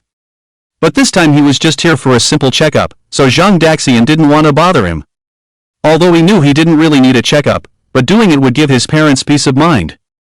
In the hospital lobby, Zhang Daxian registered as usual. Perhaps because he arrived early, there weren't many people waiting in the lobby. Zhang Daxian only waited for 2 minutes before it was his turn. Hello, I'm here for a checkup. Did you bring your ID card? Yes, I did. Zhang Daxian took out his ID card and handed it over through the window, but at that moment he heard someone calling him from behind. Zhang Daxian? Zhang Daxian turned around and saw a doctor in a white coat, who was Director Chang Inxiong. Director Chang, what a coincidence! Director Chang walked over and asked, are you in trouble again? If not in trouble, who would come to the hospital every day, except for doctors? No, just here for a physical examination. Director Chang, a physical examination? I remember you had one not long ago, and you were very healthy. More than healthy, I was too healthy. Zhang Daxian smiled, I had a little incident recently, spent a few days in the hospital, but it was at the military hospital. Hearing this, Director Chang showed a knowing expression. He couldn't understand if Zhang Daxian had a sarcastic nature, or why he always encountered danger. Director Cheng thought for a moment and asked, do you want to get a membership card? There are great discounts for medical treatment, very suitable for someone with your frequent health issues. After getting the membership card, Zhang Daxian went for the physical examination, but Director Cheng insisted on accompanying him. Zhang Daxian initially refused, but Director Cheng insisted on following him. Zhang Daxian had no choice but to let him come along. However, Zhang Daxian was curious why an emergency doctor like him had the time to watch him get a physical examination. To this, Cheng Yinxiong said, "A hospital doesn't have emergencies every day." Later, Zhang Daxian followed the procedure and completed various examinations on different floors until there was one examination left. "Why? Aren't you going to do the blood and qi test?" Director Cheng asked, curious to see how much Zhang Daxian's qi had increased, as the last time his levels were unusually high. "I won't do it," Zhang Daxian replied. Director Cheng asked in confusion, "Why? Are you afraid your results will be leaked?" "Don't worry, our hospital has strict confidentiality measures. If you're still concerned, I can do it for you. Mainly, I'm afraid it will affect you." Seeing through Zhang Daxian's thoughts, Director Cheng couldn't help but smile awkwardly. "You underestimate me. I've lived for over 40 years, seen many experts, can I still be affected by you?" Seeing his confident demeanor, Zhang Daxian nodded, "All right, as you said." Then Director Cheng led Zhang Daxian alone to do the final blood and qi test. "Do you really want to see?" Just after the test, Zhang Daxian suddenly covered the display screen of the device. "Don't worry, I'm stronger than you think." Director Cheng's smile abruptly disappeared as Zhang Daxian's hand released the screen, revealing the blood and qi levels. 208? Director Cheng could hardly believe his eyes. How could Zhang Daxian's blood and qi levels increase by over 30 points in such a short time? Did he take a rocket? What's even more unbelievable is that this was the result after Zhang Daxian's hospital stay. Director Cheng leaned against a bench, feeling greatly shocked. Are young people nowadays so extraordinary? Compared to himself, a man in his 40s who was only a second-grade martial artist, he felt like trash. Unrecyclable trash at that. "Zhang Daxian, didn't you say I couldn't affect you?" "Director Cheng, I overestimated my resilience, and underestimated your abnormality." "Oh, how times have changed." Zhang Daxian patted his shoulder and comforted him. "It's okay, Director Cheng. I'll come to affect you more in the future, and as you get used to it, you'll be fine." Director Cheng couldn't believe it and looked up with a big smile. "Well, thank you so much."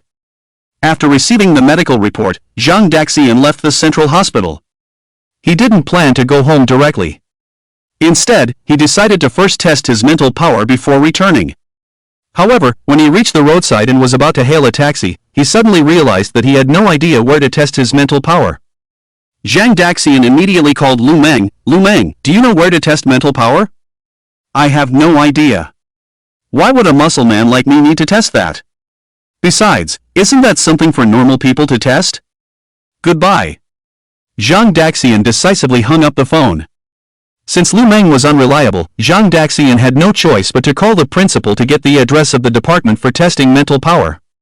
Later, Zhang Daxian took a taxi and arrived at the destination. Looking out of the car window, he found that it was actually in the suburbs, far from the hustle and bustle, with hardly any buildings in sight, but tall trees and various flowers and plants everywhere. The scenery was very nice, and the air was exceptionally fresh. It would definitely be more comfortable to practice here than in the city. After reaching a crossroads, the road ahead turned into a cobblestone path where vehicles couldn't pass. So Zhang Daxian had to get out of the car and prepare to walk there. "Master, can you wait for me here for a while?" Zhang Daxian asked the driver, considering how remote the place was and that he wouldn't be able to find a ride later.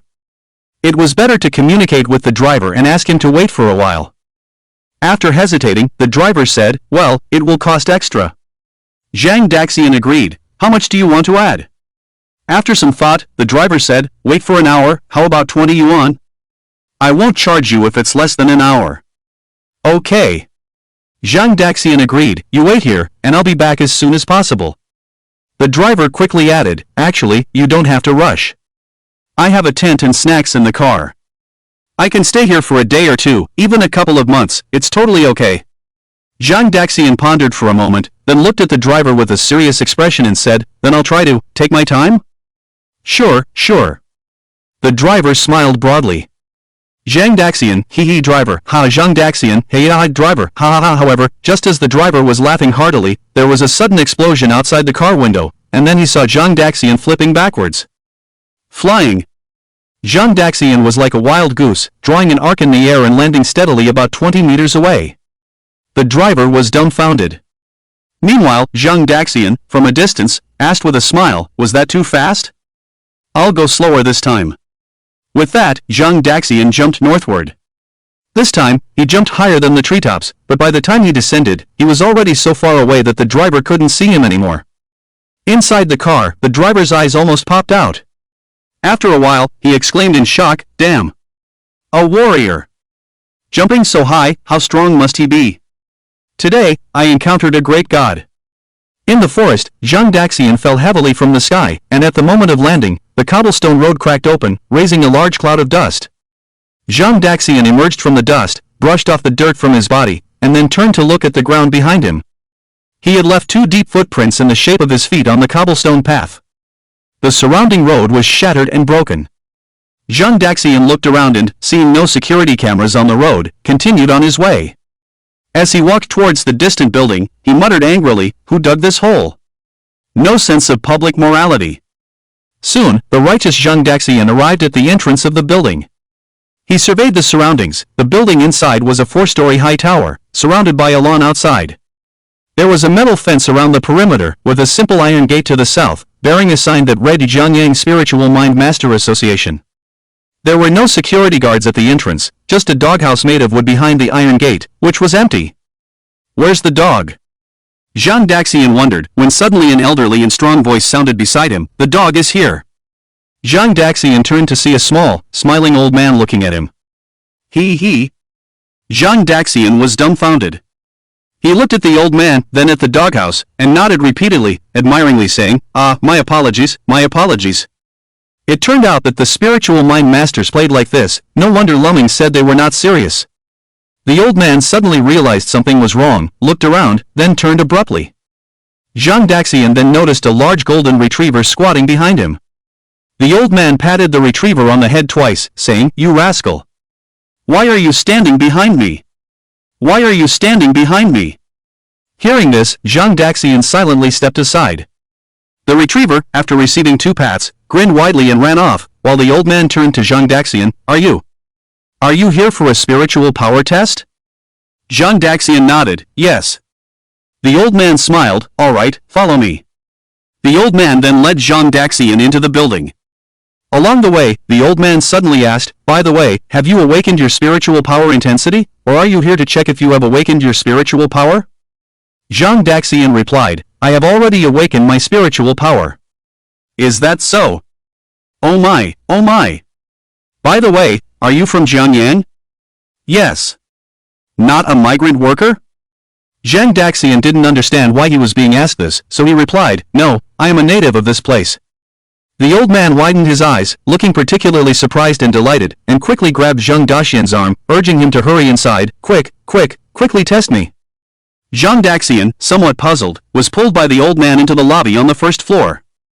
Upon entering the lobby, Zhang Daxian saw a wooden table placed about 3 meters from the main entrance. Various snacks were placed on the table. Behind the table, a girl who looked only a few years older than himself sat in a chair, happily playing with her phone. Sensing someone had entered, the girl stared at her phone and without looking up, said, "Put the newspaper on the table." "Zhang Daxian?" The old man awkwardly smiled at Zhang Daxian, then shouted at the girl addicted to the internet, always playing. "Didn't you see someone coming for a test? If you keep playing on your phone, I'll deduct your entire month's salary." The internet-addicted girl heard the voice, immediately pocketed her phone, then looked up and saw the unfamiliar face of Zhang Daxian. She quickly stood up, apologizing, Sorry, I thought it was Xiao Zheng delivering the newspaper, ha. President, you must have had a vision problem just now, you didn't see anything, and I didn't do anything." Zhang Daxian was somewhat surprised. The thin old man next to him was actually the president of the Zhangyang City Spiritual Mind Master Association? Not the president of the Security Guard Association at the entrance? The old president said angrily, "Am I the one with presbyopia? Then is the surveillance in this building also presbyopic?" The internet-addicted girl thought for a moment, then nodded and said, "Makes sense, I'll delete the surveillance later." You. Damn thing. The old president showed a face of anger and scolded. Quickly clean up the table and register for others. Either playing with your phone all day or snacking, it's embarrassing if people outside see it. While the internet-addicted girl was cleaning up the table, she replied indifferently, "Aren't you always just walking the dog?" Upon hearing this, the old president immediately became unhappy. Am I just walking the dog? Big Yellow is the only surveillance system outside our association building. I naturally have to repair it regularly, or if it decides to stop working one day, will you stand outside watching the door? Seeing that she couldn't clean up the table for a while, the old president said to Jean Daxian, "Come, let me introduce you to our association first." Us? Of course, once you complete the test, you can directly fill in the membership procedures. This is also a back door I opened for you, otherwise many people wouldn't have this opportunity. Is that so? Jean Daxian's intuition once again told him that the president was talking nonsense. I won't introduce this useless thing, only a first-level mentalist, really embarrassing for me. The old president looked at the internet-addicted girl and then quickly said to Jean Daxian, "Don't misunderstand, I'm not discriminating against first-level mentalists. After all, who doesn't start as a first level when awakening their mental power for the first time? The important thing is willingness to endure hardship and study." Jean Daxian also knew a bit about the mentalist system. The ranking system of mentalists is similar to that of warriors, from low to high, first level, second level, third level, and so on. In terms of combat power, a first-level mentalist is definitely stronger than a first-grade warrior, because aside from the peculiar attack methods of mentalists themselves, a small number of mentalists also practice both martial arts and mental power. As readers of novels know, those who practice both are very strong. However, from the tone of the old president, Jean Daxian guessed that he should have a very close relationship with the internet-addicted girl. Just by the way they teased each other, it was likely that they were a grandfather-granddaughter pair. Of course, this one little troublemaker won't ruin the good atmosphere of our association. There are many talented individuals in the association, and each of them is hardworking. If you have any questions about your cultivation in the future, you can ask them. The old president said as he walked into the hall. Jean Daxian followed behind him. "Oh, I haven't introduced myself yet. I'm Ren Xinghai, the president of our association. But the title of president is just a formality. I've never been interested in these titles. At most, I'm just an ordinary famous fourth-level mentalist who has been re-elected as the president of the Mentalist Association for 10 years, the #1 in the Spiritual Power Index of Jiangyang City, known as the person with the highest purity of spiritual power in Jiangyang, and listed as one of the top 10 legends of Jiangyang. It's all just titles.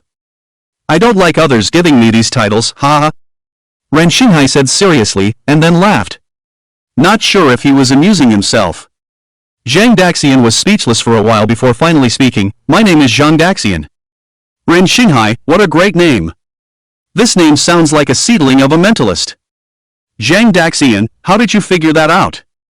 Just as the two of them took a few steps, they saw a man in his 30s with short hair and glasses sitting on a bench in the corridor reading a book. The old president smiled and said, "There are various ways to cultivate spiritual power, but ultimately they can all be called meditation. Whether it's reading books or practicing calligraphy, it's actually a form of meditation. As long as you focus, you can enhance the intensity of your spiritual power." His name is Lu Yang. He likes to read books to train his spiritual power. Look at how diligent he is, otherwise he wouldn't consider himself severely nearsighted. "Come, Lu Yang, meet our association's new member, Jean Daxian." Jean Daxian thought to himself, he hadn't even been tested yet, and he was already a new member of their association? Was there a need to be so hasty? Lu Yang? Lu Yang!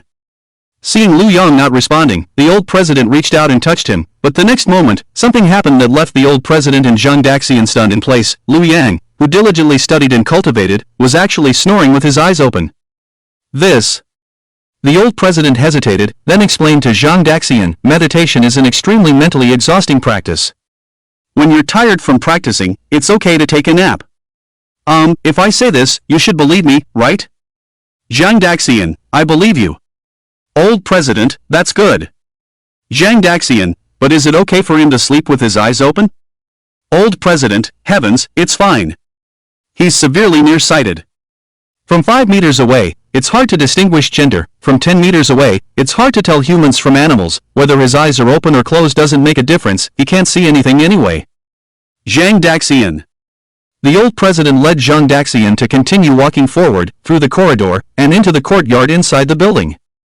There was also a young man standing in the courtyard. In his 20s. His gaze was sharp, focusing intently on their direction. It was only then that Zhang Daxian noticed that on the wooden fence in front of them, there was an iron blanket with many iron spoons inside. The spoons were shaking, seemingly being drawn towards the young man, Meng Nan.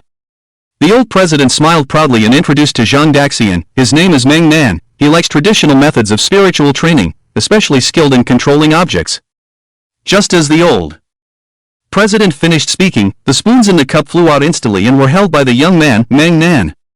Unexpectedly, Meng Nan then reached behind him and pulled out a watermelon from a bucket, asking the old president, "President, want some watermelon? If you don't want any, I'll eat it myself." "Oh my, this watermelon is really sweet." The old president remained silent for a while, then suddenly smiled and said to Zhang Daxian, "Actually, incorporating spiritual power training into daily life is what I have always taught them. For example, when you're bathing and can't reach your back, what do you do? Yes, we can control the washcloth to fly to our back and scrub ourselves. Another example, when the spoon is too far from you while eating watermelon, but you don't want to move, what do you do? Yes, we can use our spiritual power to grab the spoon from a distance. By applying spiritual power to daily life, the efficiency of training is doubled. If I say this, you should believe me, right?" Zhang Daxian, "I believe." The old president smiled, "Good to believe, good to believe." Then the old president led Zhang Daxian to the door of a room, and proudly said, "Next, let me introduce you to an important member of our association, Chen Huxia. He was the first person to join the association after I became president, and can be considered my top disciple. He has learned most of what I know, so if you have any questions about spiritual power training in the future, ask him, you won't go wrong." With that, the old president pushed open the door. As the door opened, the sound of fists hitting sandbags exploded inside, reaching the ears of the two. Zhang Daxian took a look inside and saw a strong muscular man with bare arms, vigorously hammering a huge sandbag hanging from the ceiling. Judging from the friction sound inside the sandbag, Zhang Daxian concluded that it was a bag filled with iron sand. This muscular man's punches were swift and powerful, clearly a martial arts expert. Judging from the aura emanating from him, his strength should not be weaker than that assassin Jia Zhang who infiltrated the school. Zhang Daxian was puzzled. Are you sure I should consult him for mental power cultivation? The old president also did not expect his great disciple, whom he had high hopes for, to be secretly hitting the sandbag in the room. What a rebellious disciple. He quickly came up with an excuse. You should know, the bodies of mentalists are very fragile, so, damn, I can't make up any more excuses." With that, the old president picked up a discarded steel pipe leaning against the wall. He ran into the room in a few steps, and started hitting his great disciple while scolding, "You rascal! You rascal! How many times have I told you, don't bring the sandbag to the association? If you want to train in martial arts, go to a martial arts gym. This is the association for mentalists. If the martial arts association next door sees this, where can I put my old face? Not a single one of you focuses on mental power, even Big Yellow who guards the door works harder than you rascals. Teacher, please stop hitting me, I know I was wrong." After being beaten up by the old president, the great disciple Chen Huxia was introduced to Zhang Daxian. "Alright, this stubborn girl should clean up the hall now, have her register, and then we can proceed with the testing." After the old president finished speaking to Zhang Daxian, he angrily scolded Chen Huxia, "You come along too, when guests arrive, you don't even know how to greet them, is this how a great disciple should behave?" Then the three of them walked towards the hall together. The old president walked in front, while Zhang Daxian and Chen Huxia walked side by side behind. On the way, Zhang Daxian noticed that although Chen Huxia had been beaten half-naked with a steel pipe, he didn't have any injuries at all, lively and energetic, indicating that the painful mask he had just shown was all an act. Seeing Zhang Daxian's expression, Chen Huxia grinned and whispered, "I placed the steel pipe there, otherwise if the teacher had nothing in his hands, I would have been in even more trouble." Zhang Daxian immediately understood. It seemed that this guy had been through a lot of beatings and had learned from them. Upon arriving at the front hall, Zhang Daxian noticed that the dozing Lu Yang, the onlooker Meng Nan, the internet-addicted girl, and the hard-working guard dog Big Yellow were all gathered together. It was only then that Zhang Daxian realized, after looking around, that this association seemed to consist of just these few people, plus a dog? The old president took a step forward and said to everyone, "All of you come and get to know each other, he is Zhang Daxian, if everything goes well, he will be a member of our association family in the future, come and say hello." Liu Yang was the first to come over. Squinting his eyes, he shook hands with Zhang Daxian. Hello, I'm Liu Yang. You must be Zhang Daxian. What a great name. Sounds like a seedling destined to be a mentalist. Did you hear that from the old president? But Zhang Daxian politely replied, hello, nice to meet you. Next was Meng Nan. I'm Meng Nan. If you want to eat melons in the future, come to me, whether it's from the field or online, I have them all. Zhang Daxian, hello, nice to meet you. Then came the internet-addicted girl. Hello, I'm Sister Ren, just call me Sister. Hello, nice to meet you, huh? The old president interjected, don't listen to her nonsense, she's called Little Sister Ren. The internet-addicted girl immediately became unhappy. I don't want to be called Little Sister, anyone who sees me takes advantage of me. The old president scolded, have I taken advantage of you? I call you Little Sister, that's you taking advantage of me. I don't care, I want to change my name. As you wish. If you can convince your parents, no one will care if you change your name to Ren and I.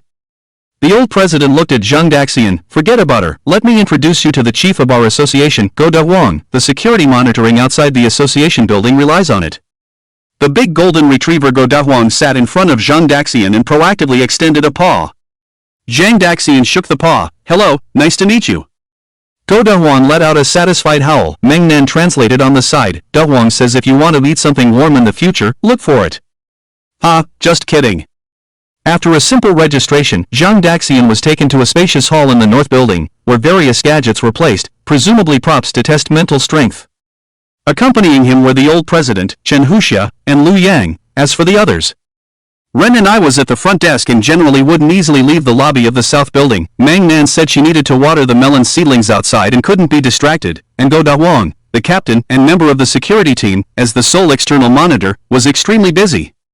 Before the test, the old president explained to Zhang Daxian, mental strength testing generally only checks 2 data points, mental strength index and mental purity. The mental strength index is equivalent to a warrior's vitality. The higher the index, the stronger you are as a mentalist. As for mental purity, in simpler terms, you can think of it as your talent in mental strength. The purer your mental strength, the higher the limit of your mental strength enhancement, and the more precise your control over mental strength. In a sense, this is more important than the mental strength index, but don't be discouraged if your mental purity is low, because it can be improved through meditation. Although the process is slow, it's better than staying stagnant. That's right, the teacher's mental purity is not actually high. Chen Huxia started to speak after the old president finished, but he noticed the teacher's stern look and quickly changed his tune. But the teacher used his perseverance to raise his mental purity to an extremely high level through meditation. He even earned the title of one of the top mental purity in Jiangyang City. He is definitely a role model for us to learn from. Hey hey hey! The old president quickly waved his hand and said, Huxia, how many times have I told you, these are all empty titles. Empty titles.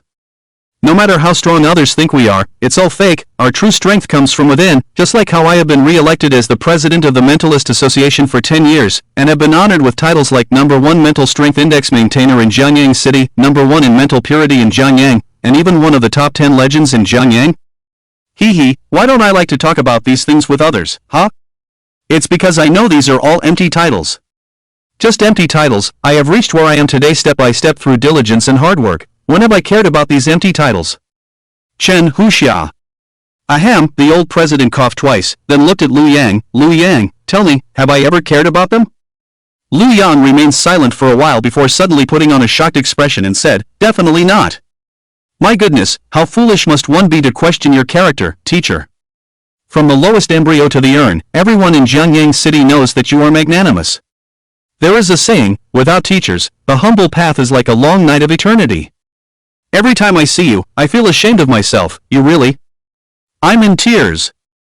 The old president was very pleased, nodding repeatedly. Well done, well done. Liu Yang truly learned a lot from me over the years. His eyes and books were not in vain. He truly understands me. Later, the old president turned to Zhang Daxian and said, I believe you understand the importance of humility in spiritual power cultivation. Let's begin the test. Later, Tiger Hero will demonstrate for you, and you can learn from him. Okay, Zhang Daxian nodded. According to the procedure, let's first test the purity of your spiritual power. Chen Huxia walked to a square iron pillar over a meter tall and half a meter wide, then placed his palm on a palm print drawn on the side of the pillar.